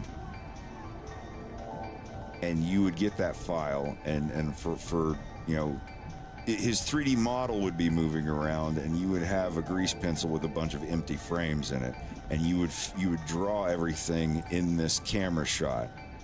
And when you were done with it, you would send it to me, and I would have this main project file. My main project file, instead of going to append, I would go to link, and I would have a folder of all of the linked individual shot blend files, and this grease pencil file of Sarge here wouldn't even be saved in this main file. It would be in the file you sent me, and I would pull that in. You know, remember when I told you about appending things and linking things from other files? Yeah. I would link that in. So when I load my project file, it would also need to have that little file that you sent, because that's where it would be pulling Sarge's animations for this camera. I've done this since episode 2. And every single camera shot, like this is shot 3, so this would be grease pencil Bill shot 3 and grease pencil Sarge shot 3. And those would be a different file too. So if I have a work file of like the full scene and it's got 20 camera shots, that means it has to load 20 grease pencil objects for every character. I mean, you know, unless there's a shot where, you know, Leon isn't in that shot, so there is no Leon shot 5 or whatever. You know, but for every single shot, there is a number of grease pencil. Like this is shot 5. This is camera shot 5. See, there's a Bill shot 5, a LeBlanc shot 5, and a Sarge shot 5. And these are the grease pencil objects. And if you were doing, you know, what I would do here, it's like, okay, all 3 characters on this screen are going to be animated. There would be a file called Bill shot 5 that I would send you, and it would just be from this frame to this frame. Like you would get a file, all the other grease pencil objects would be deleted, and it would just be in this mode, and you'd have maybe 1 frame or whatever, and then all of the 3D models of Bill from this range to this range, you would be animating those. And depending on how many it would be, I would give you $100 or $200 or $300. You know, because if it's like a 15-second long shot and you're doing a bunch of animation, that might be $300 or $400 worth of work. And I would send it to you and be like, here, this is a big one. I need this done in a week or 2. Here's $400 in advance. Like that's going to be a common thing. Maybe not $400, but you know, and there's just going to be just as many little ones too. It's like, do you want to make $50 in like 2 hours? You can do a thing in 2 hours and get $50 for it. That's not too bad. $25 an hour beats a poke in the eye. But You know, it depends. It depends. And if I send you something that you're like, this is a little bit more than $100 worth of work, then I'll even it out. I'll be a judge of it too, though. I don't want to hire someone who's going to be like, oh well, I spent 12 hours on this instead of 4 hours. So like, if it's taking you that long, I don't want you to do it. Not because I don't want to waste my money, but because I don't want someone to feel that they're underpaid. I'm fair. I would rather slightly overpay people than slightly underpay them. But this is the thing. If you're good at this shit and you get to where you can do it as fast as I'm doing it, or even faster, because I'm not super fast. But if people start getting to where they can do it really, really super fast, you will be making more money. You do this in 6 hours and I pay you $100, that's almost $20 an hour, considering it's freelance and you can, if I give you 6 hours of work, that doesn't mean I need it back in 6 hours. You can take all fucking week and do it. You can take a month and do it. I don't care as long as I get it back. So that's another convenience. Like you're able to like, oh, I need to get this back to Fred. He just paid me $100. I was like, no, you don't have to do it all in one day. Chill, spread it out on a week. But if you want to make that money, if I've got like 5 blocks of work and you're like, I could probably get those done in a week. You want to make $500 in a week and just do them at your own pace if you're super fast at it, or if you get better and you can do that shit in a day. If you can actually knock that shit out in a day or two, you want to make $200 or $300 in a day, if you are that fast, you will make that money. And if you know, I'm not a pushover. I'm not going to give someone $500 for $100 of work. And remember, I'm a guy in a basement. I'm not some big company, but I will still pay people. Even if my allotted money for the month from my tiers on the site, I've run out and there's still a couple weeks left and I still want to pay people, I'll go into my own pocket because I don't care. I want to get this shit done. I want to get over to the violence before I'm 45.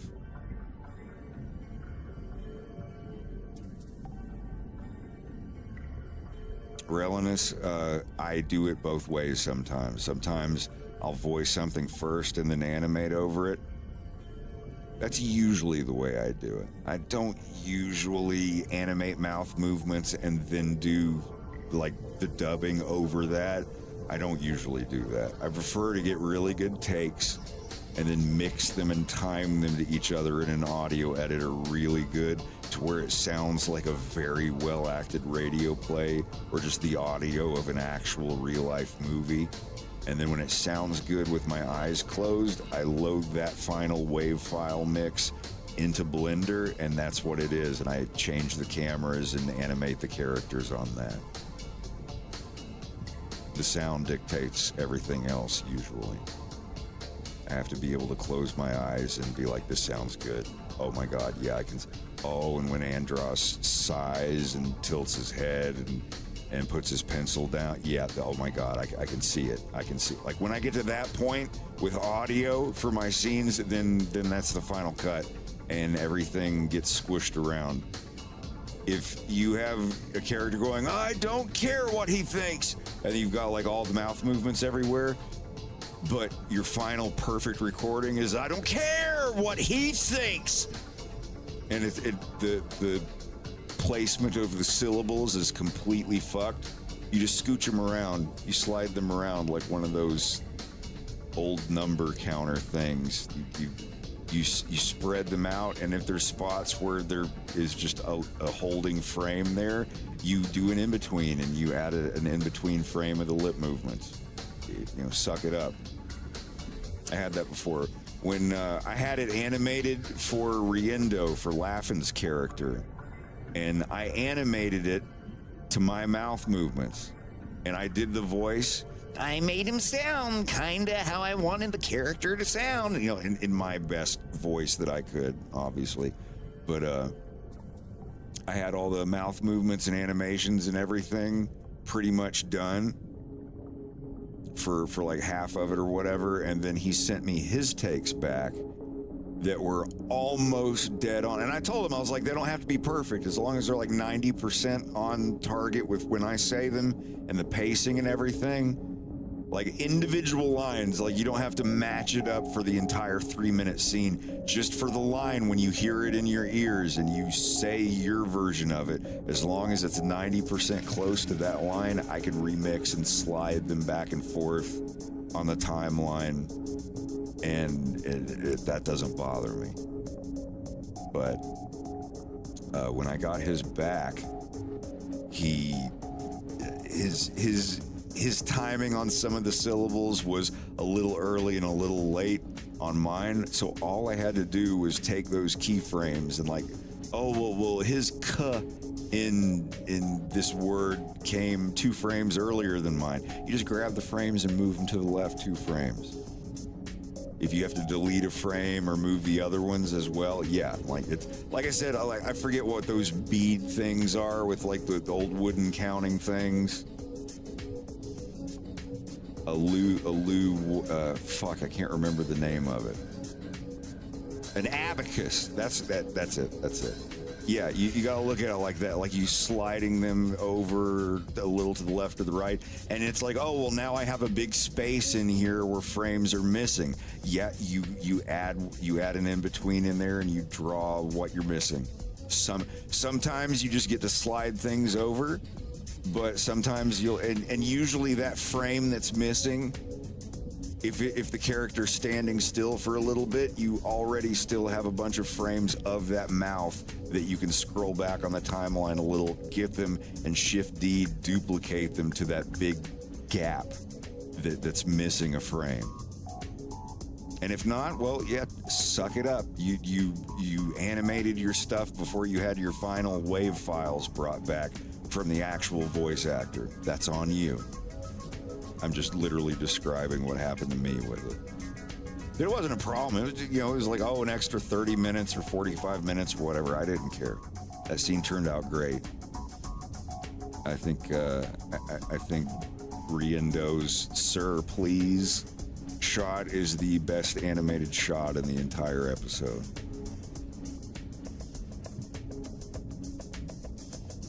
And I said that before I started. I was like, I want to try to put more frames into this character's movement and talking than anything else I've done before.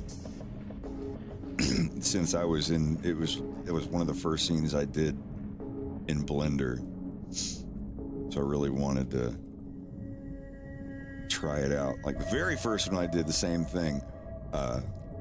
James walking through the train. And that whole scene with him talking to Peppy and everything, that from it showing the bar being closed and Peppy getting spooked by the red light charger tunnel that they go through, from that point all the way up to James walking past the 2 lemur guys and it fading out, that scene took me an entire year, like 10 months or 11 months, but yeah, it was just about a year. And because that was when I was learning. I didn't know grease pencil. I didn't know anything about it. Props to anybody who was around during that. Holy fuck. It was good. It was like, I know I can do this. It's just, how long is it going to take me as I'm learning this stuff? No, it feels like 2019 feels like it was 2 years ago. My man. I still feel like we're just getting into 2020s, but the fucking decade's halfway over. Jesus Christ. I feel like I just released episode 2, and it's a year and a half almost. Yeah. Ugh. That's all right, though. Time goes by faster. It goes by a lot faster when you get older. It kind of sucks.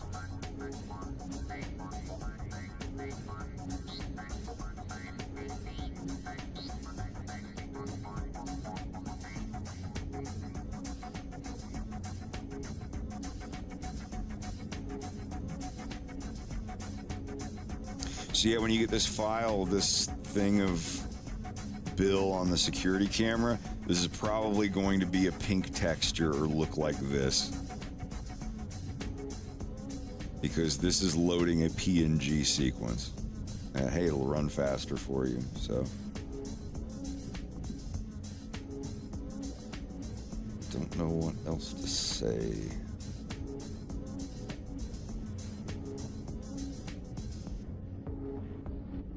Go to CCTV, delete that.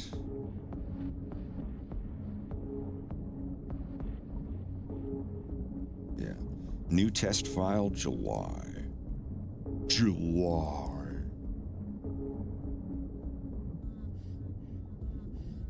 July.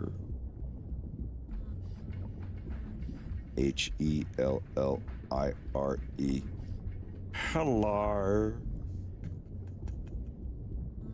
Hello. Hello.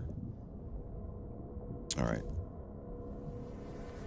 I'm going to make the models unselectable up here.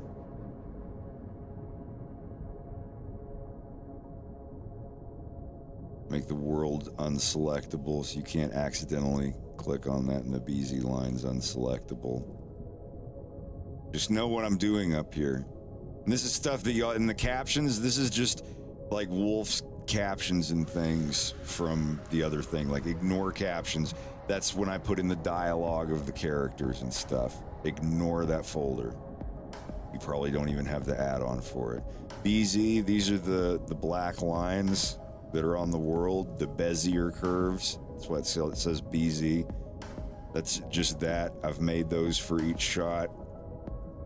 Like here, see? You see the outlines on the world around them going on and off. Like the stuff over here. You don't need to touch that. You don't need to touch anything there, so I have those turned off. The models I have, if you want to grab the models and the rigs and stuff like that, you can turn them off. Up here I've got, you can turn bones off if you don't want to see them. So I have them turned off up here on default.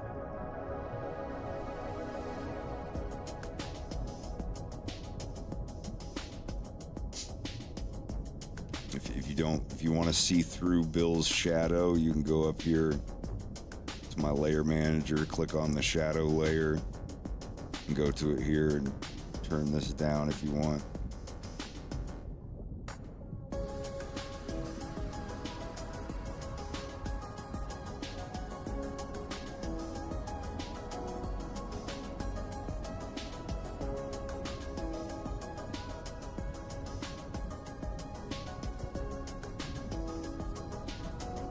Anyway, ignore the effects. All the effects are in there for a specific reason.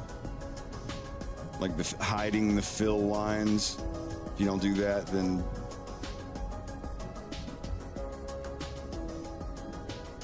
the lines of his shirt show up.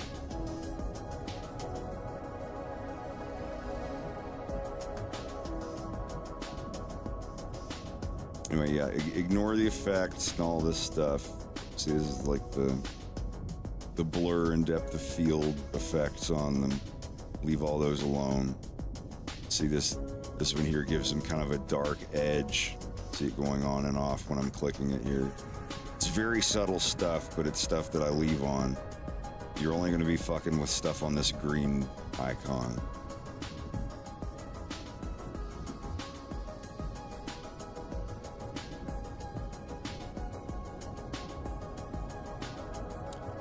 Loon Rabbit, this is episode 3 of my Star Fox cartoon. I'm making an animated series called A Fox in Space. There's already 2 episodes of it, almost an hour of stuff to watch. There's about 45 minutes, give or take. This is the 3rd episode, and this is Bill Gray, character from Star Fox 64. He's in trouble. He's getting chewed out by his superior officers.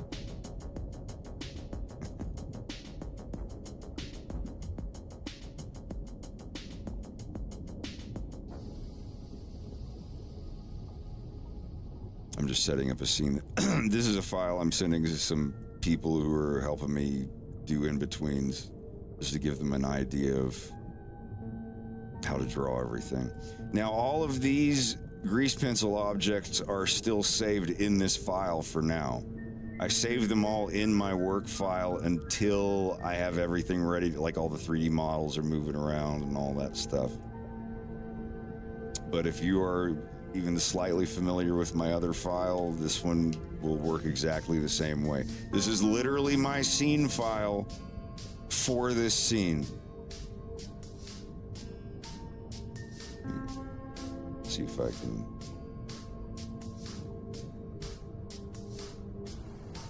turn these down a little bit. No, I won't need to.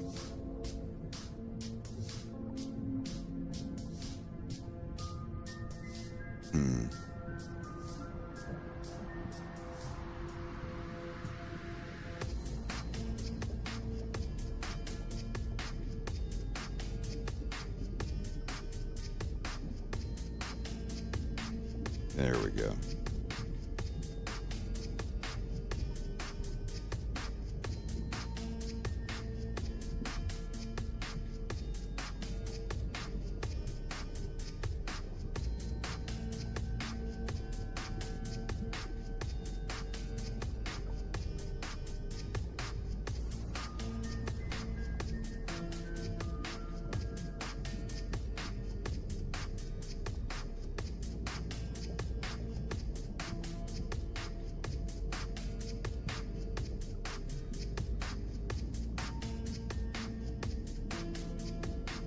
Yeah, I'm trying to get better.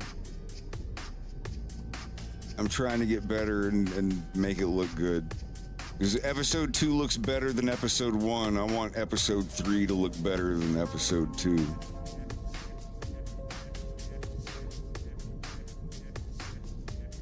That's another thing, scenes like this with the hard lighting shadows.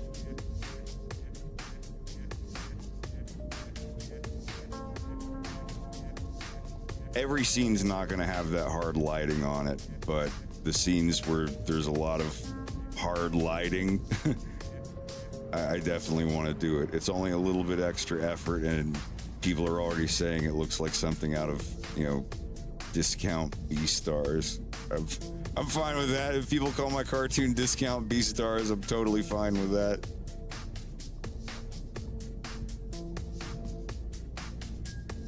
Yeah, this will be loads of fun.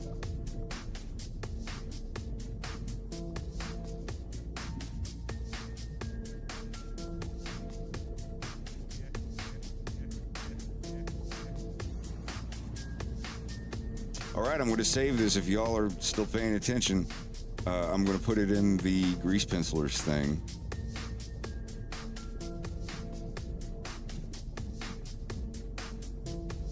New test file.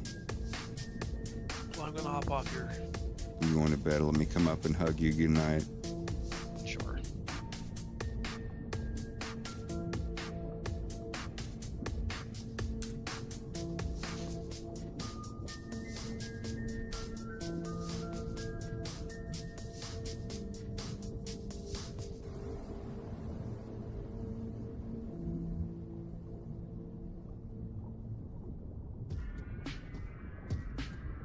My man.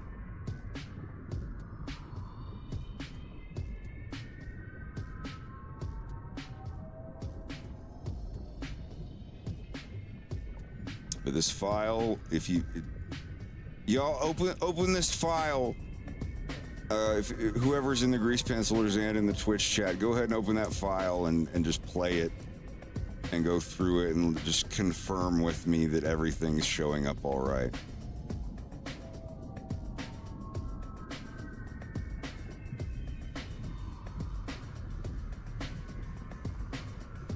It should be, putting it in rendered mode and everything, it should look exactly like this. Will I ever make a con appearance? I'd like to go. Joe and I were talking about going to MagFest next year. MagFest is the last con I seriously went to. I went to MagFest in 2019. I think that was the last con I've been to, and it was, well, MagFest 2017. I think that's the most fun I ever had at a con, other than MFF 2012. I'll never forget that. But yeah, if I go to It's a lot of MagFest, people. It's a lot of people. Yeah. I won't be going to Anthrocon again unless someone pays me to go. I won't be going to Anthrocon again. I want to go. I want to go more than anything in the world. I miss it. It was my favorite furry convention of all time.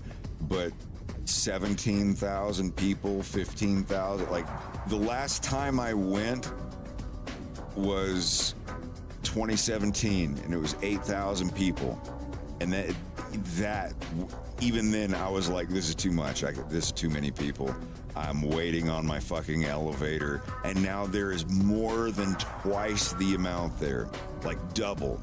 Same venue, double the people. They had to shut down registration on Thursday because the lines were so long, and people were like, this is going to take us 14 hours, or however the fuck long. It was around 2 buildings. People that had been there every year, the line went as far as a part of the city that they had never even seen before. Welcome to mainstream, motherfuckers. Your fandom has been gentrified.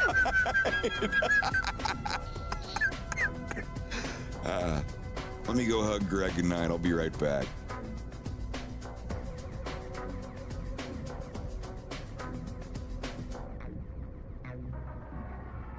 Hey, I think it's awesome that there's that many people getting into the furry thing. The thing that I think is totally dumb is the fact that these motherfuckers have not found a bigger venue for this yet. It's been almost 10 years, and it has swollen to almost triple the size of what it was 10 years ago, and these motherfuckers are still doing it at the same venue when it was crowded 8 years ago. That's all I'm saying. I'd love to go to a furry convention with 130,000 people, but it needs to be a venue for 130,000 people. I'll be right back.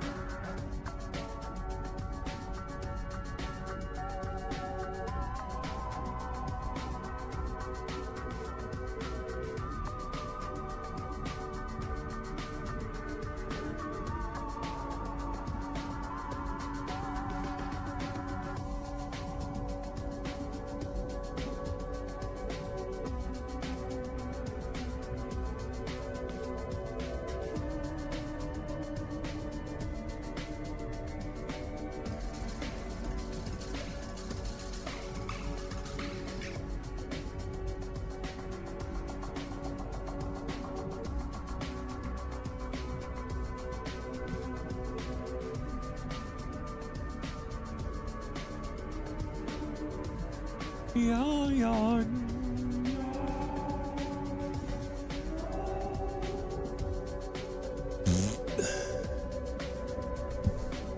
right.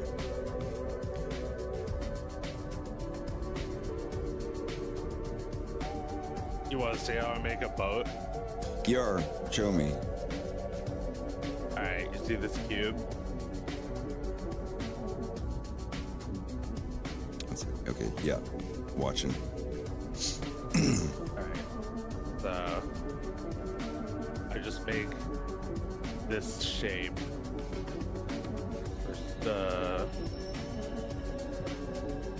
First I do a loop cut like that. Then I just like do it like this.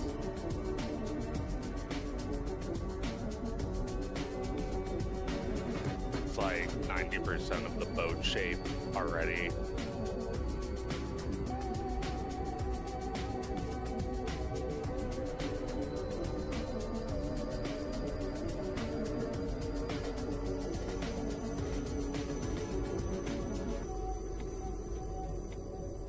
Now, for the upper part, the cabin and the cockpit and the windshield and all that, like, is that a separate object or is that all in the same mesh? Yeah, these are all like different pieces. I just like the facade is exposed. No, that's still great. It's still better than I could fucking do. Even Slava hates doing boats. He did a boat for this scene where they're out target shooting, and he sent it to me.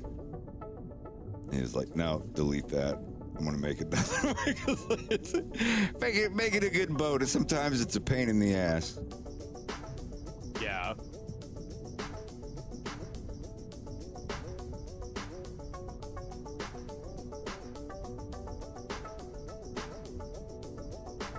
See, I would have just started out with like a wireframe thing. Probably take me forever to do that shit.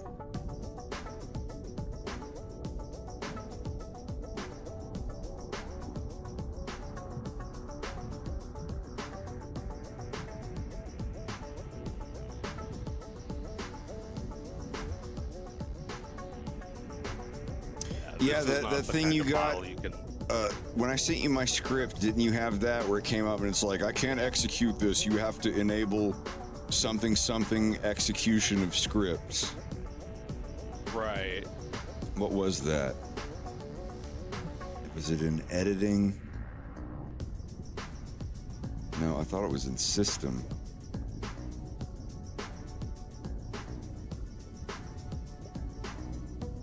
File path?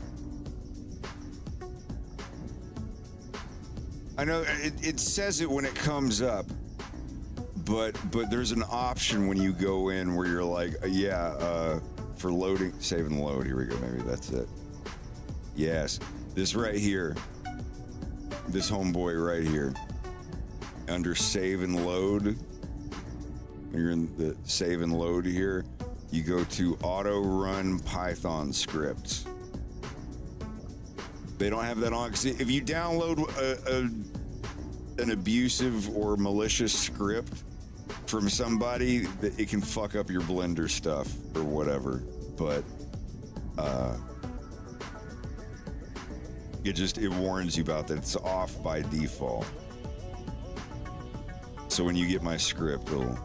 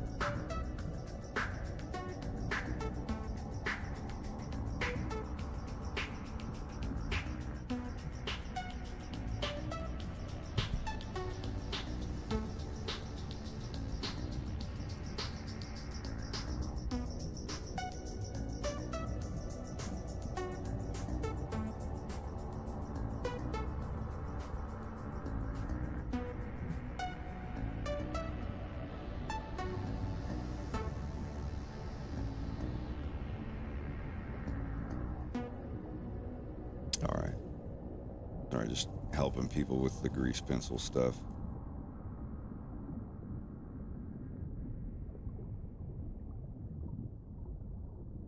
If you're a grease pencil user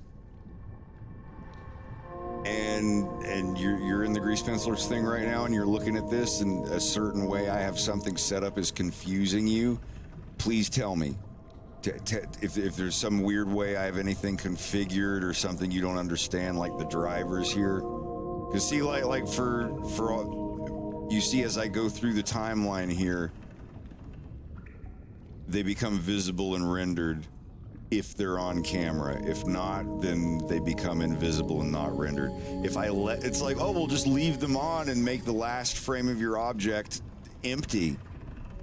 Even if it's empty, if I have like 20 or 30 grease pencil objects using these special effects and modifiers, even if they have an empty frame, it still processes these effects.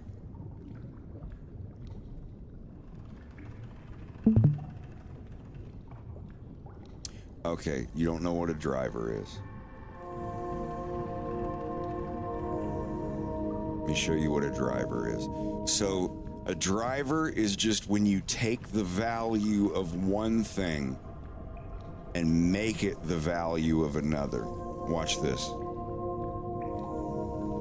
This I'm going to call cube 1. And this I'm going to call cube 2.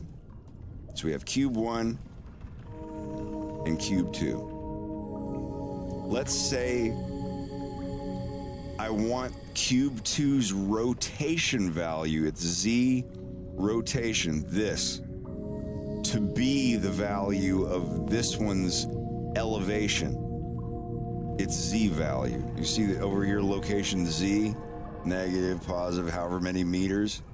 All you gotta do, you right click on the first value and you go to copy as new driver. And you go to this object and pick whatever value you want to reflect that.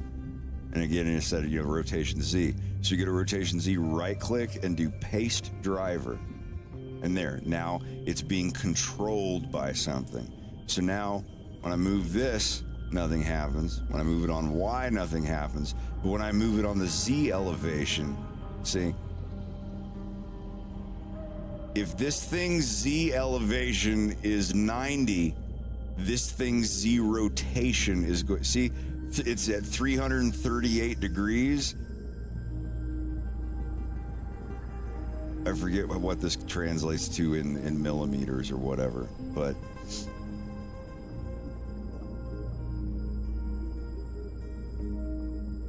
let's say you had this object's base color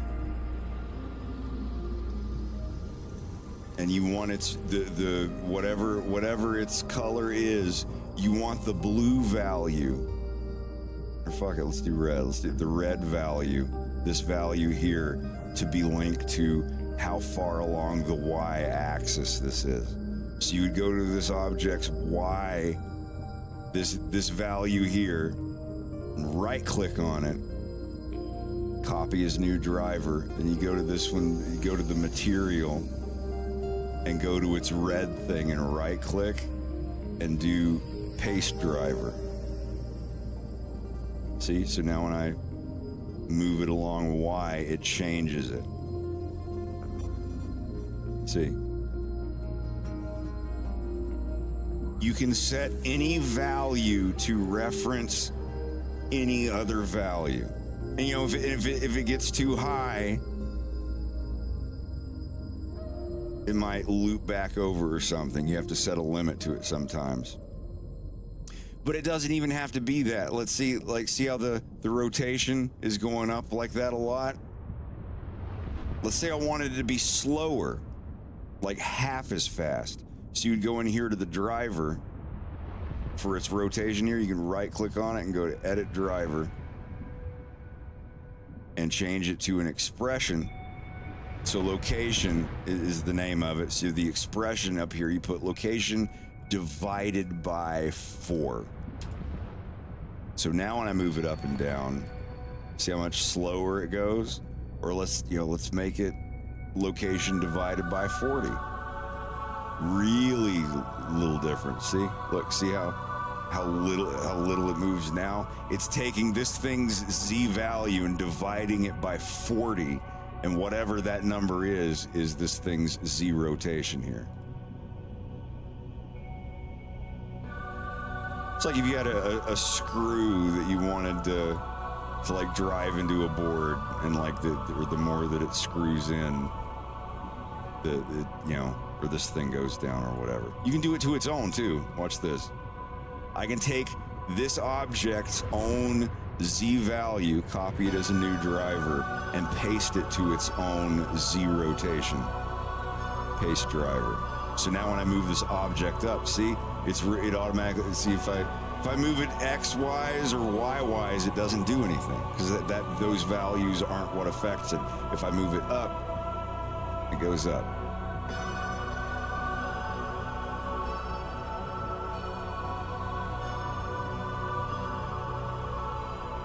And you can use drivers for anything. You can use,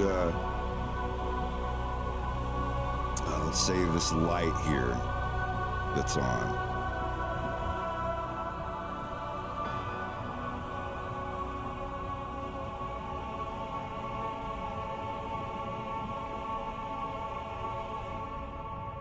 And let's say it's thing here. The visibility of it here, like this, and we want to bind that to something. Let's say an expression of this thing's location, it's X. We're going to copy that as a new driver, and we're going to go to the light's visibility. This. Just, it doesn't even have to be value. It can be a 0 or a 1 or a true or a false thing like this. And you can paste it in there.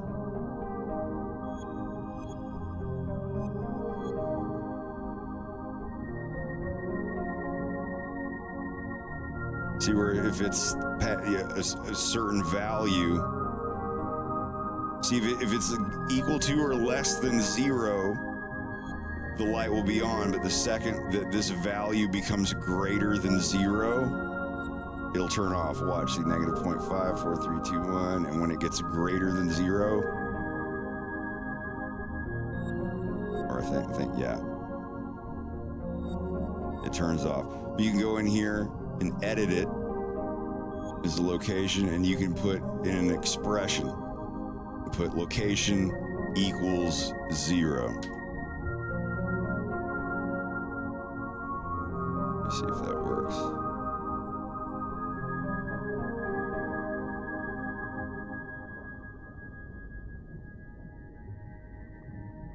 I think this will work.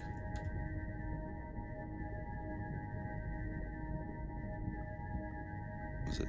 Oh, yeah, it's double equals, isn't it? Yeah, so a true turns it off and a false turns it on. So see, this is location equals 0. So as long as this thing's X location, not the Y, not the Z, as long as its X location equals 0, the light will stay on. See, it's got to be negative. You got it's the anti of it. But yeah, location equals 0. So if I move it anywhere else, oh, is that not?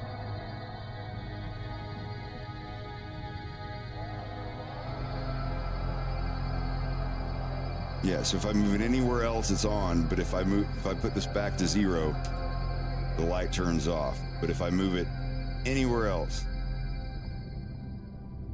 or here, how about this? Location is equal to or less than 0. See, it said as long as this variable is equal to or less than 0, it'll affect it. I don't know why that's not working.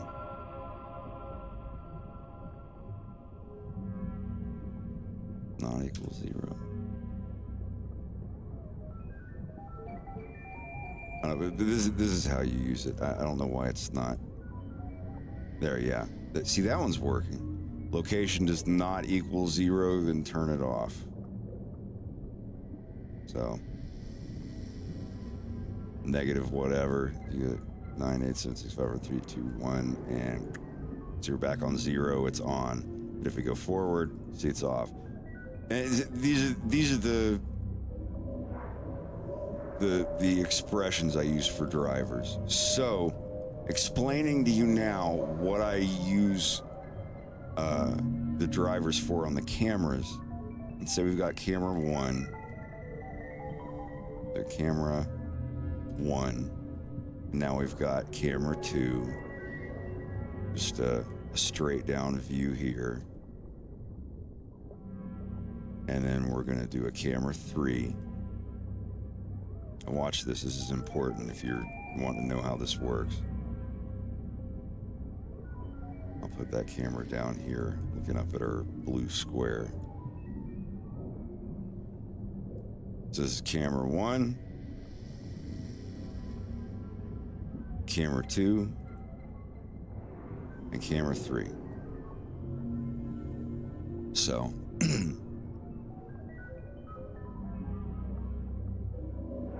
let's say I've got 3 completely different squares here.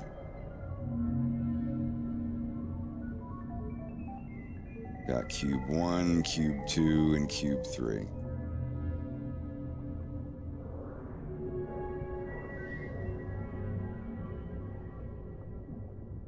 Get it where we can see everything. So those are our 3 cameras. And I'm gonna make this a red square, and I'm gonna make this one a green square. And here, if you want to make a cartoon and you want your camera to change based on the marker it hits on this timeline, you go to your first frame and you go to your first camera. This is camera 1. You come down here and do bind camera to markers with F3. Anytime you need to find a command in Blender, you hit F3 by default. So you go down here and type bind camera to markers. I have the shortcut Control B. Yours might not be that, but it's the camera you have selected up there in orange. See? So now camera 1 is bound. Like, even if you're in another camera, like over here, like, oh, I'm over in this camera down here. The second you move your timeline or hit play, it's gonna lock you right back to the camera that you're supposed to be in. So let's say at frame 20, and we play to frame 20, you want it to change to camera 2. Where's camera 2? Yeah, up here. All right. So you have camera 2 selected, you're on frame 20, move your mouse down to the timeline here, and type that in F3, you can bind camera to markers. So now look, when we go into our active camera, it automatically changes us to whatever camera is there. This is our active, it shows you which camera is the active camera now. See, they even changed down here. Now let's say on frame 100, or frame 50, we want to change to camera 3. Same thing. You go to frame 50, you click on the camera you want, and you go down here and do bind camera to markers. And there you go. Now you have all 3 cameras used. See? And if you're in that camera, you can go into walk mode and move everything around. Edit the camera, and you're still going to those. Outside of the camera, this is what it looks like. You can see the top of each camera, the triangle gets filled in with black if it's the active camera. See, right here. That's how you can tell what the active camera is. If it's filled in like that, that means that's the camera that you would go into right now. And this is how I do my scenes.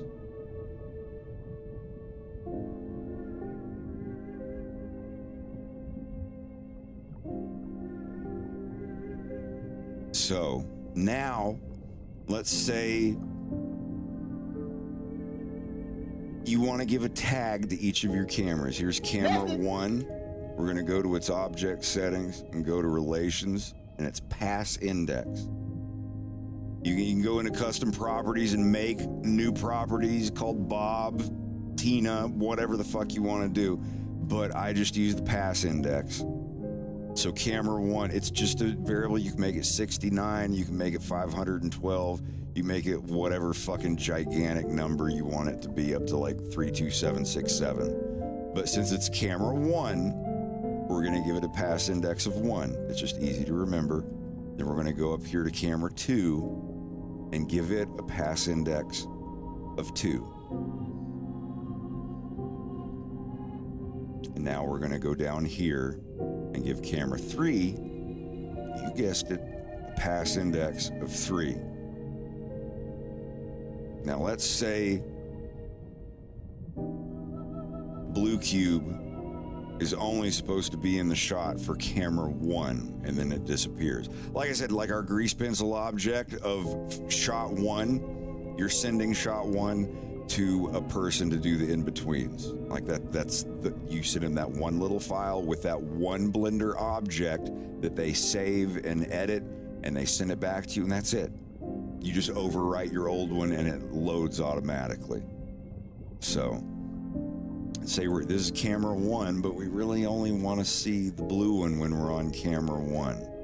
And then when we get to camera 2, we really only want to see the red cube, and these should be invisible and not rendered. And then, of course, if we get to camera 3, we only want to see cube 3. Let's say that's the case. You have something that I want these to not only disappear on this icon here, but also not render. You would give them the same driver. That means that if it's turned off, it turns both of them off. So that's what we're going to do. We're going to create a driver for that now.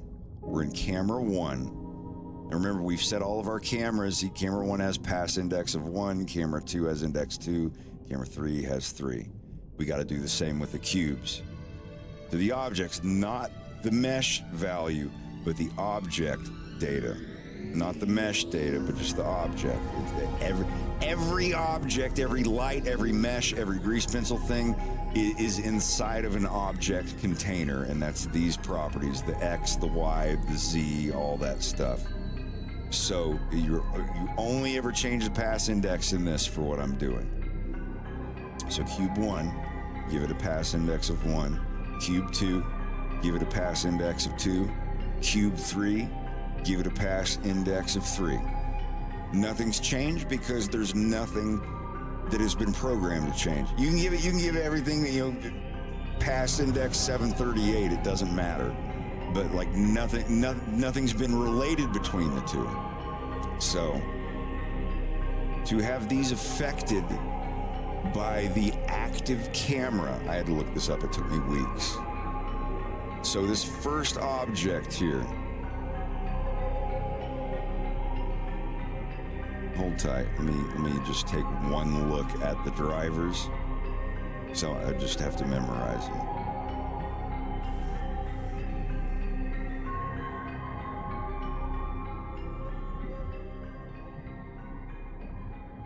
All right, got it. So this is fucking amazing. Once you figure this shit out, it'll blow your mind. If you're tired of shit showing up on a different camera angle, you're like, I'm on camera angle 5 and I can still see everything from camera angle 4, 3, 2, and 1. I wish they would fucking disappear when the active camera becomes this camera. And then when I go back to the other active camera, it will make that camera's objects appear. You are going to find literally hundreds of situations and scenarios where you want that to be the case, and this is how you fucking do it.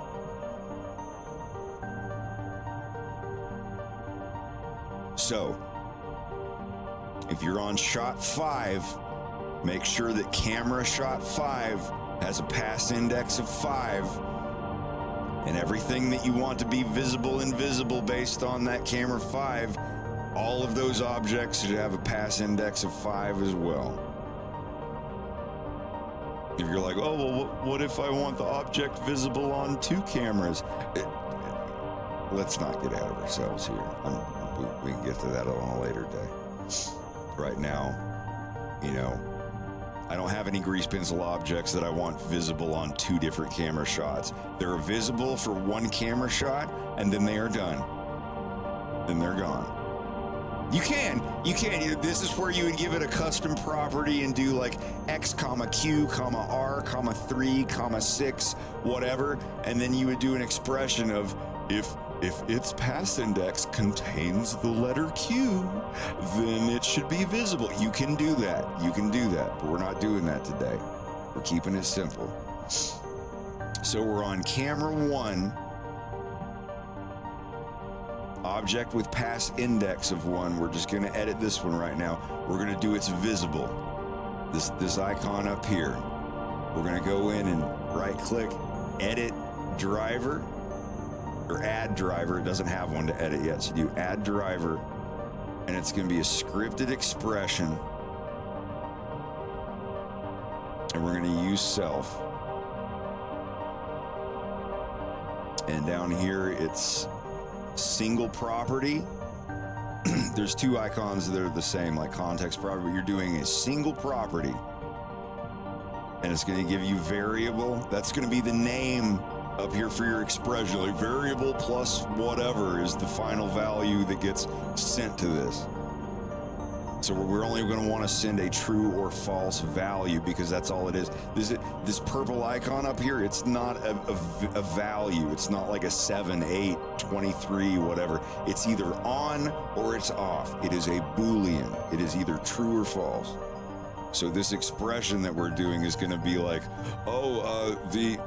basically we're saying its visible value is going to be the expression of this object's pass index number is equal to the pass index number of the active camera. Does that make sense? And just rhetorical, you don't have to be paying attention. But for the prop that we're using, you go to where it's red, you pick the scene, because the variable active camera is in the scene. It's scene.activeCamera or whatever. So you pick scene, and then under scene, you pick your main scene. We only have 1 scene here, so you pick your scene. And now you pick your path. Method. And in here, we are typing camera. Scene.camera is the active camera. It's not written as active camera. It's just scene.camera. So we're in scene, so it's already got scene dot.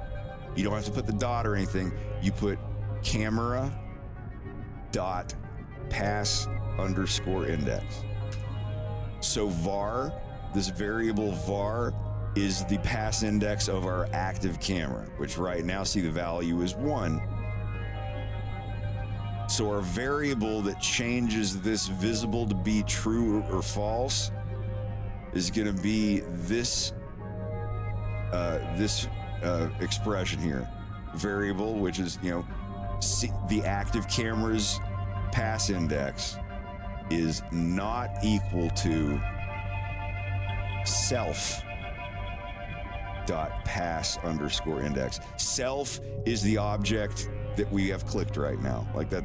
It's this object. So there, we put that in. This is it. This is the driver. Now watch when I go out of the camera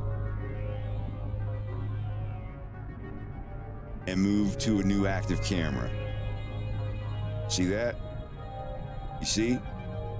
At new active camera, it's this one up here, and it's got a pass index of 2 that is not equal to the pass index of this blue cube, so its visible becomes false. Is there, for everybody in the chat, is there anything, if you're doing this right now, is there anything I've done that doesn't make any sense? See, if I made it equal to self pass index, then it would only show up if it was on a different camera. But this is the expression that you type in, and you got to use self means that the object can reference its own properties. That's it. This is the driver that I use on every grease pencil object. You don't have to change it. You don't have to be like, oh, if shot equals shot 6 and not 7. Like, no, it's just If your object's pass index tag is the same value as the active camera's pass index tag, it's visible. If not, it's invisible. So now watch, all I gotta do now that I've gotten this one that works, see? When you go to camera 2, it goes invisible. When you go back to camera 1, it's there. 3, any other camera than 1, it's not visible. So now I go up here, right click on our purple thing, go to copy driver, and I do right click, paste driver, paste driver, paste driver, paste driver, paste driver on all my cubes. And look at that. Now watch when I move the camera thing over. Look, see?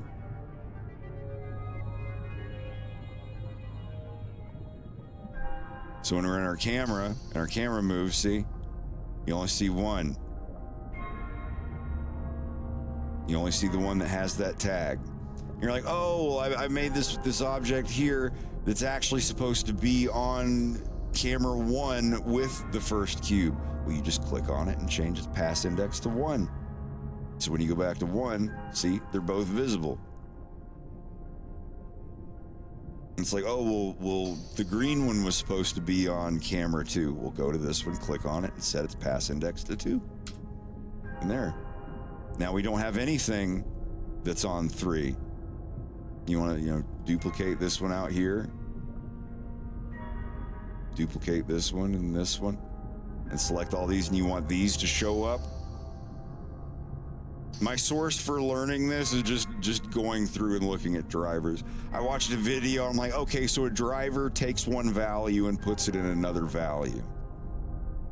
Just Google searches and blender.org forum questions being answered. So yeah, if you take all these and change them, if you have a bunch of objects selected and you hold Alt, when you change a value, it changes it for all of them. See, if I'm not holding the Alt key, it changes the master one, the one that I selected last. But if I hold the Alt key down, it changes all of the values. This is a good one that a lot of people don't know.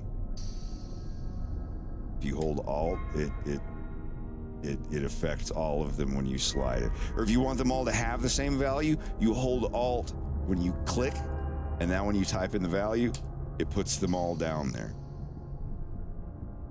But anyway, so we have these 3 and we want to change, we want these 3 to show up. And that's another thing, if you have them selected, this is one thing I don't like, but there's nothing we can do about it. You just have to suck it up and deal with it. If you have objects selected and then you go off of the camera and come back, they're no longer selected on the screen. And you have to select them again. And it's a minor pain in the ass. You get used to it. But let's say we wanted to, we're on camera 1 here. See, this is camera 1, and we want these 3 boxes to show up on camera 3 here, where there is nothing. So we'd go back, select all of them, go to the pass index property, hold Alt before you click it. And while holding Alt, you click, type in 3, and hit Enter. And see, they just disappeared. So now when we're on camera 3, there they are. Show up. They're there. And just again for reference, this is the driver right here. If you can see that. It is a scripted expression. Variable is not equal to self pass index. That means this variable, the active camera's pass index, is basically like if the active camera's pass index is not equal to this own item's self's pass index, then it's invisible. Then disable the variable. You have to have use self turned on. This has to be set to single property. It has to be your scene, and then this box has to say camera.passIndex. So it's basically just a variable that says, well, if the object's pass index number does not equal the one of the active camera, then it's invisible. And I put this on every object that is shot specific. Let me show you Bill and Sarge now. Like this file. See, these objects here, these grease pencils on the first camera shot, they're visible until we get to camera 2. See, now they're gone. And these are new objects. This is Bill shot 2. This is Sarge shot 2. When we go back to camera 1, Bill shot 1. Sarge shot 1. LeBlanc shot 1. And you see them on here. They have the exact same driver. I go to it. It's literally what we just typed in.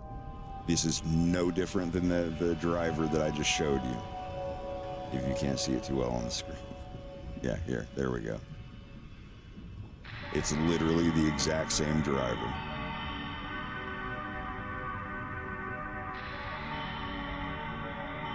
If you want to find those drivers, they're already in this file. The file that I sent you on the Grease Pencil channel, they're there. Like if you just find one of these purple things, right-click on it and go to Edit Driver. If you want to apply it to another one, let's say, okay, this is shot 3 that we're on right now. And you had a little monkey dude or lady here, Suzanne, and she's what's wrong, Bill? The little Andross in Bill's brain driving him crazy. Bill,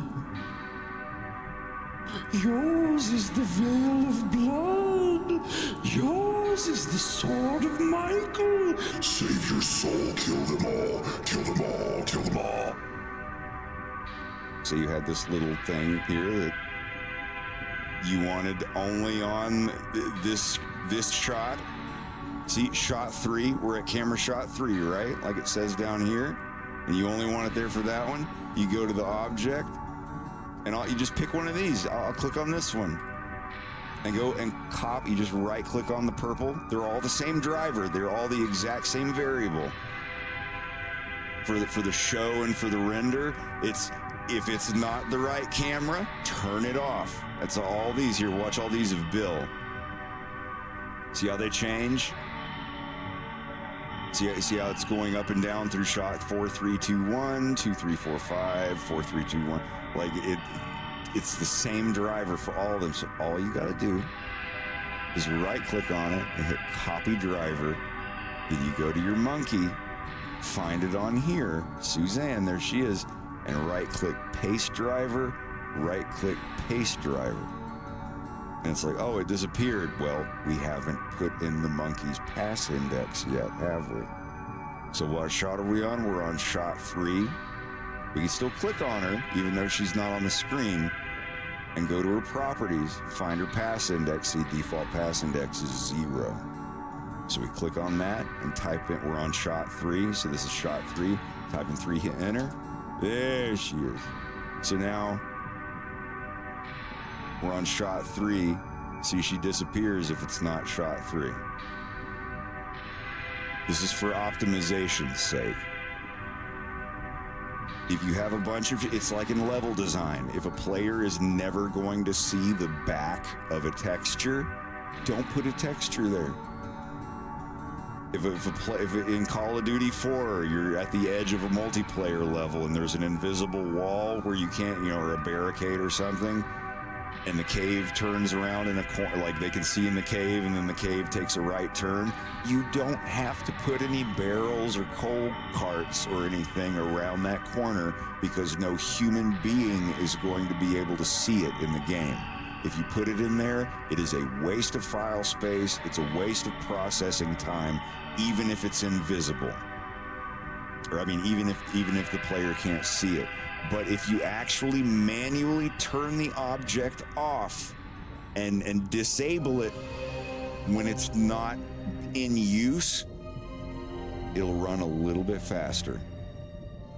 And when you have a file like the Wolf in Yanush's office, where there's like 30 something camera angles, and you've got a file that has 30 different grease pencil objects in it, that shit matters. Even if all those grease pencil objects are empty, if you have 30 grease pencil objects open and they're all doing the blur and rim lighting effects and all of that stuff, even if they are empty, it still processes them on your full screen. even if they're behind the camera, even if they have empty frames. But if you turn them off on the toggle visible, toggle render thing, Blender does not even consider them, and your file runs lightning fast.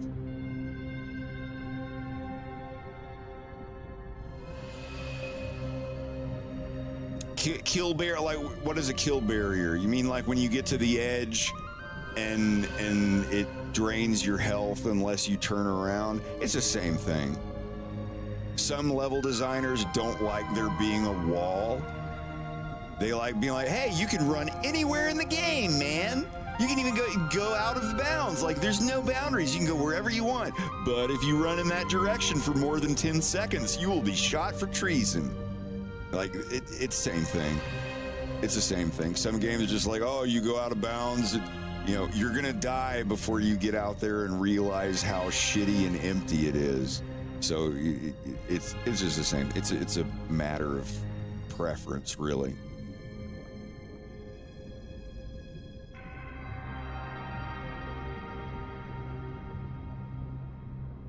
Or yeah, like if you go past this, it's like in the raft game or the forest.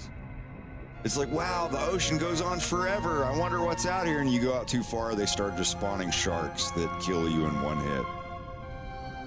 But if you were invincible and you could go on, it would just be a flat, endless, infinitely repeating ocean displacement texture. But, you know, it kind of breaks immersion. But yeah, same thing here though. Like if you have stuff that the player or viewer is not going to see, then it should be invisible or disabled or completely just not there. But when the camera is there and it's time to shine, make the object visible in all of its properties. And that's what I have for every single grease pencil object. And it makes the fight, like, if you don't believe me, that's actually good. Be defiant, be doubtful, absolutely. But you're going to go and start your own grease pencil thing. You're going to start your own animated series, and you're going to get to like shot 9 or shot 10, and you're going to be like, why is this file running so slow? All of my grease pencil objects from shot 1 to shot 8 are on an empty frame. Why is it still running slow? It's like, because they're visible. Well, they're not rendering anything. They don't have any drawn frames. That doesn't matter in Blender. There is no document that says this. I only found this out by working in this bullshit for like 2 or 3 years before I started collecting all of the circumstances. Like, here's a circumstance in which this happens, where this is slow. Why is it slow? And then I went through, I was like, okay, I delete the last frame. It's empty on all of them. It's still just as slow. I turn off all the effects. It's a little bit faster. Oh, cool. Okay, I delete all the objects that aren't on frame right now. It runs lightning fast. I'm like, okay, so I've got to turn off the objects completely to get it to run lightning fast, blah, blah, blah, troubleshooting. Sorry, Joe, I know I'm rambling. It's probably annoying the piss out of you, but it's important information.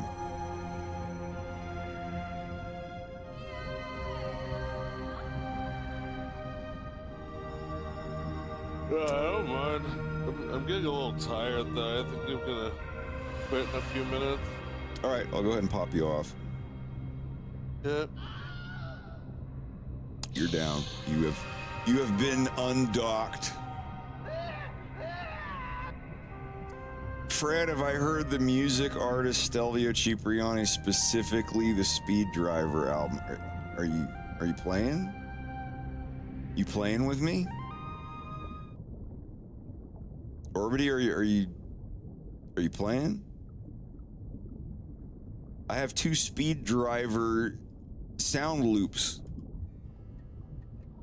Check it out. Boom, boom, boom, boom, boom, boom.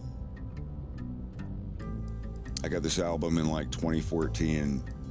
The movie is corny, and the poster of Speed Driver makes it look like it's going to be like Mad Max but it's really just kind of like an Italian racing drama movie. It's one of my favorite soundtracks of all time. Orbity, have you ever heard of the band Goblin? I've got a surprise.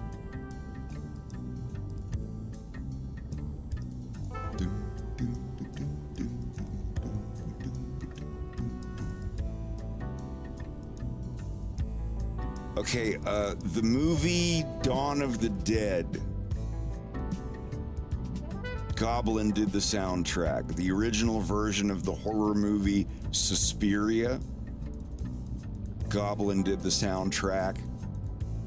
They're this Italian prog rock band from the 70s, and their music is very strange, but very good. They teamed up with Stelvio.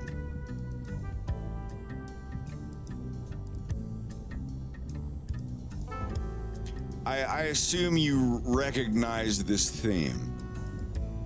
You've heard this, right?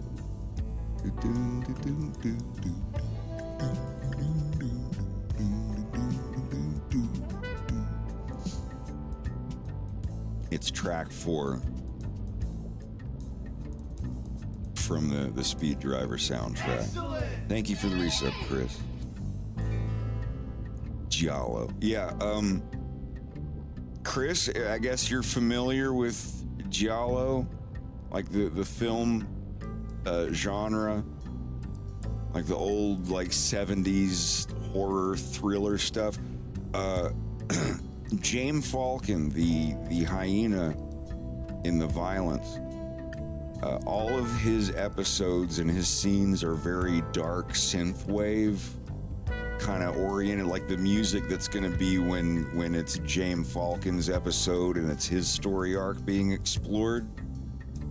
When it's Frank Arson, the wolf detective guy, he lives in a completely different part of the city, the world than James does. All of his scenes and the music for his detective stuff, or whichever character is going to be doing all the investigating detective stuff, the aura, the aesthetic of the world that he lives in, it's going to be directed and composed like a Giallo movie. Like I can't find like 5 fucking people in the world that know the type of movies I'm talking about. But like Argento's stuff, like Deep Red, Profondo Rosso, whatever, if you've heard of them, like the Argento's movie, Dario Argento, like he did Suspiria and a bunch of really like scary movies and stuff. I'm going to take a lot of inspiration from that. Yeah, I wanted to share this. This is a completely unrelated project, Orbity. It's called I Didn't Know You Were Such a Big Fan.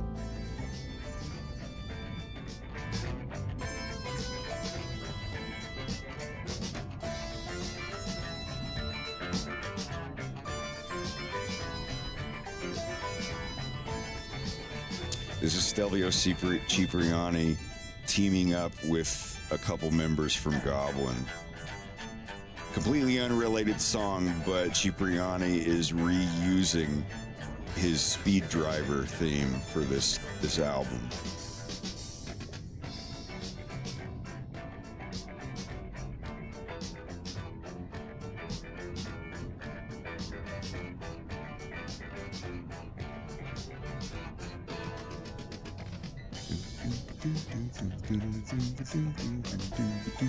It's so great.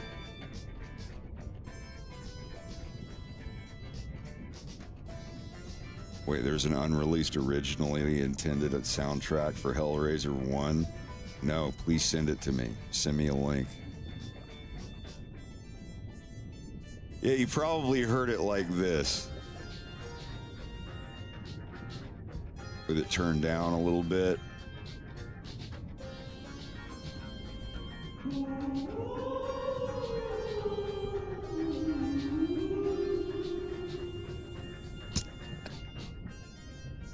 Yeah, the actual key is A minor.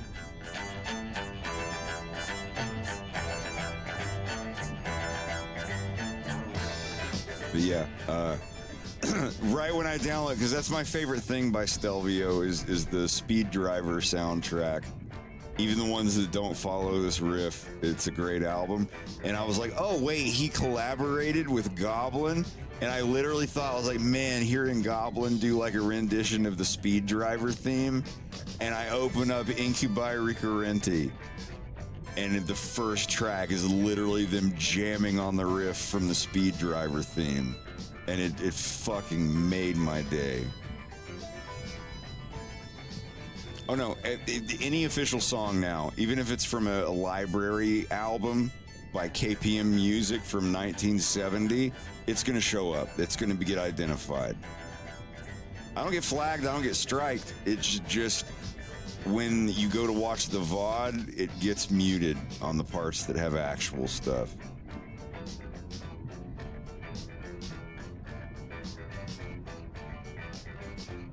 Sequence 8 from Speed Driver.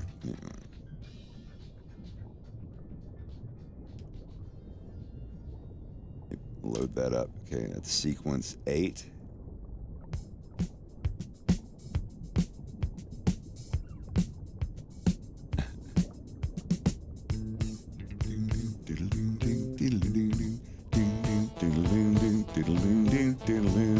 Yeah, I love this album so much.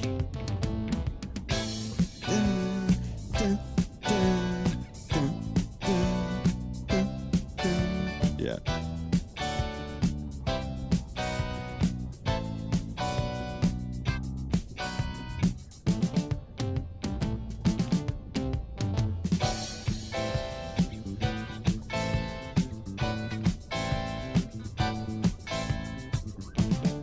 This is the album cover. The movie is not exciting as this artwork makes it look. But that means that the artist did their job. If you make art, if you make the cover art for the movie that is more exciting than the movie is, as an artist, you've done your job.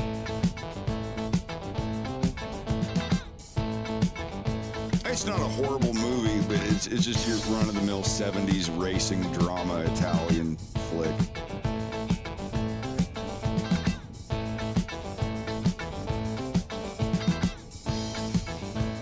If you're not familiar with the theme of Giallo, once you see the posters that I'm talking about, you'll know exactly what I'm talking about. These are Giallo posters. Giallo is the Italian word for yellow, and there's a constant theme of yellow and despair in these movies. Like, you remember the 60s, 70s posters with like the girl screaming and the guy holding a bloody knife or whatever. These are like so intensely popular in soundtrack folder, do I?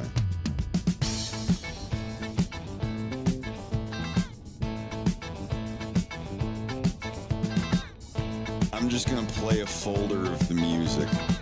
This is Giallo Moods Volume 1. It's so good.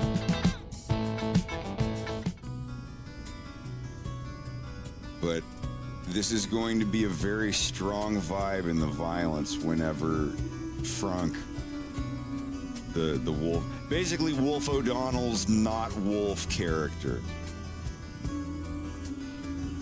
His stuff is going to be very like 60s, 70s Italian Ennio Morricone kind of music, sort of. So musical, but I'll try to make it somewhere between Ennio Morricone and Goblin. Orbity, if you're if you want some like weird, creepy Italian horror movie music, horror movie. These look like horror movies. You get what I mean? But this is one. Everybody had the. I had so many friends who had the T-shirt from this movie. The Beyond. Posteriati. Molto forte. Crepuscolo sul mare. But yeah, I love this stuff so much, and there's not enough of it.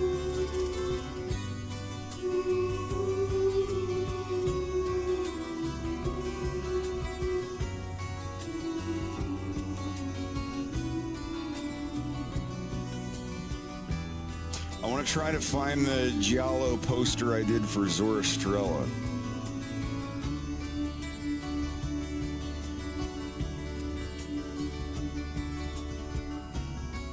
I did one and it was pretty good. Maybe I'll find it.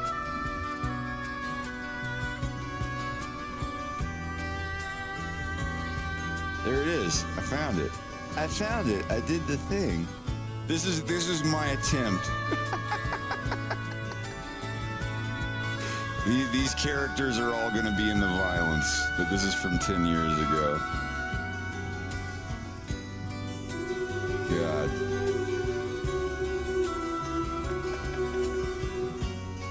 Stuff is so old.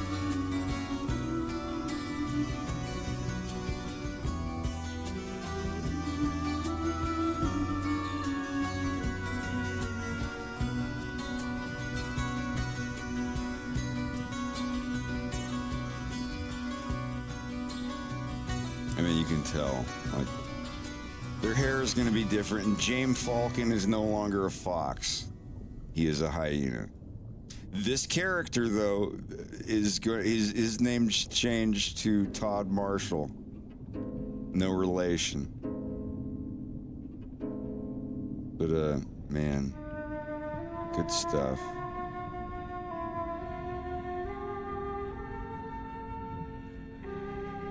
This is all stuff from 2013. Joe, did you ever see this? No.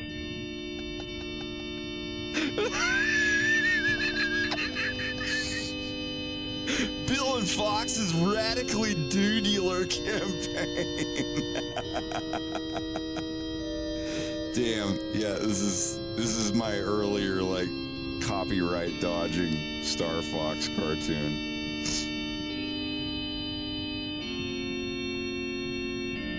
And James McLeod is George Carlin's character, the guy with the phone booth. Good stuff. This is good shit. I had a fun time with this, like the old.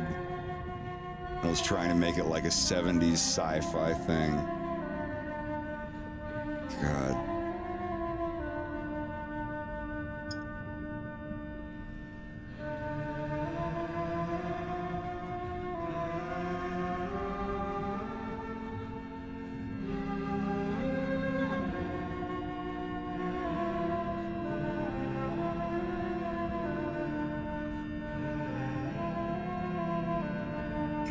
This stuff is so old.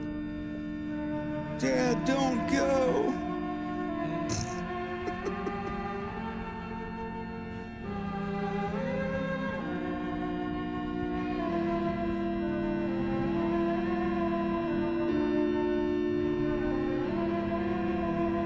I was wondering, like, the story you were describing earlier with James and Andros. How long have you thought about that, like, as being the plot? What, James and Vixie working with Andros? Yeah. Years and years. Because there was like in the comic book, there was something about them being affiliated with each other, but it was a little more like Andros was obsessed with Vixie and tried to kill James with the car bomb, but the car bomb killed Vixie, something.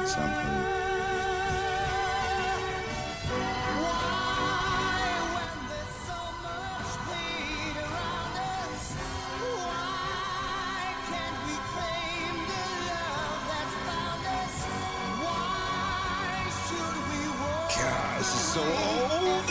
This stuff is over 10 years old. It's wild.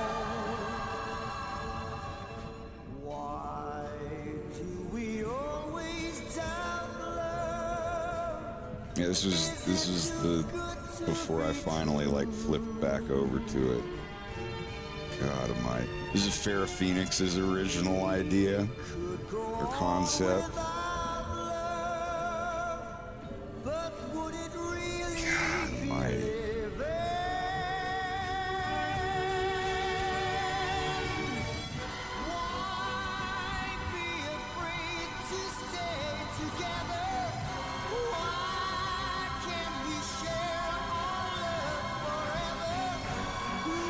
Pardon the flickers. Drew that in open canvas. Good God.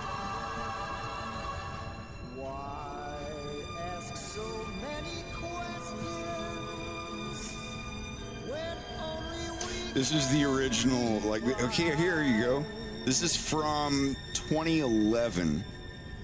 This is the original setting where James and Vixie are friends and they're hanging out with each other. This scene was kind of ripped off of Blue Velvet, and it's the 80s. This is like super 80s. This was Falco's dad, Wolf's dad, and Fox's dad, and Vixie like driving. And oh my God, this stuff is so fucking old.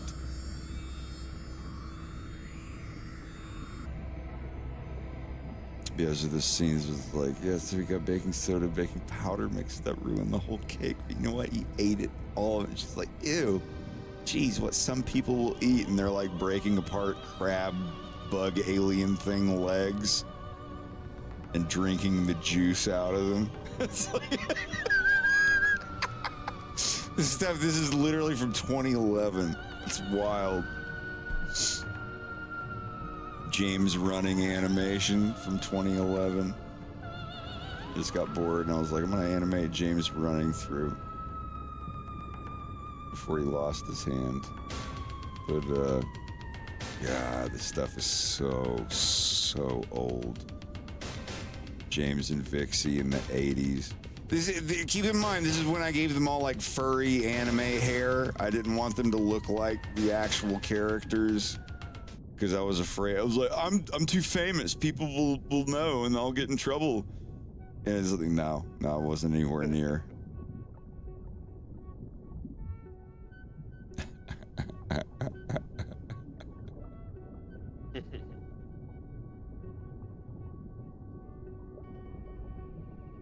Isn't going through your old art fun? It's embarrassing. It should be a little embarrassing, but it should also be also be reassuring. Oh, Jesus Christ.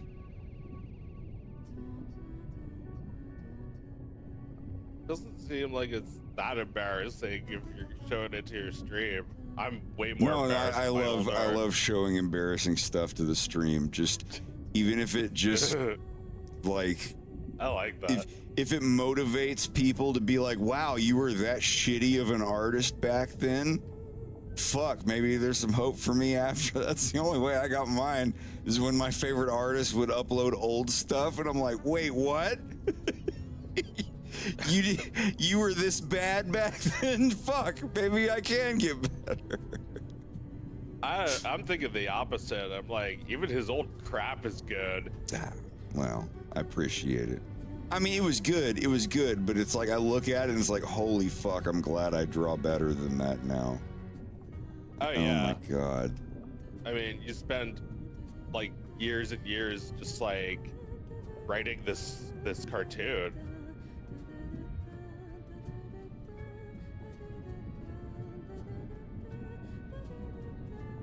Oh my God. It's like, it's iterative. It comes in different iterations. What is, oh my God. I don't even know what I'm writing there. Are there any Japanese fluent people who can tell me what this is? What? I don't know what it says. Sorry.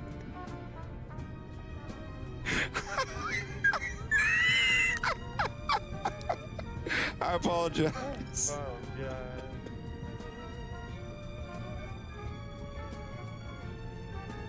I'll have to send this to Sid. Kiss. Let's see if Sid can. Sid can.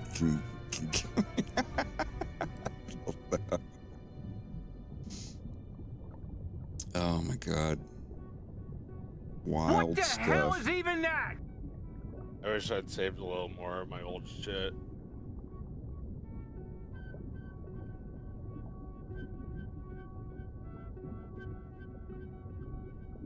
Oh yeah, when Kale and James, there was adventures where Kale and James actually teamed up, and they went through the dimensional portal of Andros. They were forced to,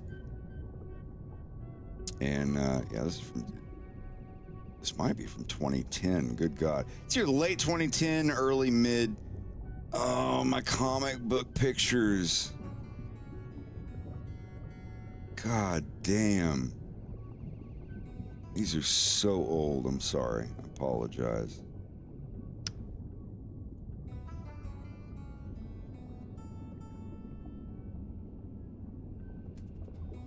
These are literally 13 years old.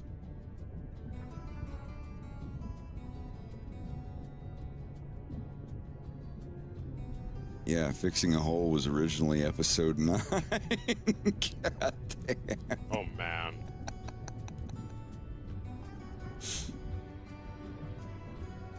Yeah, I don't have all of these anymore, but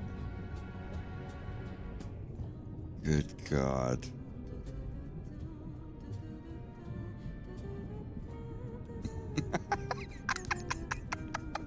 You ever see the Aphex Twin video window licker? Oh God. Yeah.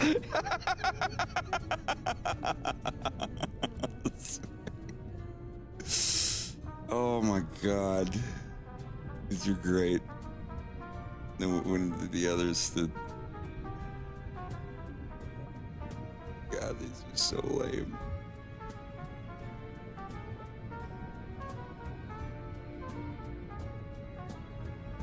These were just mock-up comic book covers that I did.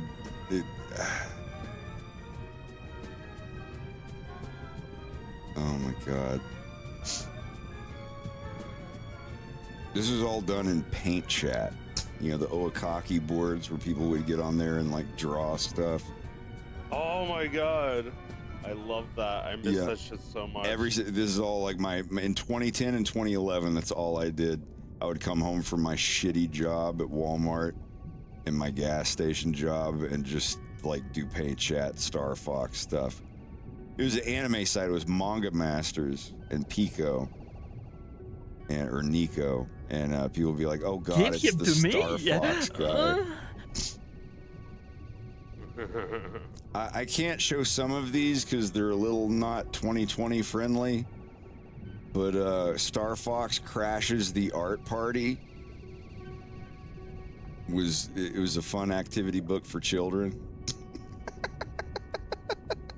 It's got some slurs and some nudity. It's like slurs and nudity. Where do I sign up? But anyway, oh yeah, the Star Wolf team. This was Leon, Wolf, and Panther. Keep in mind, I was trying very hard to like not get in trouble with Nintendo. Oh my God. Wild stuff. I like this one. I also love that old Star Wolf song. Oh, the lookout thing. Yeah.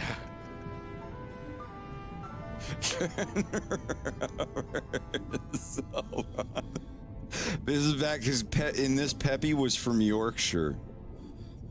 He was a Yorkshireman, and it's like Peppy was British, and he had like a really northern British accent. Oh, this is the very first picture I ever drew of James McLeod. For it. Oh my God, these. Oh God, I'm sorry. I'm getting like, I don't know, cringe.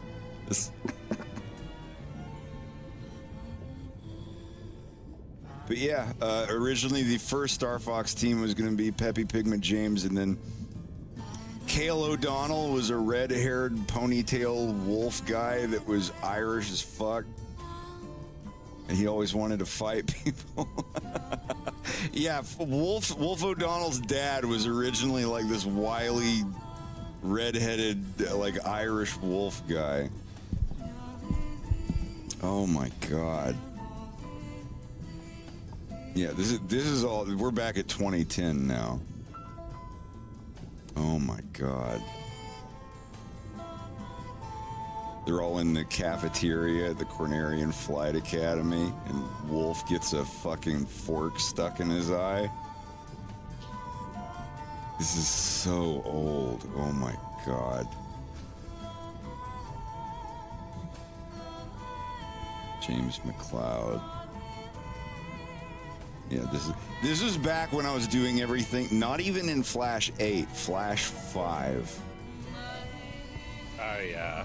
Yeah, this was Flash 5. Oh my god. Any British people in the viewers tonight? Shooting stars. Oh my god. This is episode 4 is called Haul and Ass Getting Paid. They're from Idiocracy.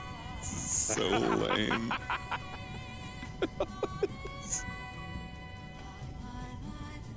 This is so dumb. 2011 memes. Oh my god. This is so lame.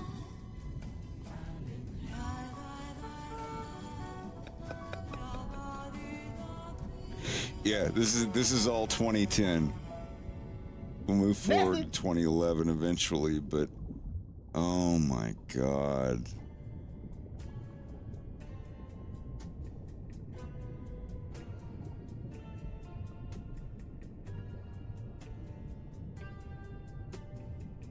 Yeah, this is an old folder. It's a hell of a trip.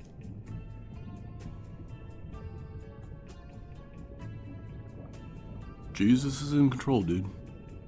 Doing a barrel roll without a G diffuser.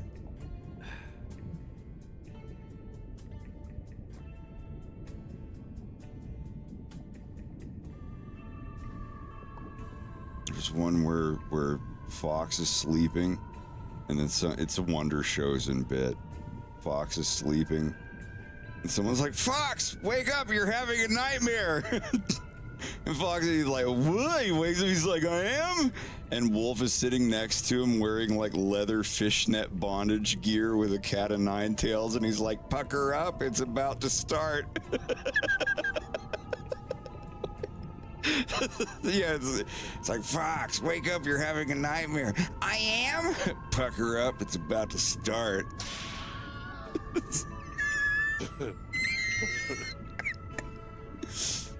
The one on the show is a little more vulgar than that, but oh yeah, here's the holy fuck. Cale and James. Scene from Star Fox Animated later episode season 1. James McLeod and Cale O'Donnell. Like, "Sir, we're here to help you. You need medical attention. Can you understand me?" Cale's like, "Jesus." Remember, he's Irish as fuck. I can't. It's like, "Fuck, Jimmy, look at his face. Is that rabies?" And his head, the Fox dude's head splits apart, and I have this whole scene, like the audio recorded for it and everything. And he's just like, "No, Cale, that's not rabies." It's fucking terrifying. Yeah, the original. Oh man, do I have that? Yeah, here we go. They're talking to the dude, and he's just like, or whatever. "Jimmy, look at his face. Is that rabies?" It's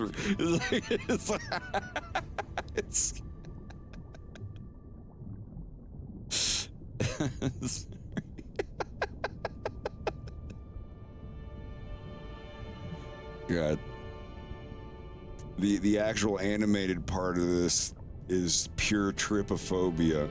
all these little holes open up all over his skin, and they're like little Venus flytrap mouths, and it's disgusting. It's the abs. Like, I don't have it anymore. Some of this stuff was lost forever, but holy fuck. Yeah, originally in the old canon, in the 2010s canon, James and Kale went on a lot of adventures together that were terrifying. Yeah, here it is. I found it. Fuck the cloud, wake up. You're having a nightmare. I am fucker up. It's about this.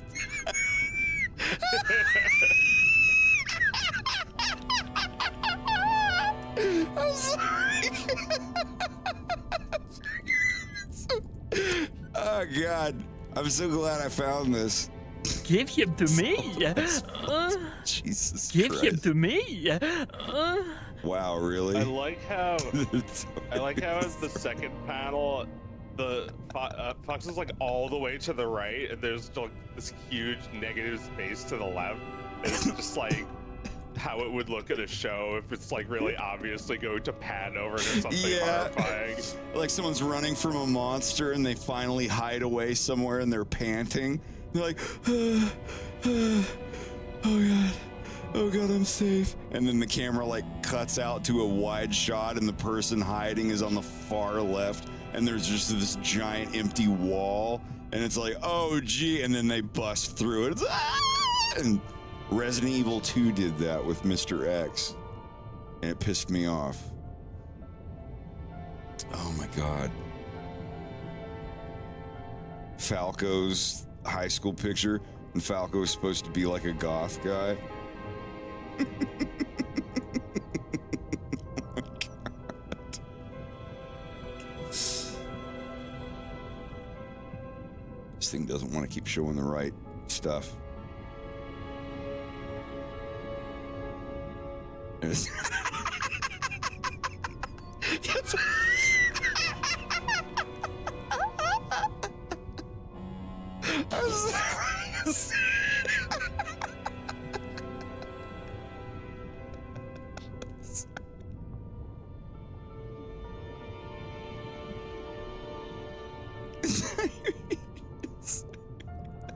show some of That's this. great. That needs to be hung up somewhere. Oh my God. Yeah, in the original thing, Falco was like a former gloomy goth kid. It's completely like Falco is completely different from what he was. He was going to be like basically a gothic Napoleon Dynamite.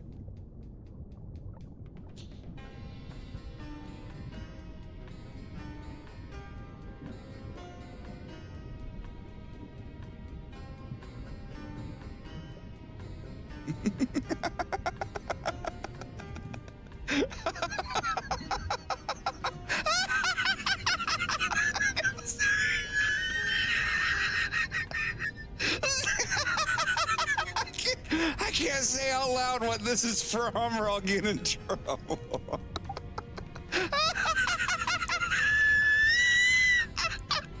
You wouldn't understand. It's poetry.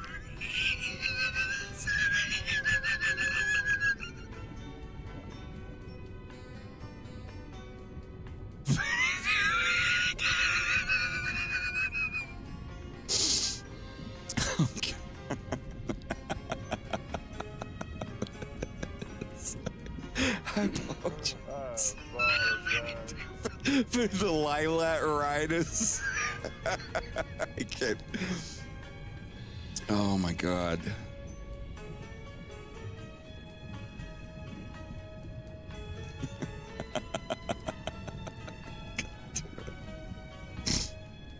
So when it changes from PNG to JPEG, it does, oh my God. I think it's the PNGs that make it.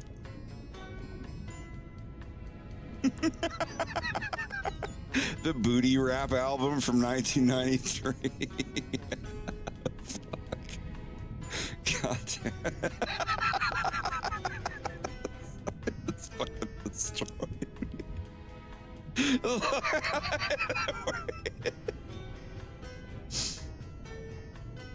Oh, God. Every now and then I'll pop through these.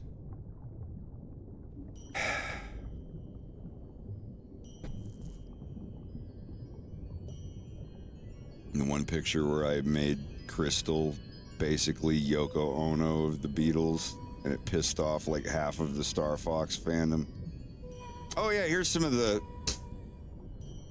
Yeah, these are some of the stills. This is all I have that exists of that scene. Fucking hell. It breaks my heart. I hate it when I lose shit. Here's if you want to see what the characters looked like around 2011, here they are. Fox, Falco, Peppy, Slippy, Wolf, Leon, Panther. Dancing with fucking Castanettas. Or Castanets, or whatever. Andrew, Bill, Farrah, Kat, James, Kale, Beltino. Beltino is based on like the nerd computer guy.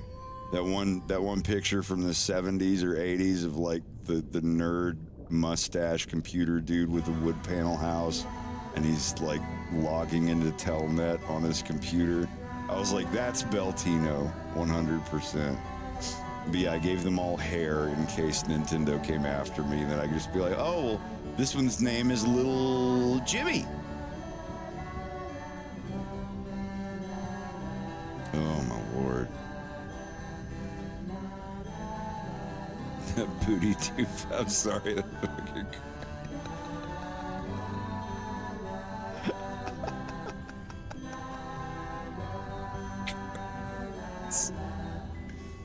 Oh no, it's not. Come on. God, I'm sorry. This stuff is just really old. This is like, I was still in my mid-20s and now I'm almost 41. The different stages of James McLeod. This was on the left. This was James when he was, just like a 17, 18-year-old 80s, early 80s teenager. Then Lilac Marshall doing stealth stuff, working for Pepper. And then Resources Group James. Yeah, this is like 2011. God, this is so old. Still going through this stuff. Wolf and Leon kidnap Farrah. It's like, now what do we do? It's so right. They got Farrah in the back of their space cruiser. They're just like, now Star Fox will have no choice. Like, this is when Wolf O'Donnell sounded like this. And well, McLeod, you've gotten yourself into quite the pickle. It was such a goofy cartoon, and it slowly morphed into something being serious. This is when Fox is like, I want a cigarette. And she hands him one of hers, and he's just like, She's like, what? He's like, I don't do menthol. Fox smokes me good. And then I'll ignore that one. Don't worry about that one. You didn't see that one. This is Falco and Fox when Wolf O'Donnell. Oh my God. Yeah, Newports. Yeah, don't worry about it. Yeah, flip past that one. Don't worry about it. I don't care. There was originally going to be like Leon would bust into Wolf's room and be like, Wolf, I found a new piece of information on the wire. We did it. And like every single time that he would do it, Wolf would be in bed with a different girl.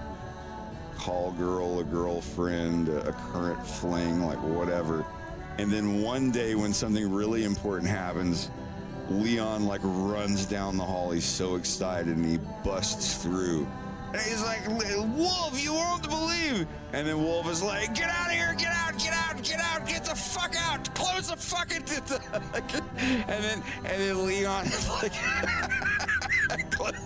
slams the door behind himself and looks really confused.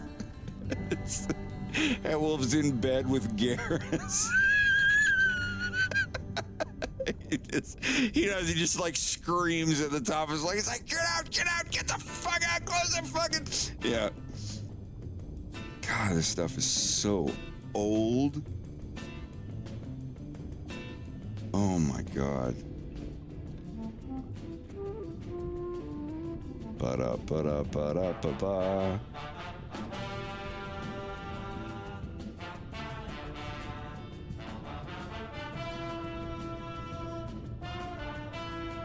Oh my God, yeah, I don't know what else to show. I'm running out of pictures. Oh, I wasn't supposed to show that one. All right, in the original Star Fox, the animated series soundtrack, it was supposed to have this as the album cover. I apologize. I just, oh my God.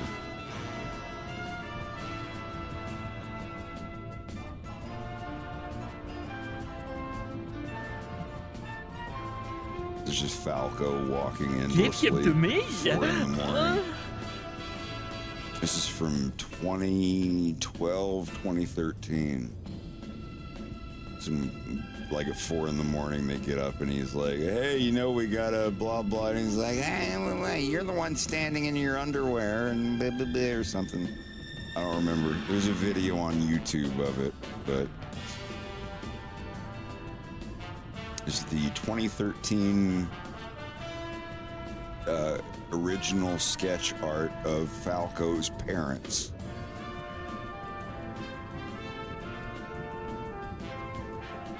God, this is so old. And that was about when I stopped working on Star Fox until I started again. Oh my God. Oh my God. Stop fucking lying. And then all of my commissions. I don't want to show my commissions. They're all embarrassing, but I did commissions from 2013 to 2014.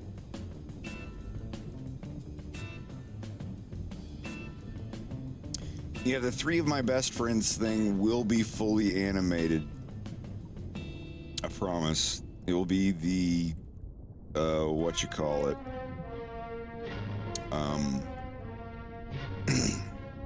the intermission between part 1 and 2.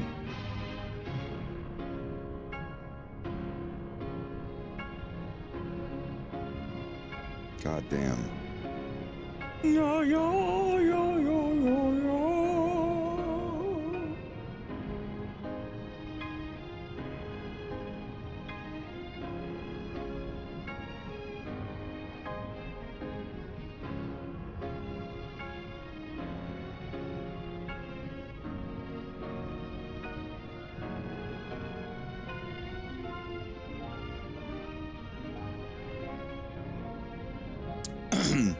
Will the music be remade? Well, yeah, like that was, I fucking recorded that in my basement like 12 years ago on a shitty microphone. Like it's gonna be orchestrated. I've got a bunch of music libraries, some orchestral libraries and stuff. I'm gonna re-record it. Hopefully I can still hit those notes. But,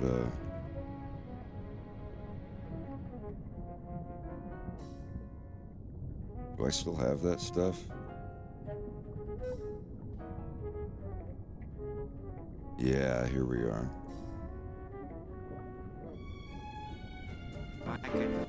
Yeah,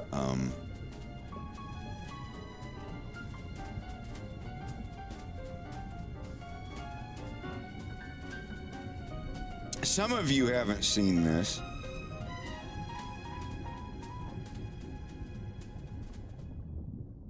Yeah, yeah, there's an old animatics of the original musical version of Star Fox, the animated series. Did you see those, Joe? Like the musical parts? Yeah, oh my god. I started listening to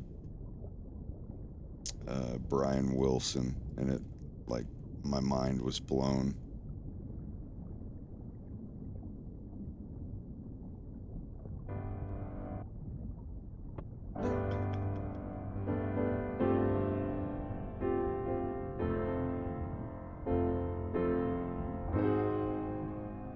Peppy's British and Slippy's a redneck. If there ever was a place, if there ever was a place with a climate upon which we could rely. If there ever was a time, if there ever was a time when they needed to hear those old words we cry. All ships check in. This is Peppy. All systems go. Oh my god. Slippy here. I'm okay. Such an alternate universe. Falco, goddammit, come Yeah, on. I'm fine, Jesus Christ. Yeah, I'm fine, Jesus Christ. Waking up from a dream so tragically, slipping on my uniform so magically, looking out my window. There's not a cloud in the sky. I wish I could fly without the assistance of an NTD FX1 engine. No, sir, just me and my best friend. Three of my best friends. Three of my best friends. Exactly. I couldn't have put it more plain. Ah, the storm of change, the cloud. You must be as good as your father to have made it this far. A charming gesture, but quite futile.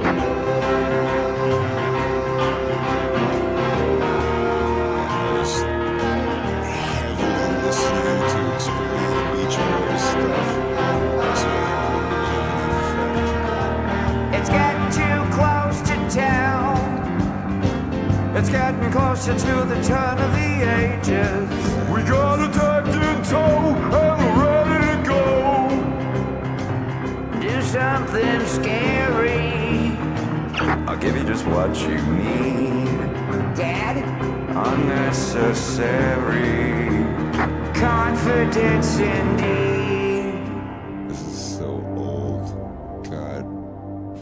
2011, 2012. I've become an old thing.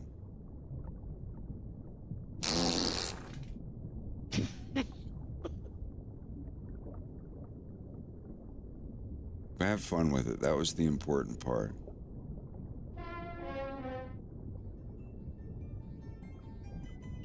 Oh, here we go. This is Chris, if you're still in here. Like, this is the... Have you ever heard of the Argento movie,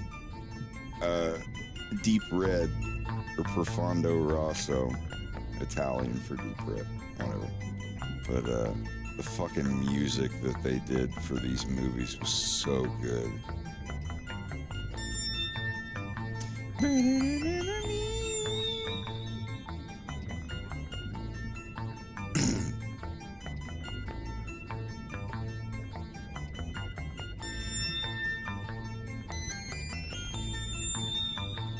It's come a long way. Good bit.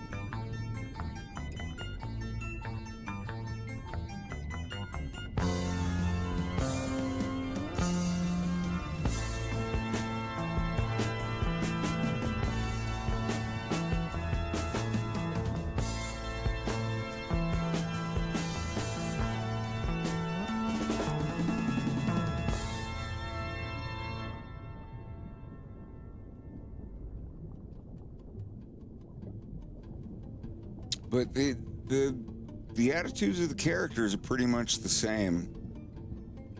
Just keep in mind, like, it's like, why does it take you so long to do this? Keep in mind, when I was designing this stuff from 2009 until 2015, I worked my ass off, washing dishes, scrubbing toilets, doing pest control for 14 fucking hours a day. I liked it. It kept a roof over my head, kind of, but I'd come home, I'd soak my feet in Epsom salts from walking and climbing air ducts and roofs and stuff, and I would just come home and get in bed and lay back with my tablet and be like, I'm gonna fucking draw some more of my Star Fox content. But if I had to go back to that, if I lost my Patreon and that was a problem, it'd just be like going back to 2013 all over again, busting my ass and coming home, soaking my legs and getting a shower and laying in bed and spending the last 4 hours of my day getting my cartoon done. I don't want to go back to that, but if I have to, I have to. I know the economy's not great. But it's been quite a ride.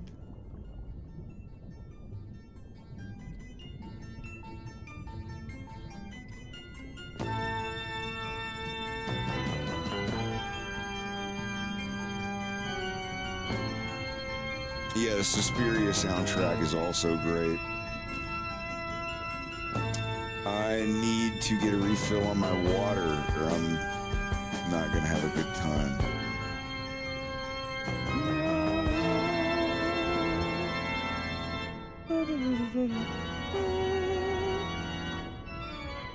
I wish I still had all the Aperoid pictures from my FA account. Or the, I've showed some of these now. I don't need to keep going. Some of these I can't show. Wolf in a Speedo. That's borderline.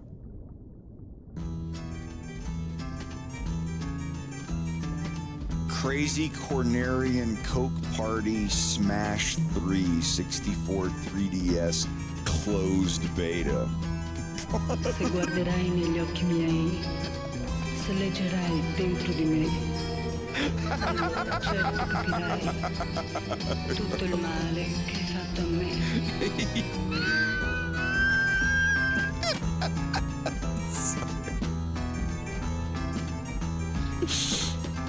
Dirmi una bugia, non voglio creder più. This is so sorry, I Il gioco è apologize. ormai finito, lo vedi, hai vinto tu.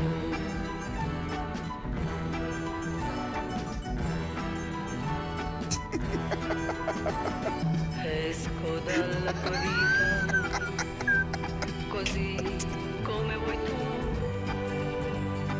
Finita è la partita, non giocherò mai più.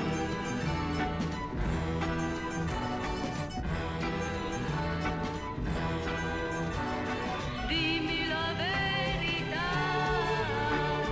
ormai non m'ami più. Lo dico agli occhi tuoi, lo devi dire tu.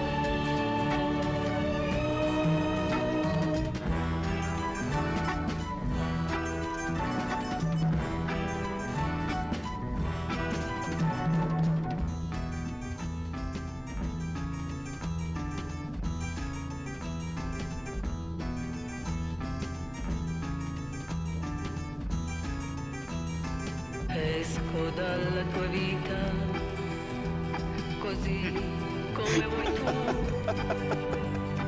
Finita è la partita, non giocherò mai più.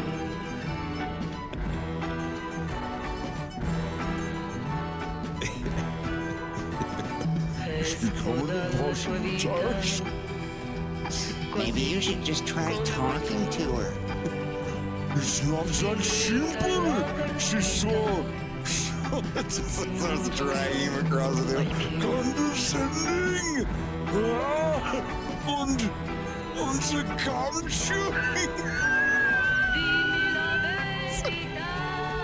Unfortunately, I will not have this in episode 3. General scales might be in there, but holy fuck.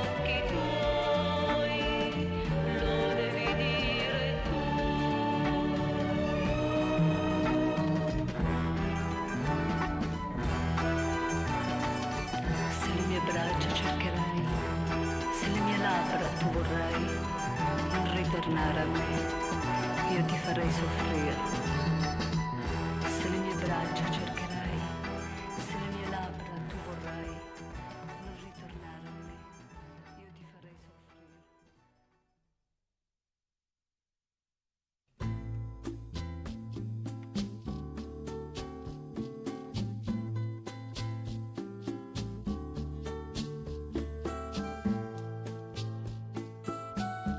All right, enough of that. Enough of all that. I ain't reading all that.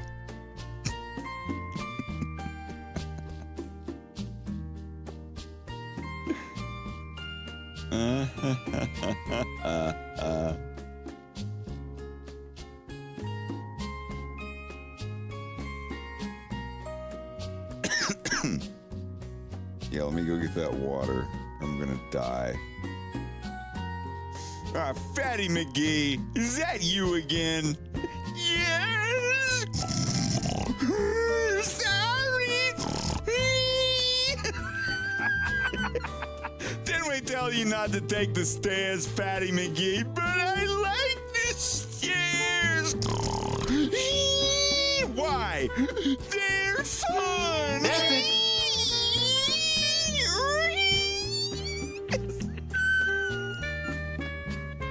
All right, I'll be right back.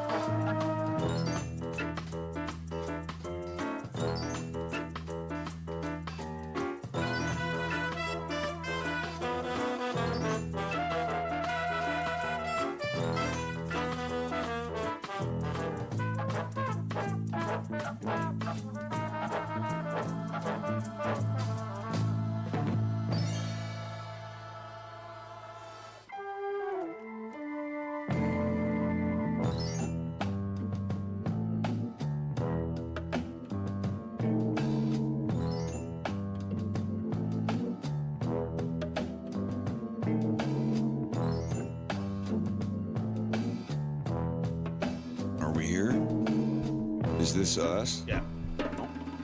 Are we them? Is them me? Bugsy, them. Who's them? I was talking about you. Who? Ace you. Gesundheit.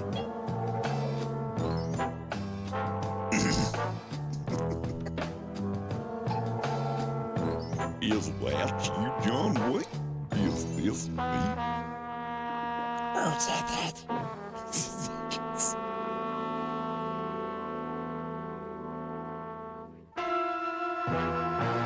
Yeah, that's what I was thinking of. Is that you, John Wayne? Is this me? Oh, said that. Who the fuck said that? Who's the slummy little company that said for the cold cups out of God out? Oh, you said you don't death warrant. Nobody, huh? The fairy fucking godmother said it. I'm fucking standing. I will beat you all till you fucking die. I'll beat you until your asshole is fucking potty milk. Was it you, you scratchy little fuck, huh? You little piece of shit, you look like a fucking worm. I better wash you. Sir, I said it, sir. Wow. No shit. What if we get there? A fucking comedian, private goofy. I admire your honesty. How I like you. You can come over to my house and fuck my sister. You little scumbag. I get your name. I get your ass. You will not laugh. You will not cry. You will not buy your numbers. I will kick you. Now get up. Get on your feet. God bless unfuck yourself or I will unscrew your head and shake your neck. Sir, yes, sir. Goofy, why did you join my beloved cause? Sir, to kill, sir. So you're a killer. Sir, yes, sir. Let me see your war face. Sir? You got a war face? Ah! That's your war face. Now let me see your war face. Oh! Oh, shit, you didn't convince me. Let me see your war face. Whoa! You don't scare me. Walk on it. Sir, yes, sir. Woof, woof, woof, woof, woof.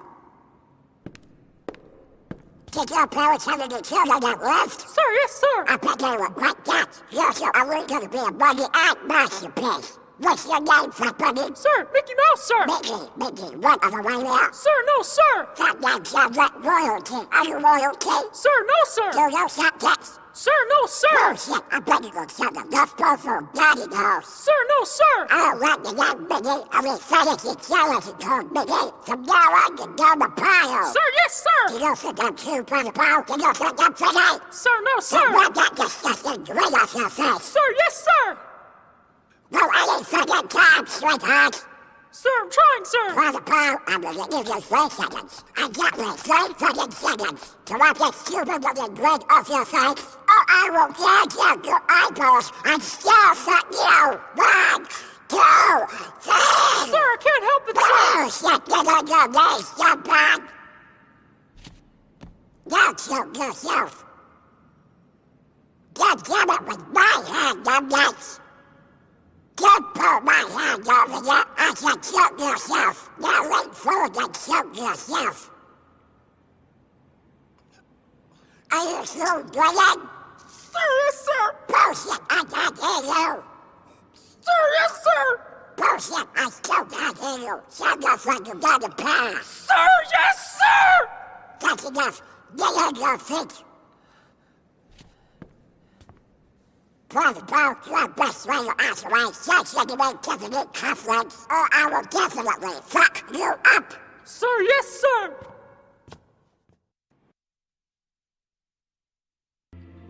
Give a farmer seeds and he'll create food.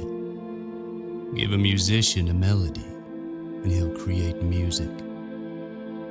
Give a soldier an enemy and he'll create nothing. He only destroys, kills.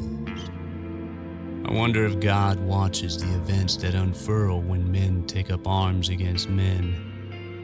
And I'm afraid that when I die, God will care about the things I've done. But I think I'm more afraid that he won't. That he'll sit there, picking his nails, barely able to summon the energy to judge me. Because what then? What if bad men aren't judged fairly? People tell me to fear hell. But there comes a point where you've done such awful things that you have to wonder if the devil will welcome you as a friend when you arrive. The truth is, I don't believe in anything anymore.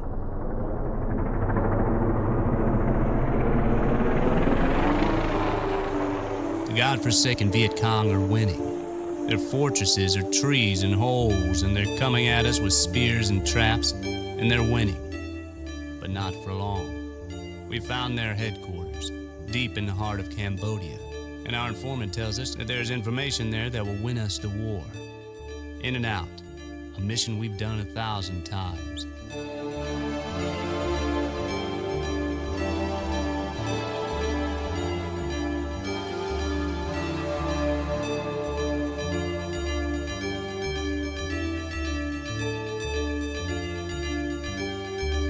We're here. See you on the other side, boys. May God be with you.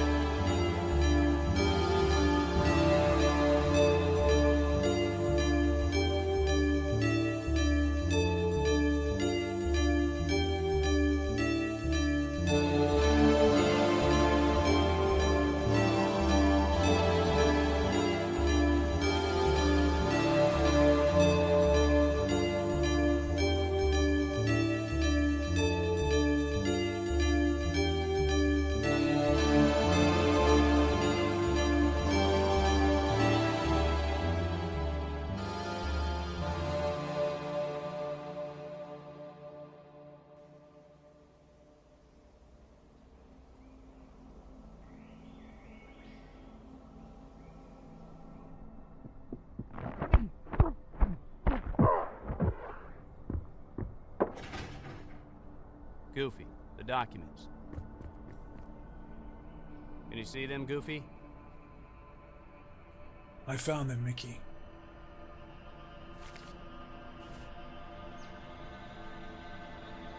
What the?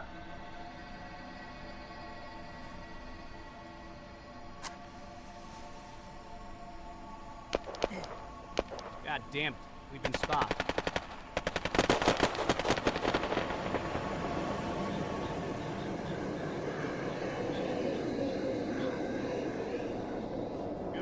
Hurry up, enemy incoming. What are you doing?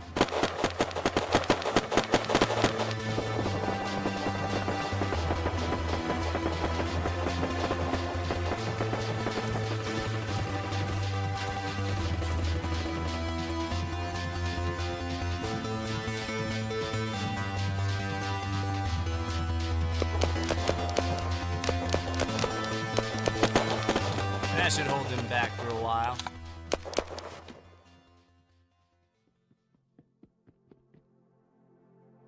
It's the extraction point, Goofy. We made it. I'm calling in an airstrike. We require an airstrike on our position. I repeat, we need an airstrike on our position. Arriving shortly at the landing zone.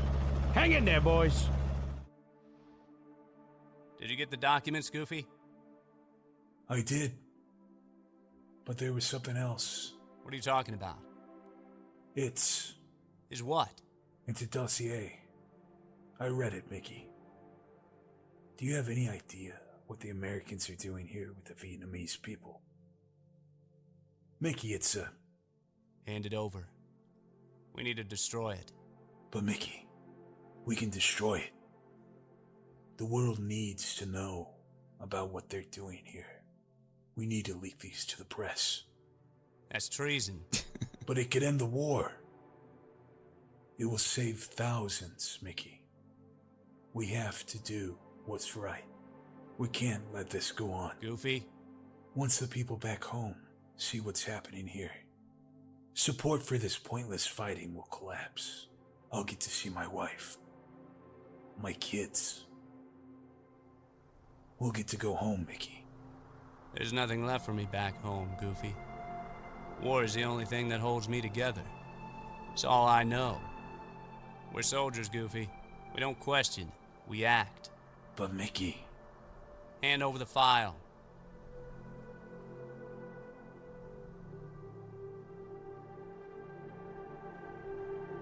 That's an order, Goofy. We can't let that information get out. We have to. It's our moral obligation. We can't let them go on with this. But Goofy... If you want the files, you're going to have to kill me. Don't make me choose between my country and you. You're like a brother to me. Then look me in the eye when you do it. Tell my kids I love them.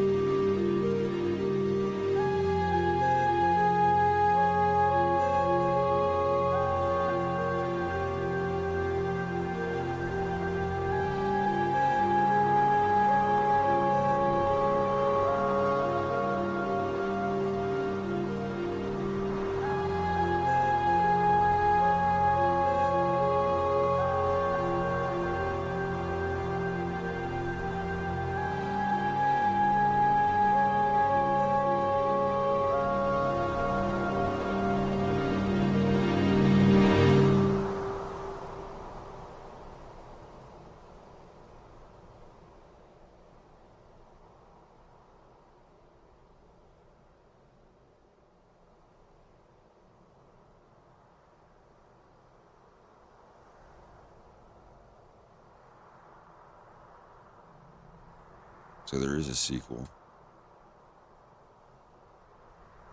And it does have Meat Canyon as Donald, and The Minute Hour as Max, Goofy's son, and Steve Lynch as Goofy. And I do voice Mickey. Joe, did you ever see these with the? Yeah. Yeah, Tom is a good dude.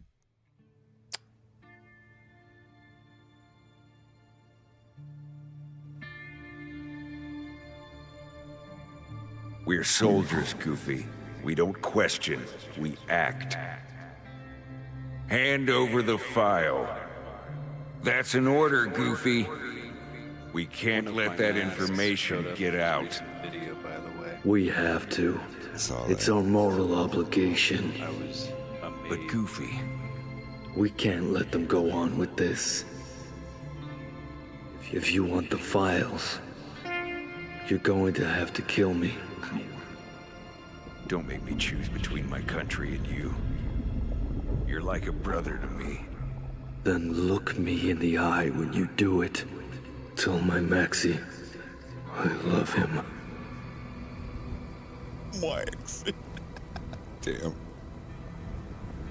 I'll shut up. I took her husband. The kid, he's lost. I'm lost. I've killed myself.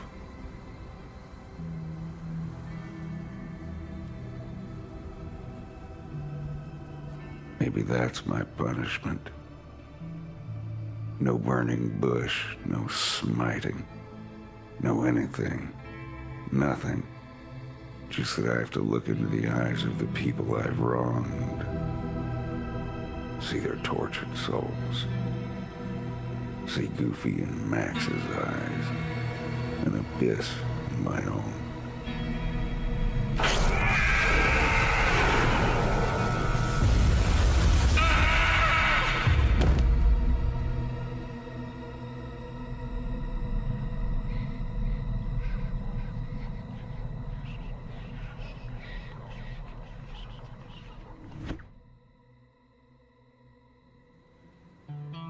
They took something from me.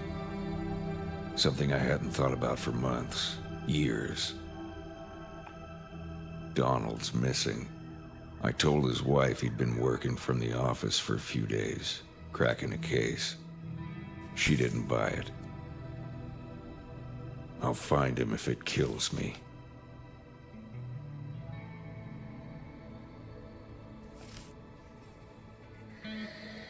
The fly is handmade, just like the ones we used when we were kids. Only now, I'm the fish.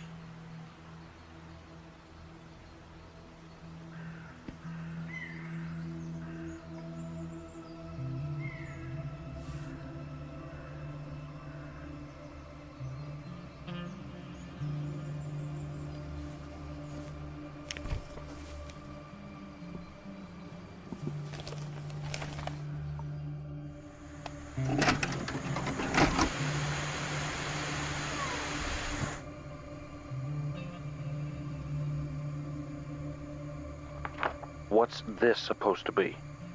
It's the coroner's report from the death of Lieutenant Goofy. And?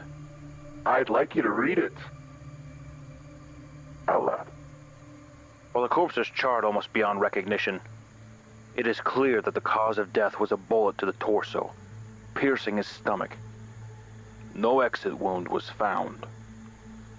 Are you trying to intimidate me? What did you want to happen here? You don't think I've read this? 100 times? 1,000 times? You. See you at the next location, or Donald will die.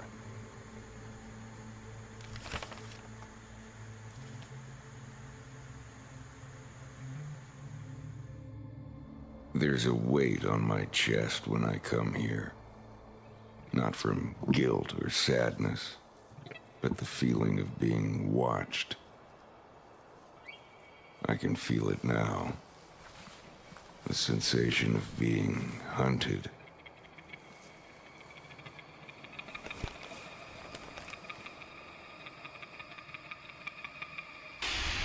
What am I looking at now? A bullet. Terrifying. It's the bullet that killed Goofy. And what? You want me to cry? You want me to beg you to take it away from me? It's been years. And you think reminding me of his death is going to break me? I've made my peace with it. The bullet was manufactured in America, used exclusively by the United States Army. What? Hurry up, there's one more. How does God account for abandoned churches? Do people just stop believing, stop caring, and move on? Or does he see them as no longer fit for purpose? All I know is that God isn't here anymore.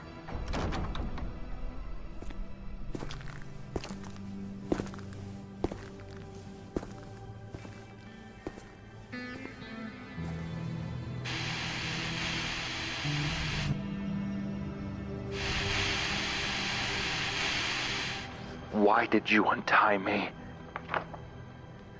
What is it? It's what your team recovered in Cambodia. You don't recognize it? I want you to read it.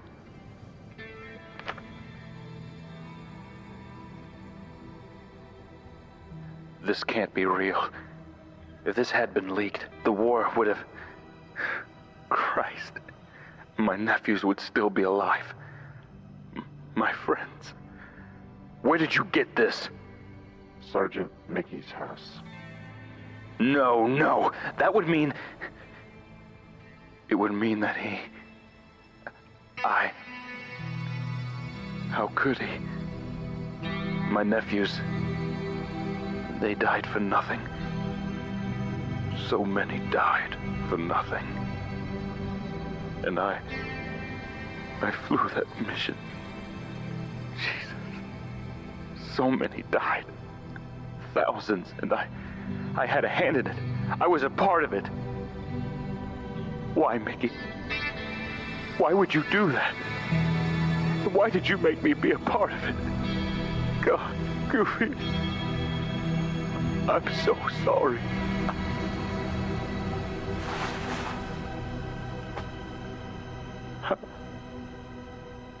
How? That can't be. you can make it right.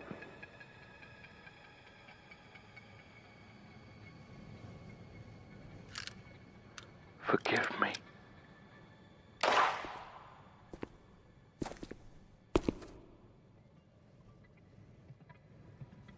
It's been a long time, Mickey.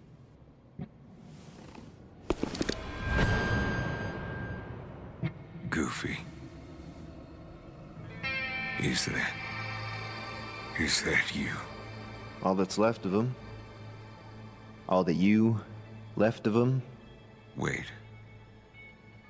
Is that... Max? What are you doing here? What did you do to Donald? Me? What did I do to him? How can you be so arrogant? I didn't do anything to him. He did it. You did it. Why? Why? Because you took everything from me.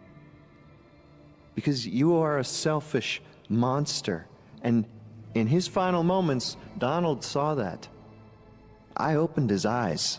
How did you find out? I didn't find anything out. I knew from the beginning.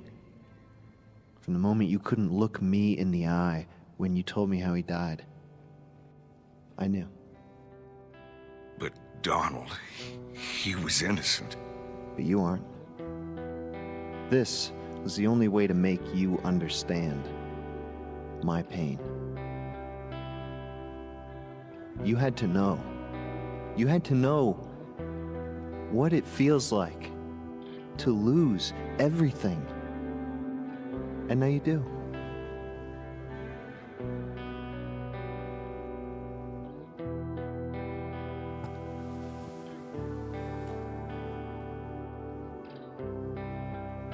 Go ahead. Finish what you started.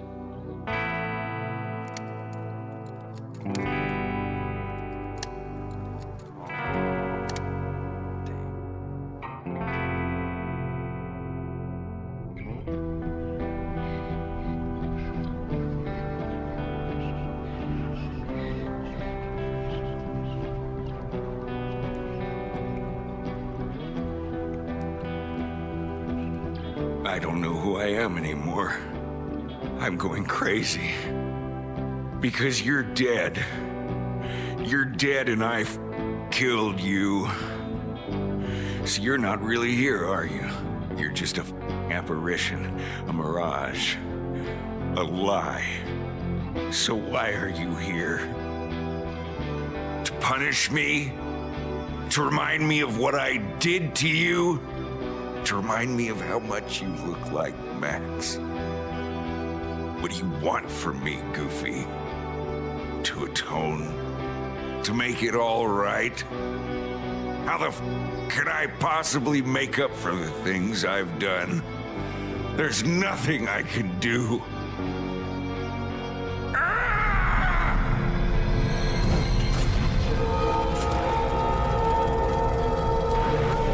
What is America? Life. What is sin now? Death.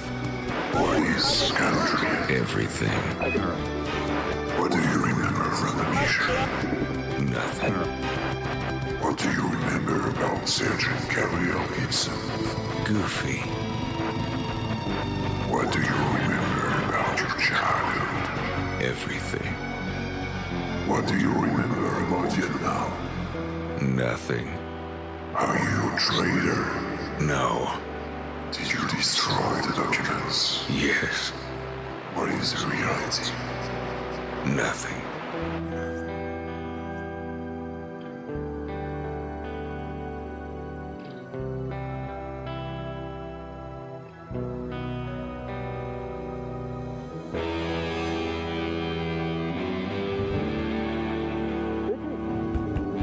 Vicky, are you in there? What are you doing? I know you blame yourself. I blame myself too. Vicky! Right. I'm coming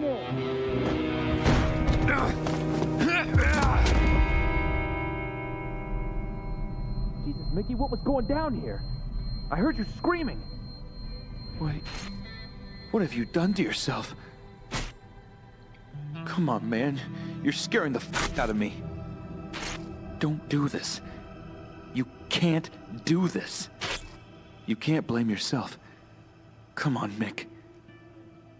Let's get you sorted out.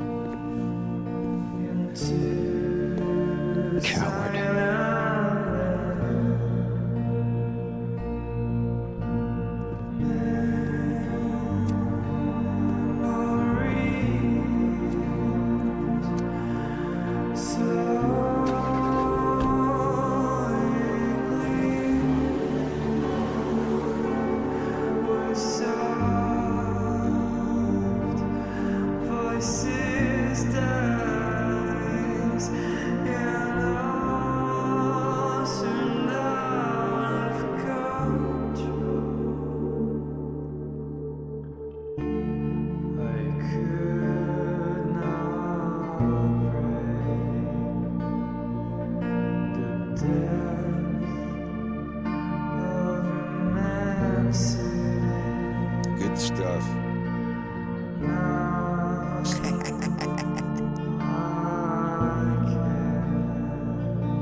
I don't know how many of you have seen that before, but it's always good to show the original before the other thing. I have a really awesome shirt that you can't get anymore from this, but hell yeah.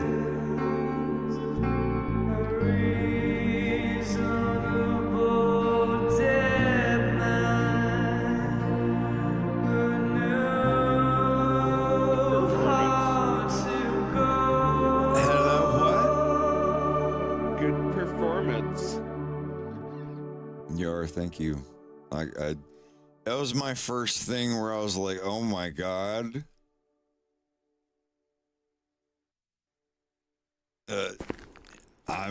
You got these other people to do stuff? I haven't been here in years. I'm surprised this place is still standing. Oh, I thought it was a fitting place to say goodbye before,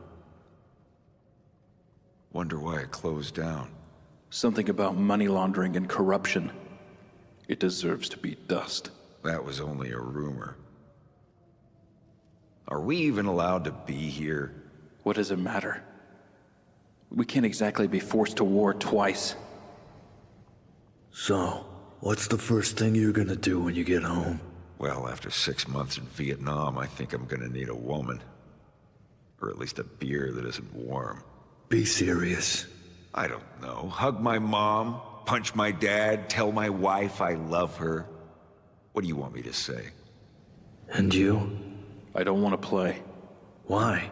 Because it's stupid. What's stupid about it?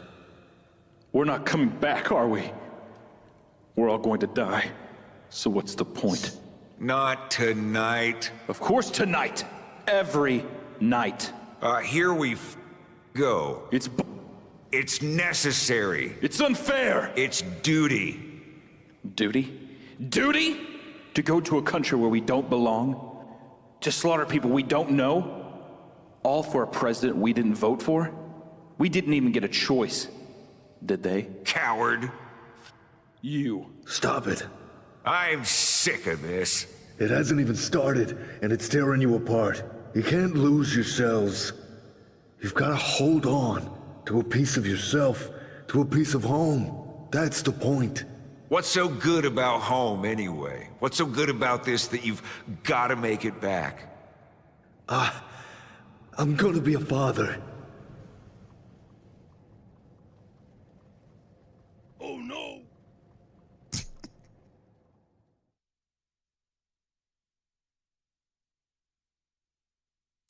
Yar, that's some good stuff.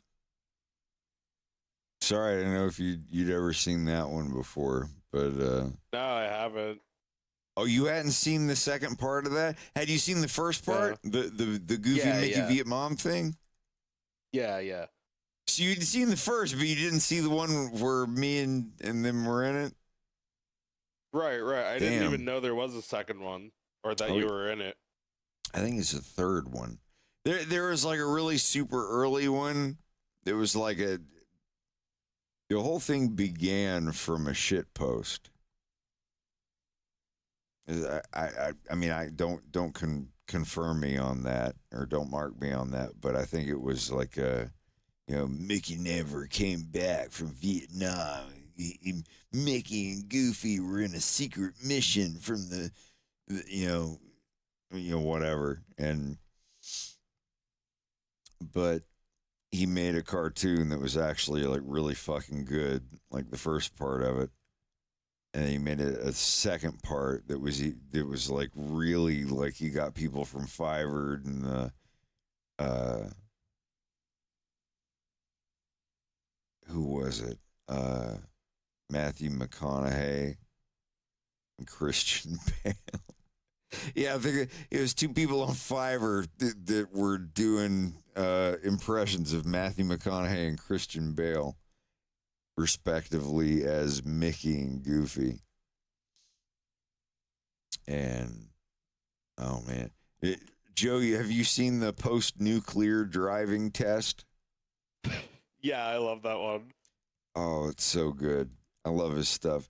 Umami, The Minute Hour, Drew Langlois, like, oh yeah, everybody, Ethereal Snake, all of those people.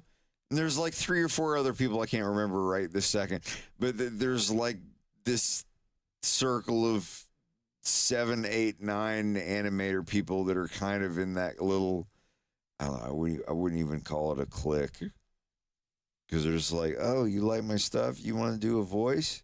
Yeah, if you want, like, this character, or whatever.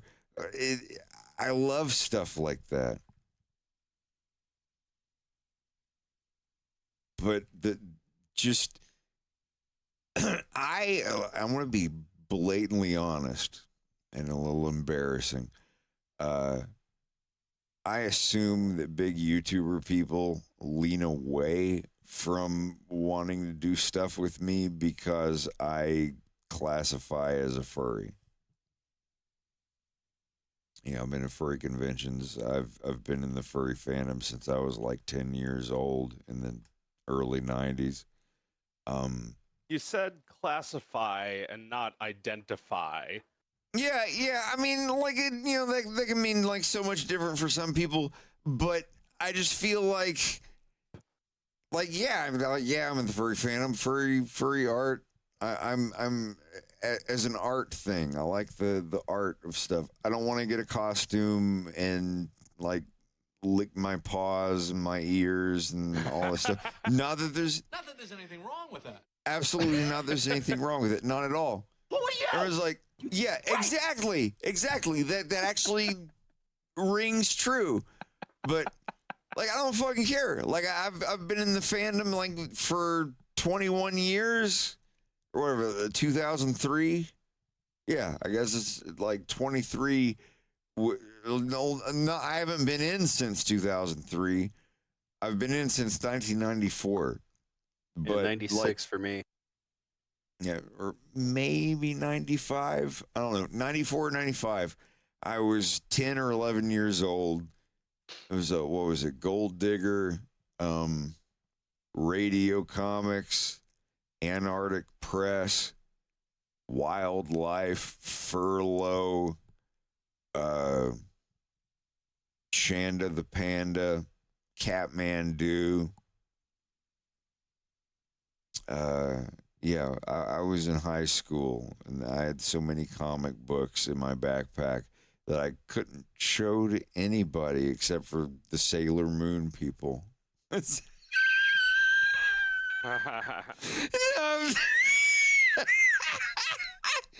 dead serious. It's just like, oh yeah, we like 3x3 eyes and Sailor Moon and Vampire Hunter D.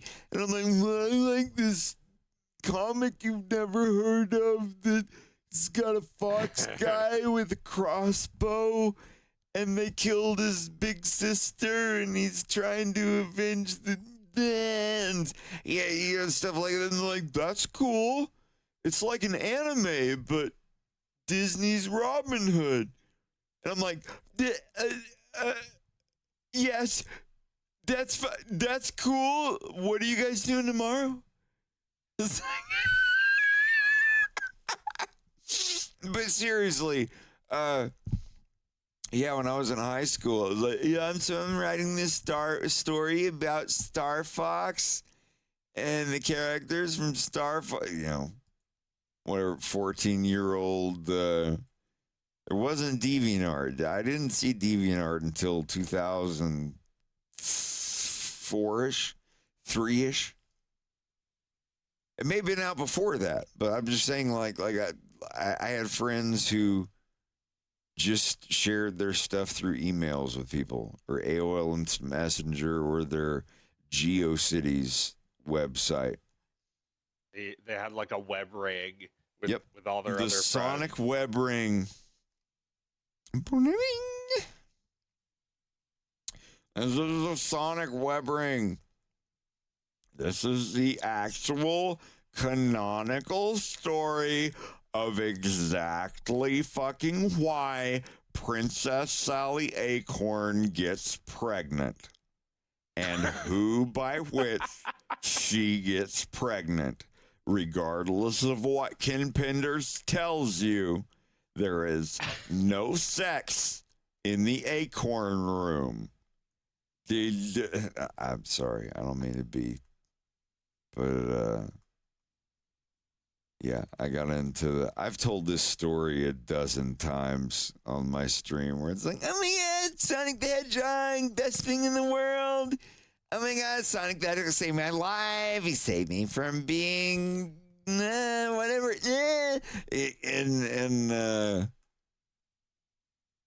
And sorry. I apologize. For real. Yeah, I just eventually realized how bad of a trap that was. There's nothing wrong with liking Sonic the Hedgehog. Absolutely. This is when I was like in 6th grade, and I was like, I think I like other stuff. It was the start, 8th grade, 7th grade, 8th grade. Because I was a huge Star Fox kid in 1994, my elementary school. I was in 4th grade. I was like, yeah, Star Fox is so cool because it's got a fox, and obviously foxes are the coolest thing ever. This is like 9 or 10-year-old me. It had to be 9 or 10.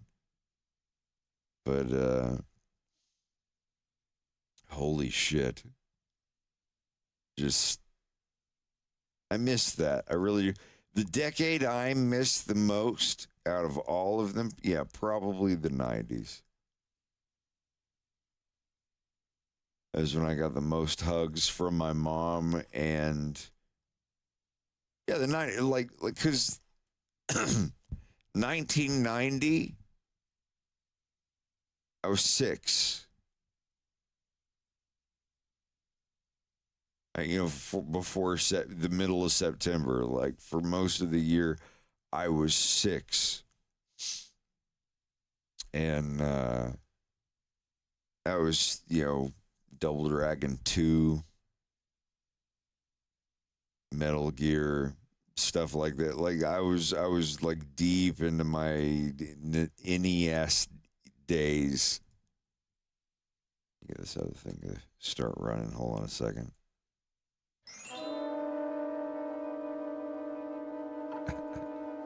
Sorry, I guess I stopped the whole playlist. But yeah, the 90s started in 1990 when I was 6 years old. I was in kindergarten. And then December of 1999, let's see, I could drive. I had played all the way through Metal Gear Solid, and I thought that it was the greatest video game that was ever made.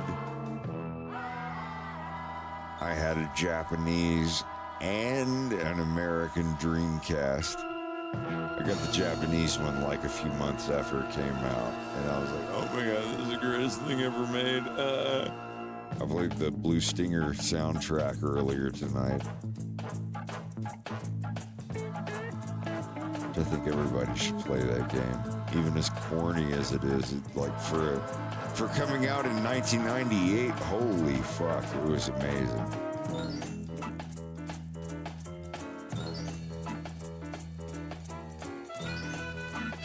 And I had a good time, you know. I don't complain about that stuff.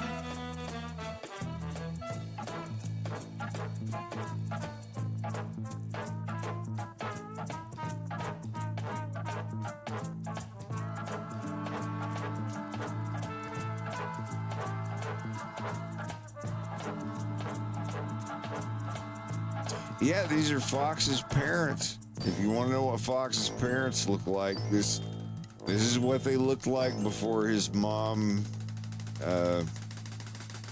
was, you know, bad thing happened.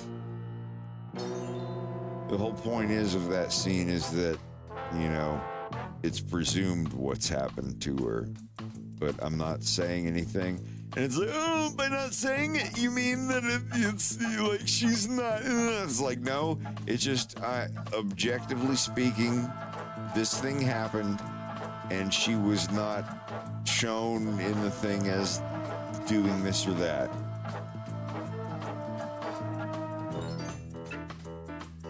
It's like it's like the scene where James gets shot, and you don't physically see the bullet hit him at the moment of the shot. And it's like, well, it could have been shot from somewhere else in the room. And it's like, no, it's this, it's an accident.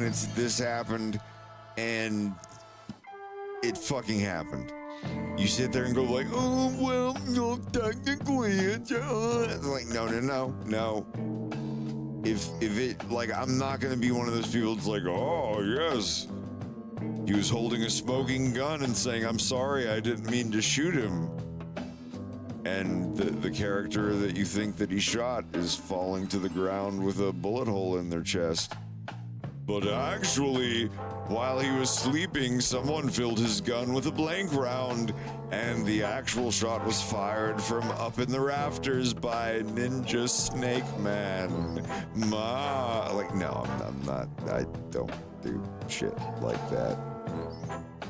Not that there's anything wrong with that.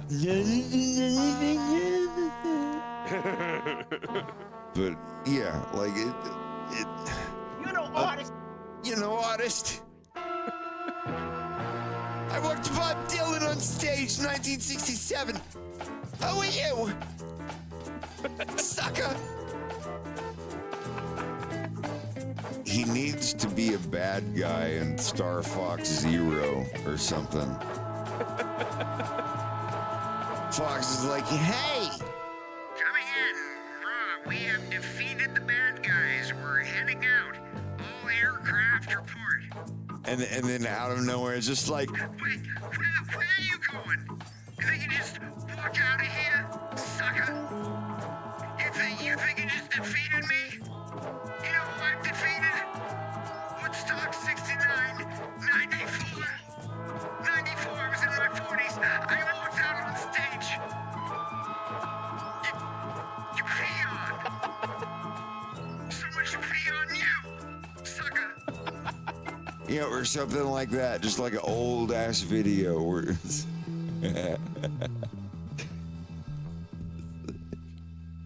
it's like, oh,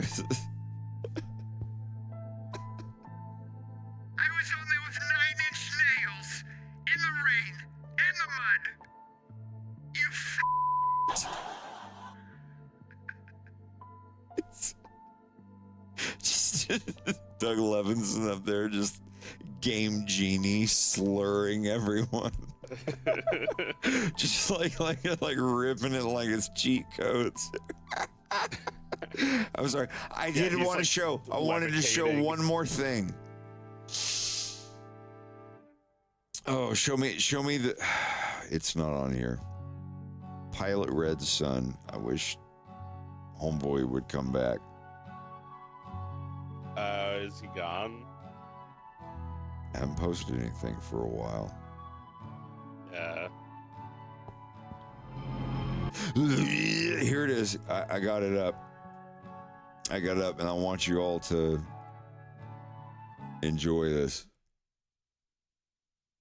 This is one of the more recent things he's done. Video, crop, default, aspect rate. What? Okay.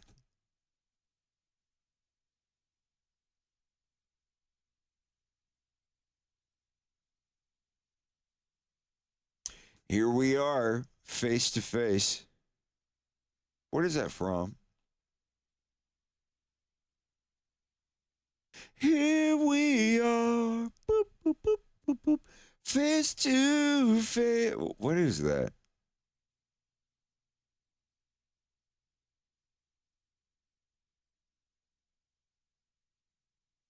Is that Beyonce? It's always Gloria Estefan.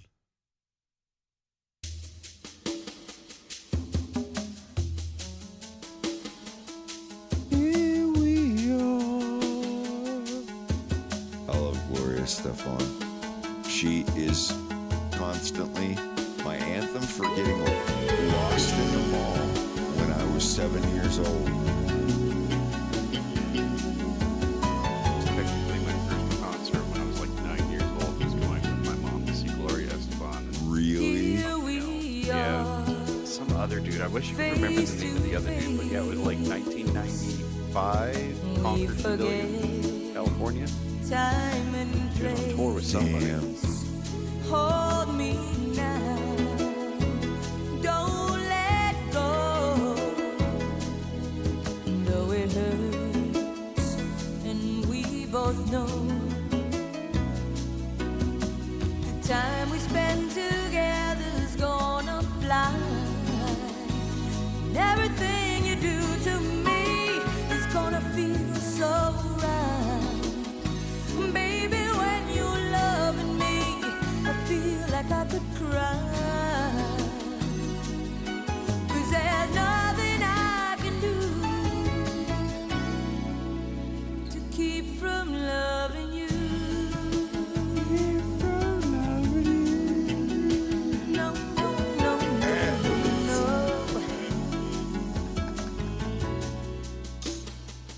Here we are. Anyway, but yeah, All alone. God. Yeah. This is this squeezes the same vein. Or not, it could go either way, really.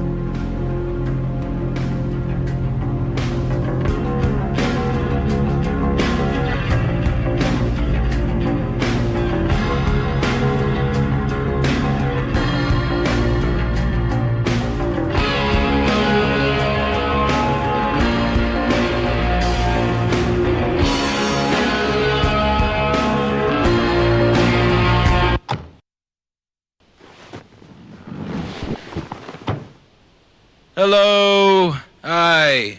My name's Tetanus Bob. I'm gonna be your driving instructor today. So, whenever you're ready, fasten your seatbelt and the test will begin. Gotta start the engine. Check your mirrors, of course. Pull up the anchor. And go. Go ahead. You're good. Follow the road. Listening to DMV Radio, the one-stop shop for all news, media, weather, and entertainment. News today, Flesh Riders have attacked and killed another driving instructor. Whoa, whoa, whoa. Whoa, slow down. Slow down. Oh, fuck. Hey, Mark. That's driving instructor Mark. He's on sick leave.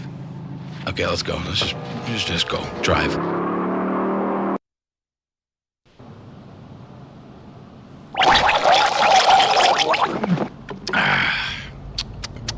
So, you got a girlfriend? No. Have you got a boyfriend?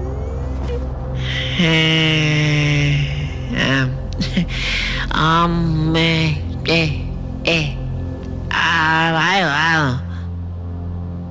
What, are you afraid to tell me? You know, you young people are all the same. You think that society after the nuclear war is backwards and savage. Oh, it's really not. Take it from me. The other day, for instance, I was out in my garden. It's all dirt. There's nothing. But I looked down and I saw a flower. I hadn't planted it, but it was right there. It was in the middle of my lawn. In spite of all this hostility in this world all around it, a beautiful little flower with a strong stem and delicate petals. Honeybees buzzing around it, morning dew droplets on the leaves. Isn't that something? People are so cynical about the world nowadays. You just gotta look for the beauty in it. Okay, now I'm gonna need a parallel park between the that slave auction and that writhing mass of mutant children fused together.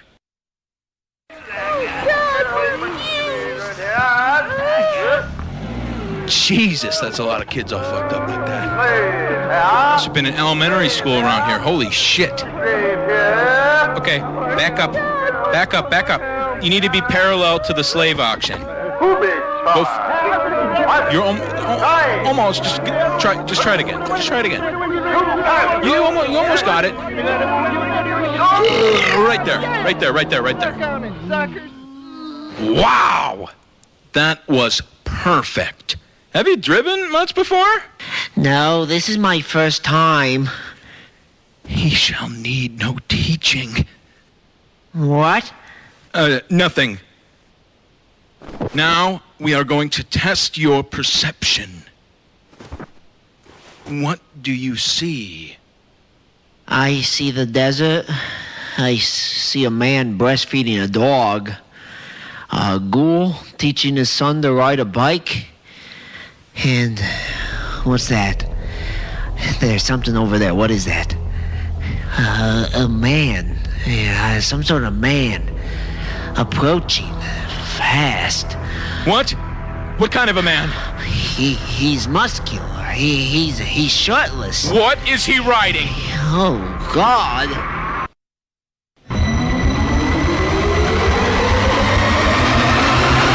Drive! Drive! Drive! We gotta get close! Keep her straight!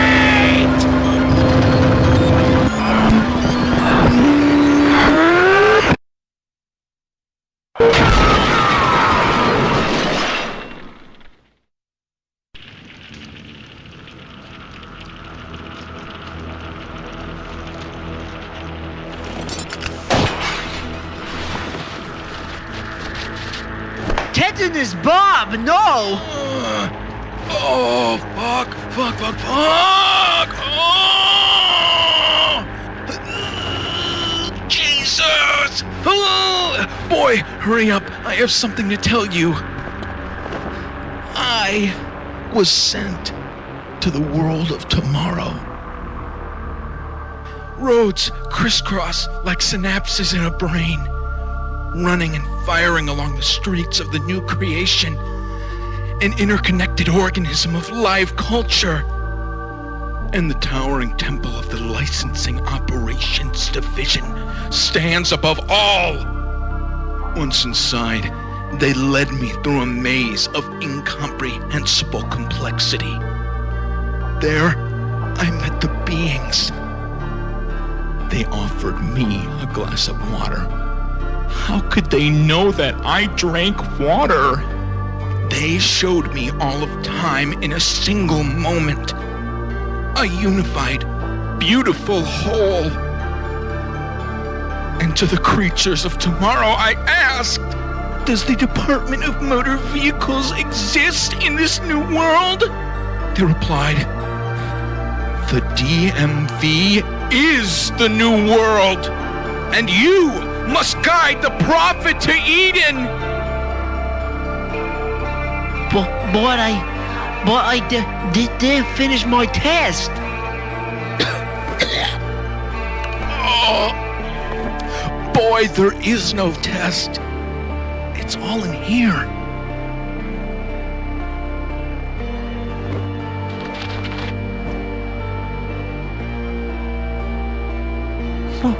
What happens if the DMV disappears, though? The end becomes the beginning. Break the disc, my child.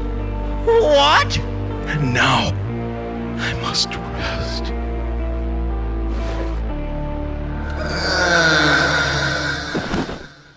It's all lies! You don't owe them anything.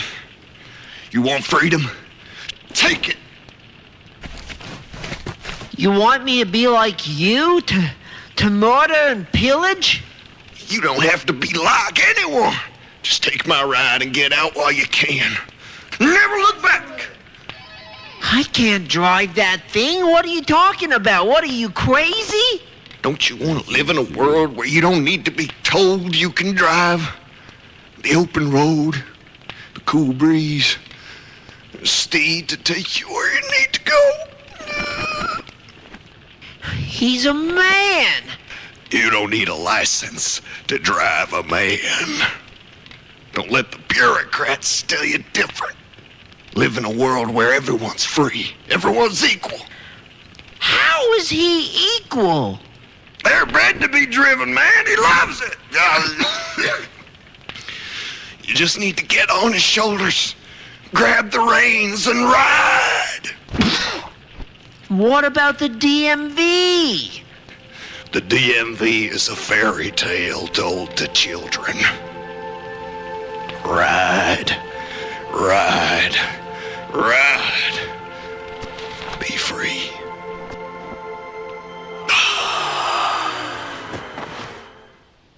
Why? Why? The wheel of time will turn remorselessly into an endless future, twisting into an infinite past. As long as we exist within the wheel, we are cursed to relive and repeat, forever turning. But in the end, what doesn't turn is a man's leg.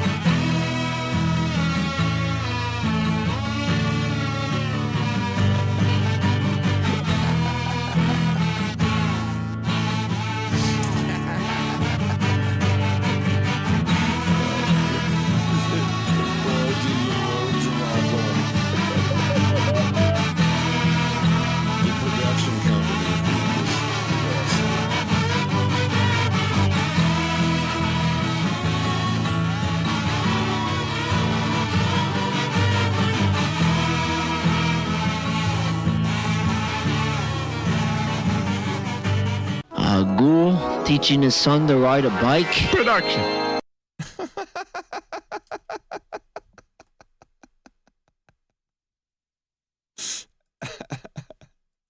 All right. Well. All right. It's going. I was gluing the fudge. Oh, what are we doing? I could. Oh, a yin for a yin.